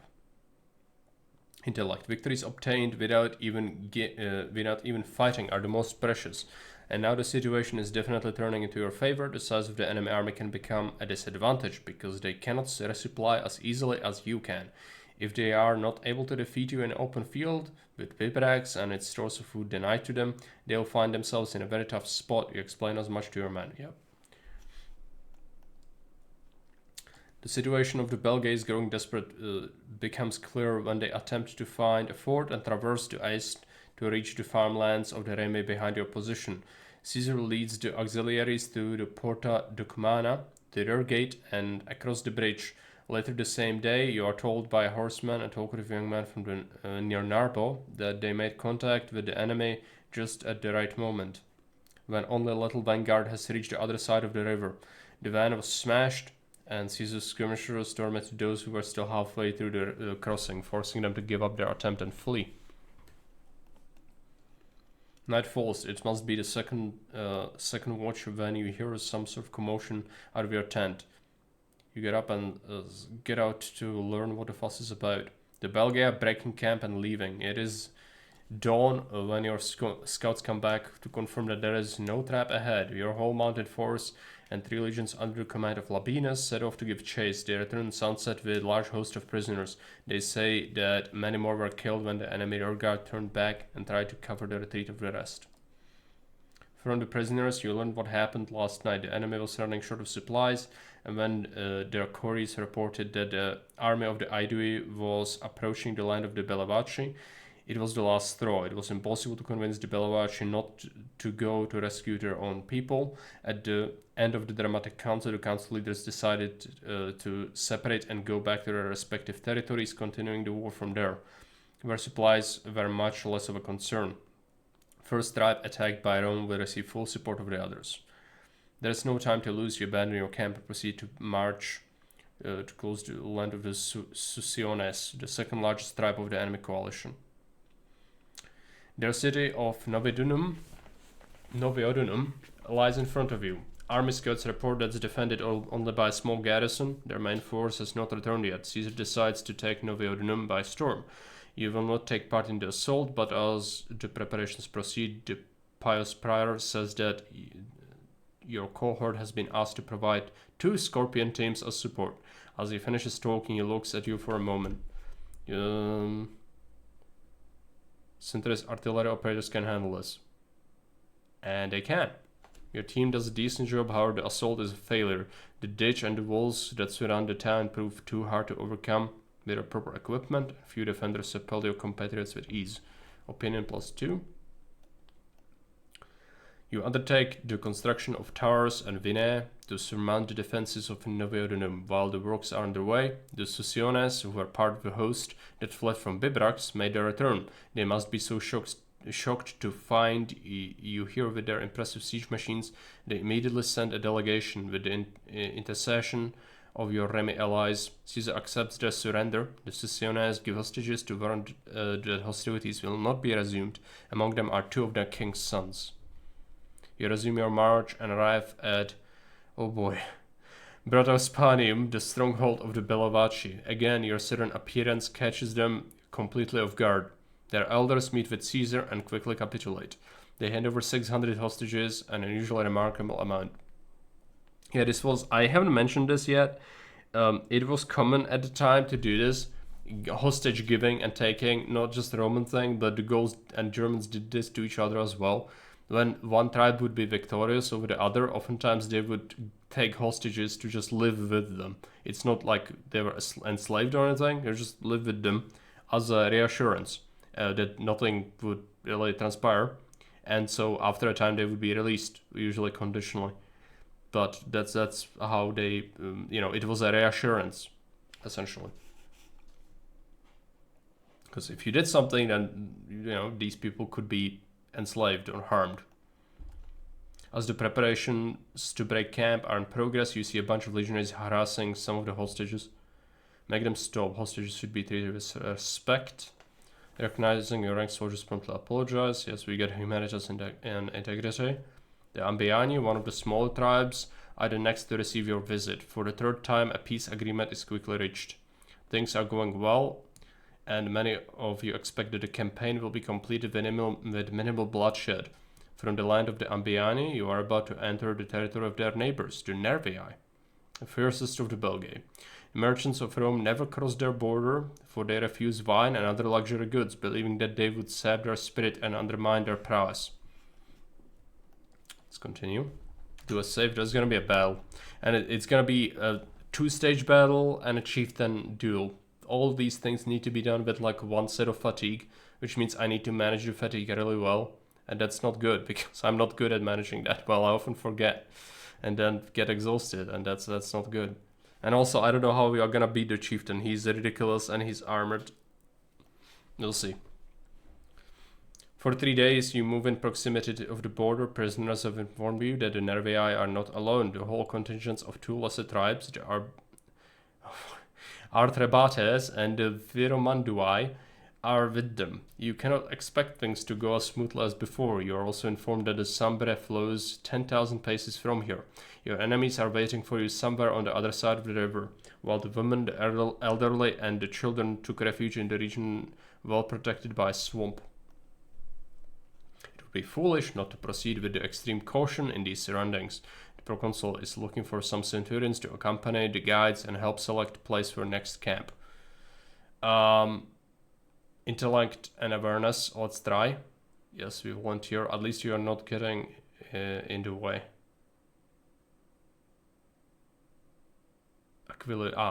Right. So I figured out that I don't want to do that or something. Sure. Succeed in this as well. In fact, your watchful and keen mind proves it's worth during the mission. You help find a good place despite an inhospitable environment, a hill that overlooks the Sombra and offers an acceptable defensive position. So we will have a hill in the next fight, maybe. That would be nice. This is opinion, plus 15. Normally you would proceed in a column with each legion separated from the one that follows by its baggage. But now you are in hostile territory and your arrangement is different. The cavalry moves ahead of the rest, followed by 6 compact legions traveling light. Your 11th marches behind the 9th and preceding the 8th. The 13th and the 14th form the rear guard and follow the baggage train of the entire force. Yeah, this is the battle where the baggage trains gets attacked, I think. But we are no longer really the scrubs. So, yeah. Well, scrubs, we still suck, but maybe not quite as much as before. Your legion and the other 5 of the main column reach the area designated for setting up camp. Your cavalry and light infantry have crossed the river, which is only 3 feet deep, engaging what looks like a small vanguard of the enemy forces in skirmish of little relevance.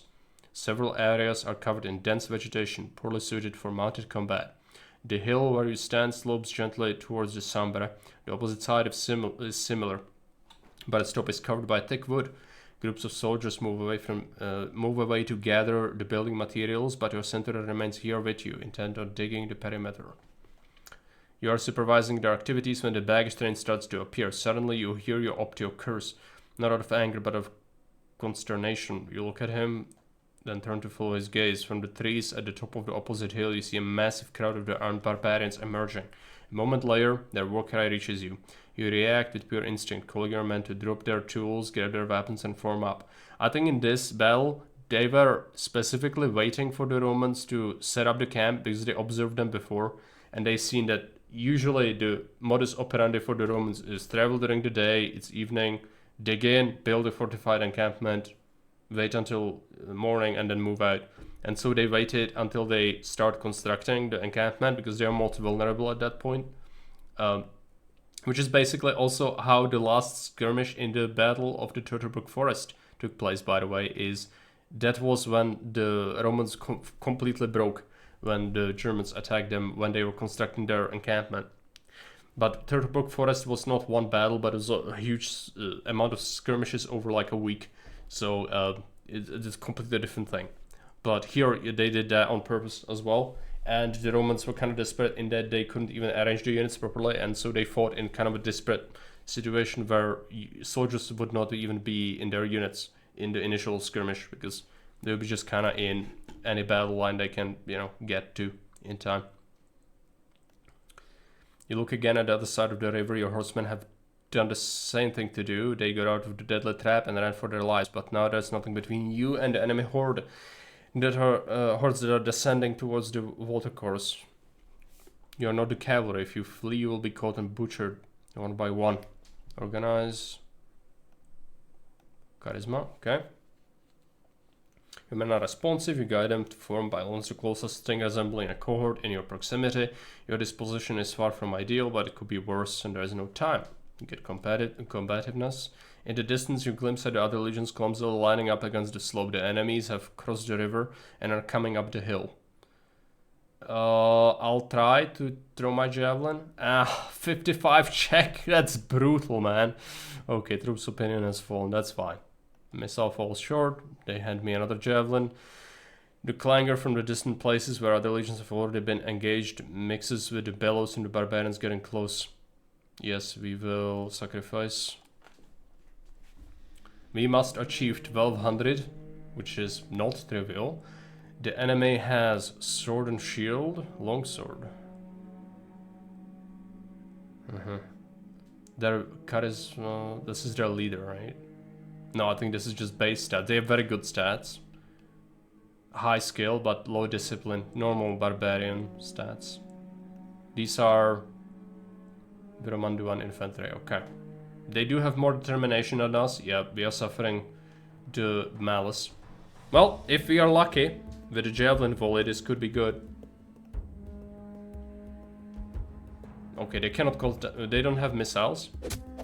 We hit. 100 damage inflicted. 1 kill. That's already really good. And they have minus 300 front. Okay. We do have high ground as well. Okay, I think we should start at cautious. They're fierce. We'll let them overextend. Lead from the front, but we need to be careful with that. Maybe start not leading from the front. They will gain momentum on us. That is for sure. Manius gets into a fight. But it's unlikely to actually do much. Halfway to the goal already. Yeah, with the kill by the javelin, yeah. For sure. What is he doing? He's defensive. Let's intimidate. Prepare an attack. You get less penalized for staying in the back when you are in defensive formation. Yeah, I think so. That's a good point. I didn't know that. That makes sense. Okay, he's normal stance now. Part 2 hits. Why are you like this?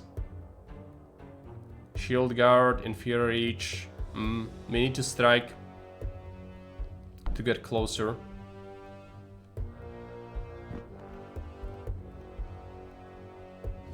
He's defending. These rolls are absolutely abysmal. I'll just prepare an attack. Oh, he's striking me. Okay. Intimidate. We could do that. This is tough. I'm not gonna be able to really hurt him, I think. Yeah, this is like unlikely to even do anything.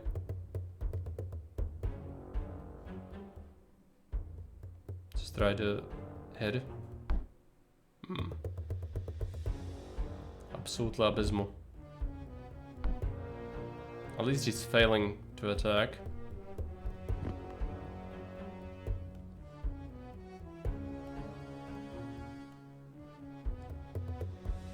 It's too faint. It's over.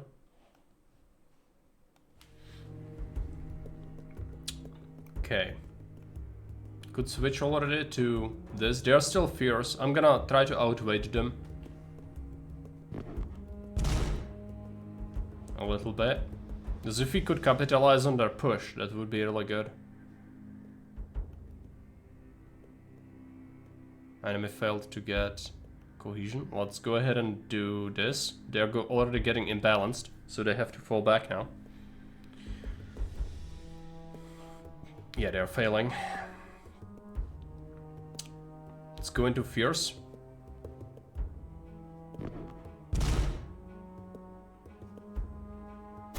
Come on, give me a kill. Yes! And we are fighting someone as well. Okay, he's tired.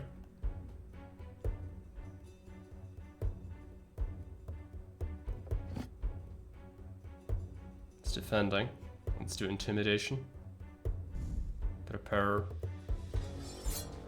Strike. Keeps defending, little bastard. Oh, I do have good. How? Formation attack support. Prepared attack. Okay, well, it turns out we are fine. Yeah, it's because he's got. We are not tired at all, and he is. Because the more tired you get, the more fatigue levels you can have. Up until you collapse. So this is actually, you know, he does have normal as we do. It's just that he's already tired. Take a stab. Ah, there we go. Good hit, 40. It's tempting to go for the groin. Oh, I shouldn't have been greedy. But I think we can just kind of stab him. You do have a better sword as well that we bought, so that should be pretty good for the shanking. He's trying to recover, just stab him. Just stab him. Yikes. He's gonna recover, yep. I could recover and then stab him in the face. Okay, well, it's decent amount of damage. 10 Valor as well. Be nice if our other people got Valor from this. But yeah, essentially we got a really good advantage here.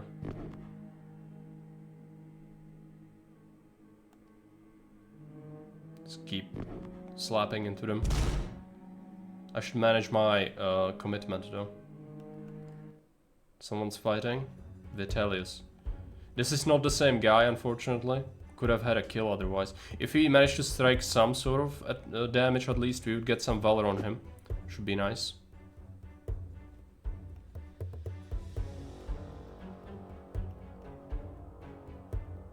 Intimidation at 8 is unlikely to succeed, but just attacking also doesn't seem like it's like. Let's try Intimidation. If we try to strike, it's +1. I'll take that chance. Unfortunate.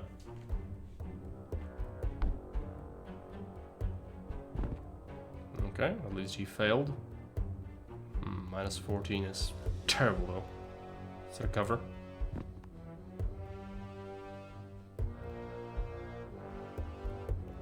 Right ahead. Nope.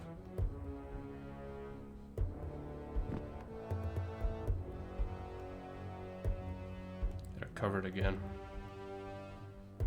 Tried to trick him. That did not work, I don't think. Just recover.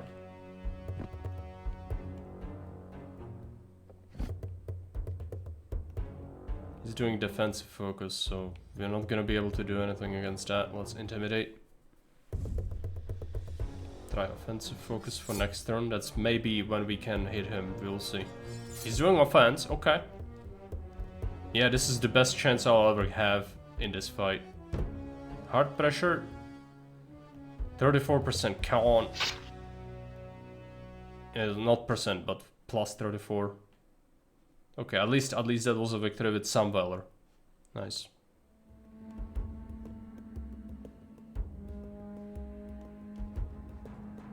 There's gonna be a disengagement soon. But yeah, preferably we would inflict as much as possible on them. Some kills? Nope. We are overextended, but let's just push it.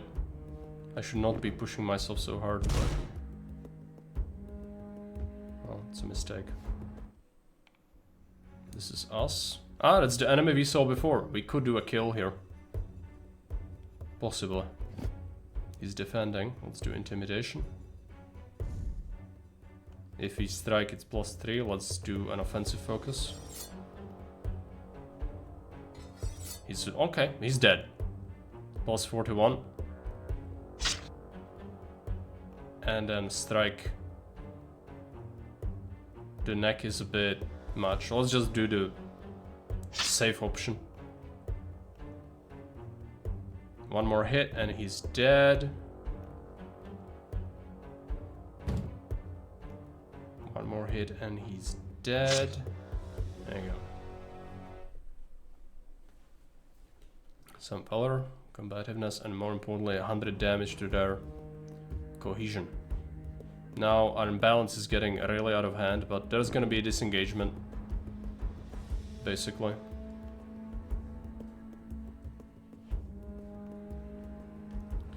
Okay, let's recompact. We already have the amount we need for a victory, but it would be great if we could wipe them out. But it's unlikely to happen, I think. We also shouldn't really exhaust ourselves because... well, it's obviously... we might have to fight another battle after this one. The enemy kind of fails to do anything else steadfast. Yeah, let's just hang back a little more. It's fine. Hopefully nothing terrible happens to us. Okay, let's switch to lead from the front. Do steadfast. 6 or 7. Oh boy, yeah. That's gonna tire me out if I'm not careful.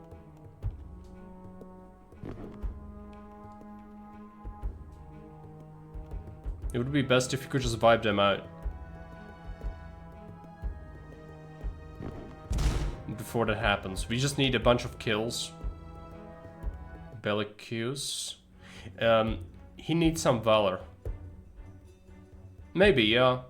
But it depends on the RNG as well. Like, am I gonna see more people like that? Also, I feel like they're just not tired enough for me to really do much. The other guys... Imbalance above +5 adds a lot of fatigue. Right, we should avoid it then.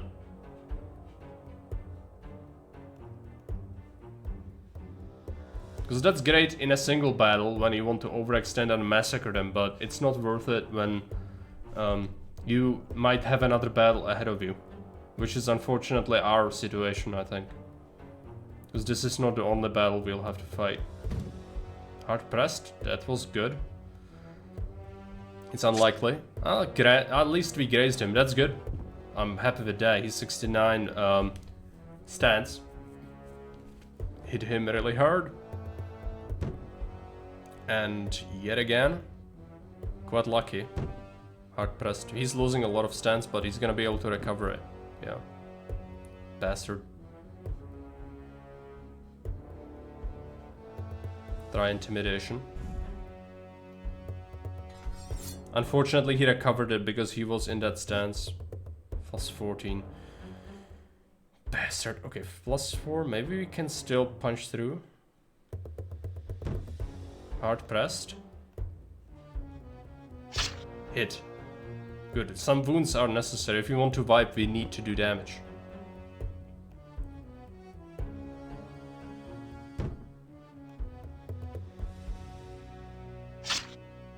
.58. That's another fight and he's dead. If we get lucky enough. And Valor for him is amazing. Because he needs it. So we can get promoted.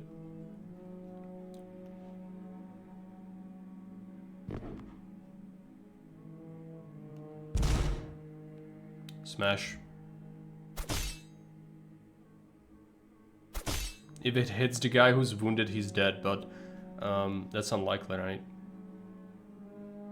We are gonna suffer some imbalance soon. I'm gonna lead from the back for a moment.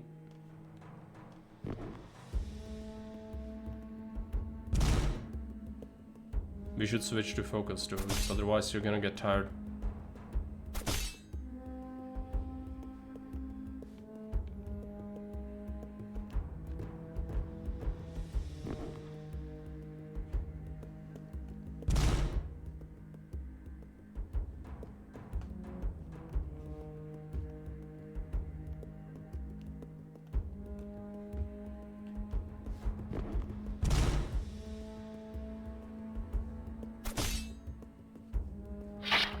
There you go, that's a kill.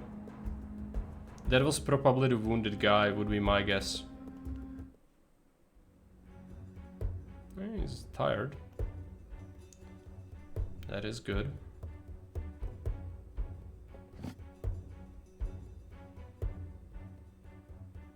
But if we just strike him, 17 is decent. I'm just gonna try to attack him. That does bode well. I think we might be able to wound him quite a bit. But we are also tired, which is a bad idea. But I'm just trying to be greedy, but maybe that's a mistake.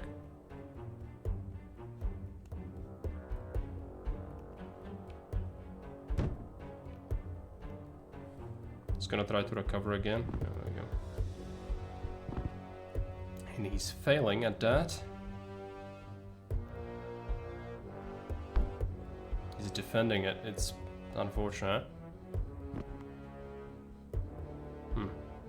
Let's defend. Or recover, rather. Could intimidate him, but I'll just try to stab the arm. There you go.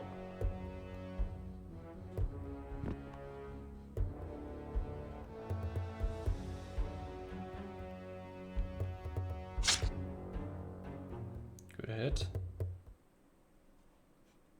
Some more valor. They lost a guy as well, yeah. So hopefully that means disintegration for their force. We'll see.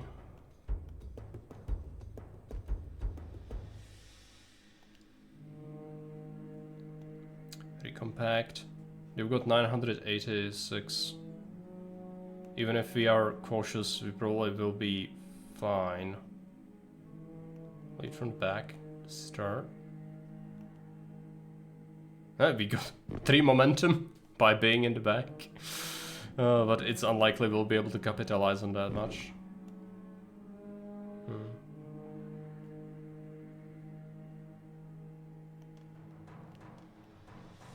Let's try to do a little bit of a switcheroo here. There we go.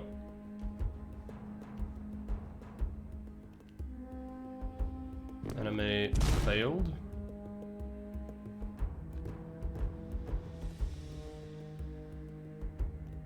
Lead from the back for a sec.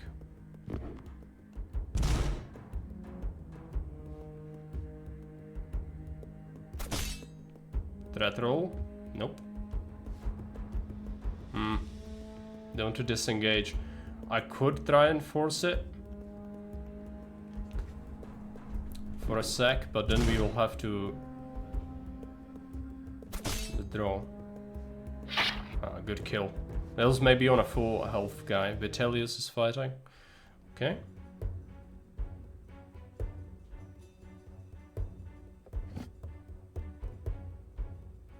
Intimidation is an option. He is defending, so let's do intimidate.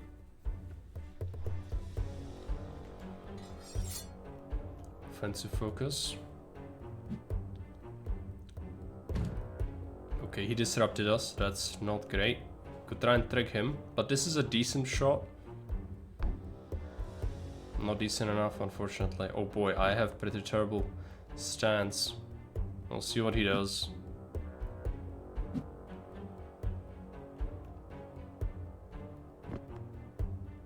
Cover. What if we try to stab him? I'll take it. Grazing hit. Any sort of damage is good, obviously. +4. Let's try to roll that. Hard pressed. +21. There you go. Good hit. But he's gonna recover, yeah. No, we still have a shot. Not quite good enough. But good score, I think, for him, so some valor is nice. That's exactly what we need. Aquinas is us. Maybe we can get a kill, but I'm gonna get tired if I keep doing this. So that's not great. He's doing defensive focus, but okay. Let's do intimidation. Fail. Try offensive focus and fail. These rolls are terrible. He's kind of failing at his own stuff. 23 for a feint. I will do that, I think. Break his stance more. He resisted it. Bastard. Shank him, and that didn't do anything. Great. Let's recover as well. Offensive focus. I want to at least stab him once if possible. 14 shielding is a lot to get through. Oh, it's a grazing hit.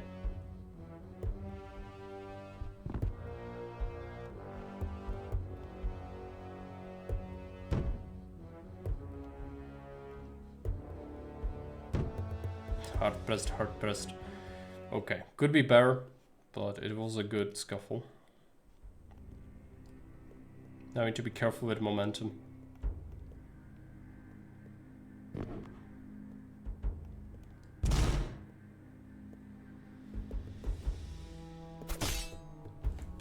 If we get enough damage from them, they might just completely disintegrate very quickly. It's usually very fast. Once they lose enough men, it just becomes insurmountable for them. I don't think we should push into it because we will suffer some fatigue if we do that. I don't really want to suffer fatigue. It is deep in the night, I understand he's tired.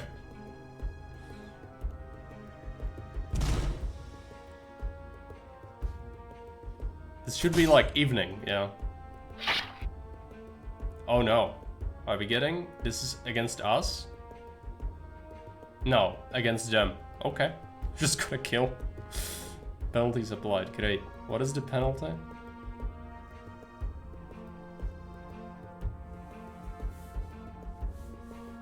Centurion morale. Yeah, that's fine. I can't be in imbalanced, but... Well, let's just try to... And go hang on for a sec, maybe it's worth it. It's a lot of damage. If their front is diminished, then... Yeah, their front is gone. Yeah, but I couldn't push it because we would get super tired. And I need to think about the next fight, you know? If it's just this fight, sure. But I have a sneaking suspicion that the game's gonna do a little coinkydink and oh no, what would happen if you fall into the bowl of spaghetti? Now you have to fight, you know, a freaking chieftain and then another full army. Great. It's just great. So, let's be careful. Let's encourage. Okay. Start cautious. The enemy is failing miserably.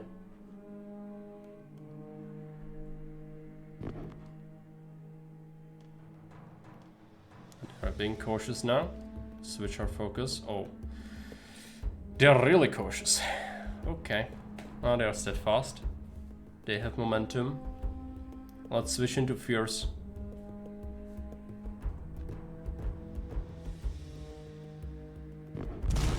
There you go.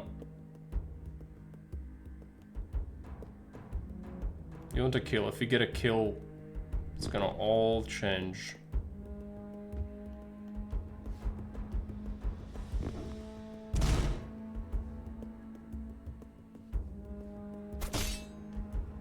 Kill. No. Yes. It was all worth it. Now we just start hanging back a little. I know. We are not fighting anymore. It's fine. I'm completely okay with this. It would be great if we could wipe them out, but it's not really feasible. And especially when I have to conserve my strength a little.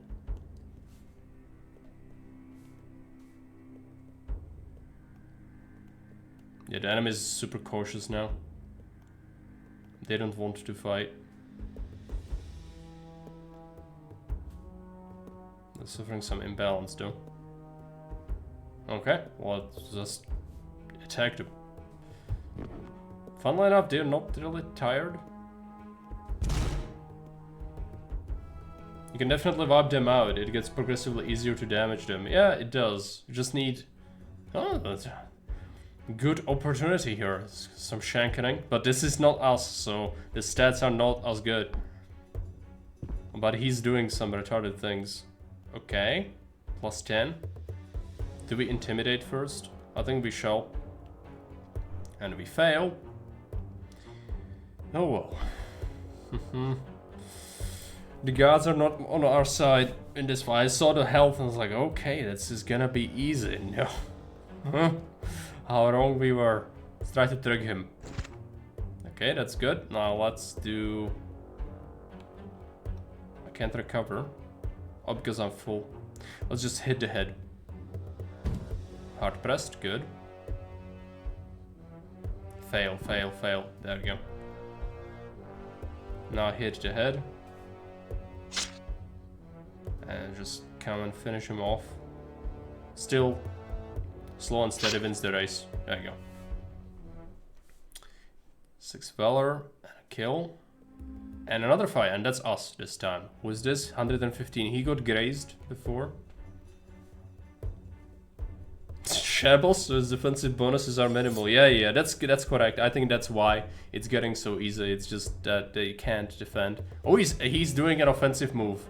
Yeah, no, dude. You're not doing that. Hard pressed. And torso.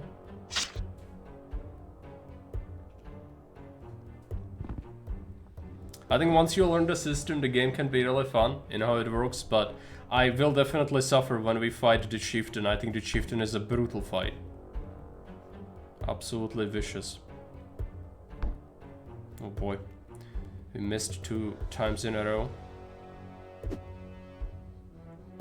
Let's try to recover. Let's try to recover. Okay, now this is our chance. Strike him down before he can become even more powerful than we could ever have imagined.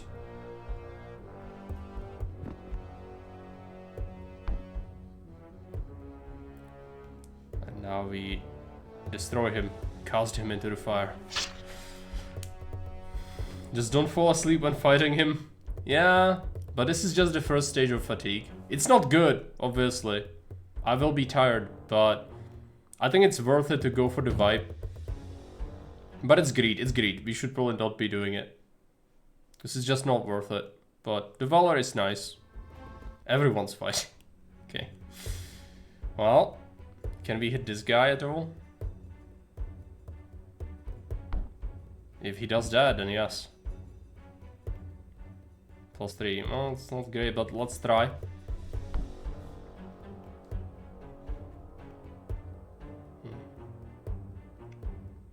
I'll just take a minute, gonna be right back.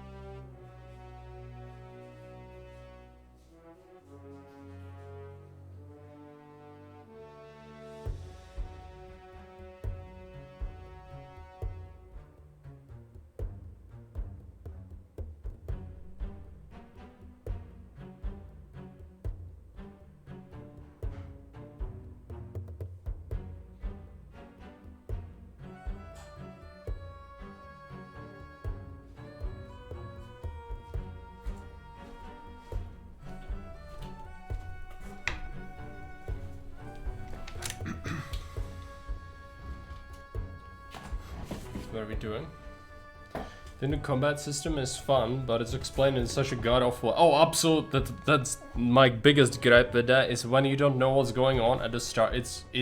I would not be surprised if most people just see the fighting and without context just quit, because it's just...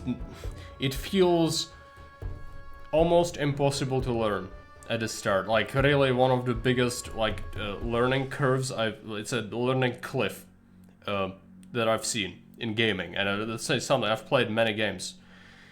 And not quite as convoluted as this, though. This is like some dwarf fortress kind of nerdery, almost. But yeah, you need to understand that some things just don't need to be thought about at all. Like the game has a bunch of stuff that you don't need to think about. Attack modifiers are still terrible, so I guess you trick him. Nope. What about offense? Nope. It's recover though. Need to hit him next turn though. Those buttons are not useful at all. At least for me they aren't, but I'm sure if you are good at this game, you can properly make use of every button. I just generally don't use some things because it's just not useful to me and how I outplay. But it doesn't mean anything because I'm not great at this. I'm still new to it. Stance damage or something. Maybe. Gives them a lot of fatigue. Okay. But it's harder to hit the legs, which is a problem. Like, okay, I could see the value in that. Yeah. Maybe when we fight the chieftain we could do that. Interesting, because yeah, we could do that when we fight a chieftain. Because he need to fatigue him out, basically. That's the win condition in that fight. But even hitting him is like an ask. He's a bastard. Also get fatigue but less, I just need to neg him a little, no. Indecisive.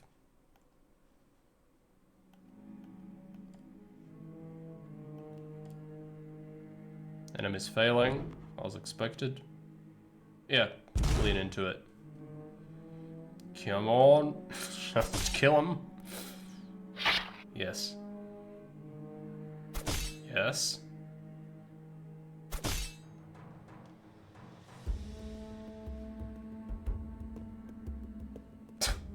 They're just gonna disintegrate. Okay. Conserve our balance though, and we should also not lead from the front anymore. Different body parts also make more sense when enemies also have armor. Yeah, that's correct. That is correct. I know about that. It's a kill, and we have a fight. 64 HP. Okay, maybe we can kill him, but I'm tired, which is obviously not good.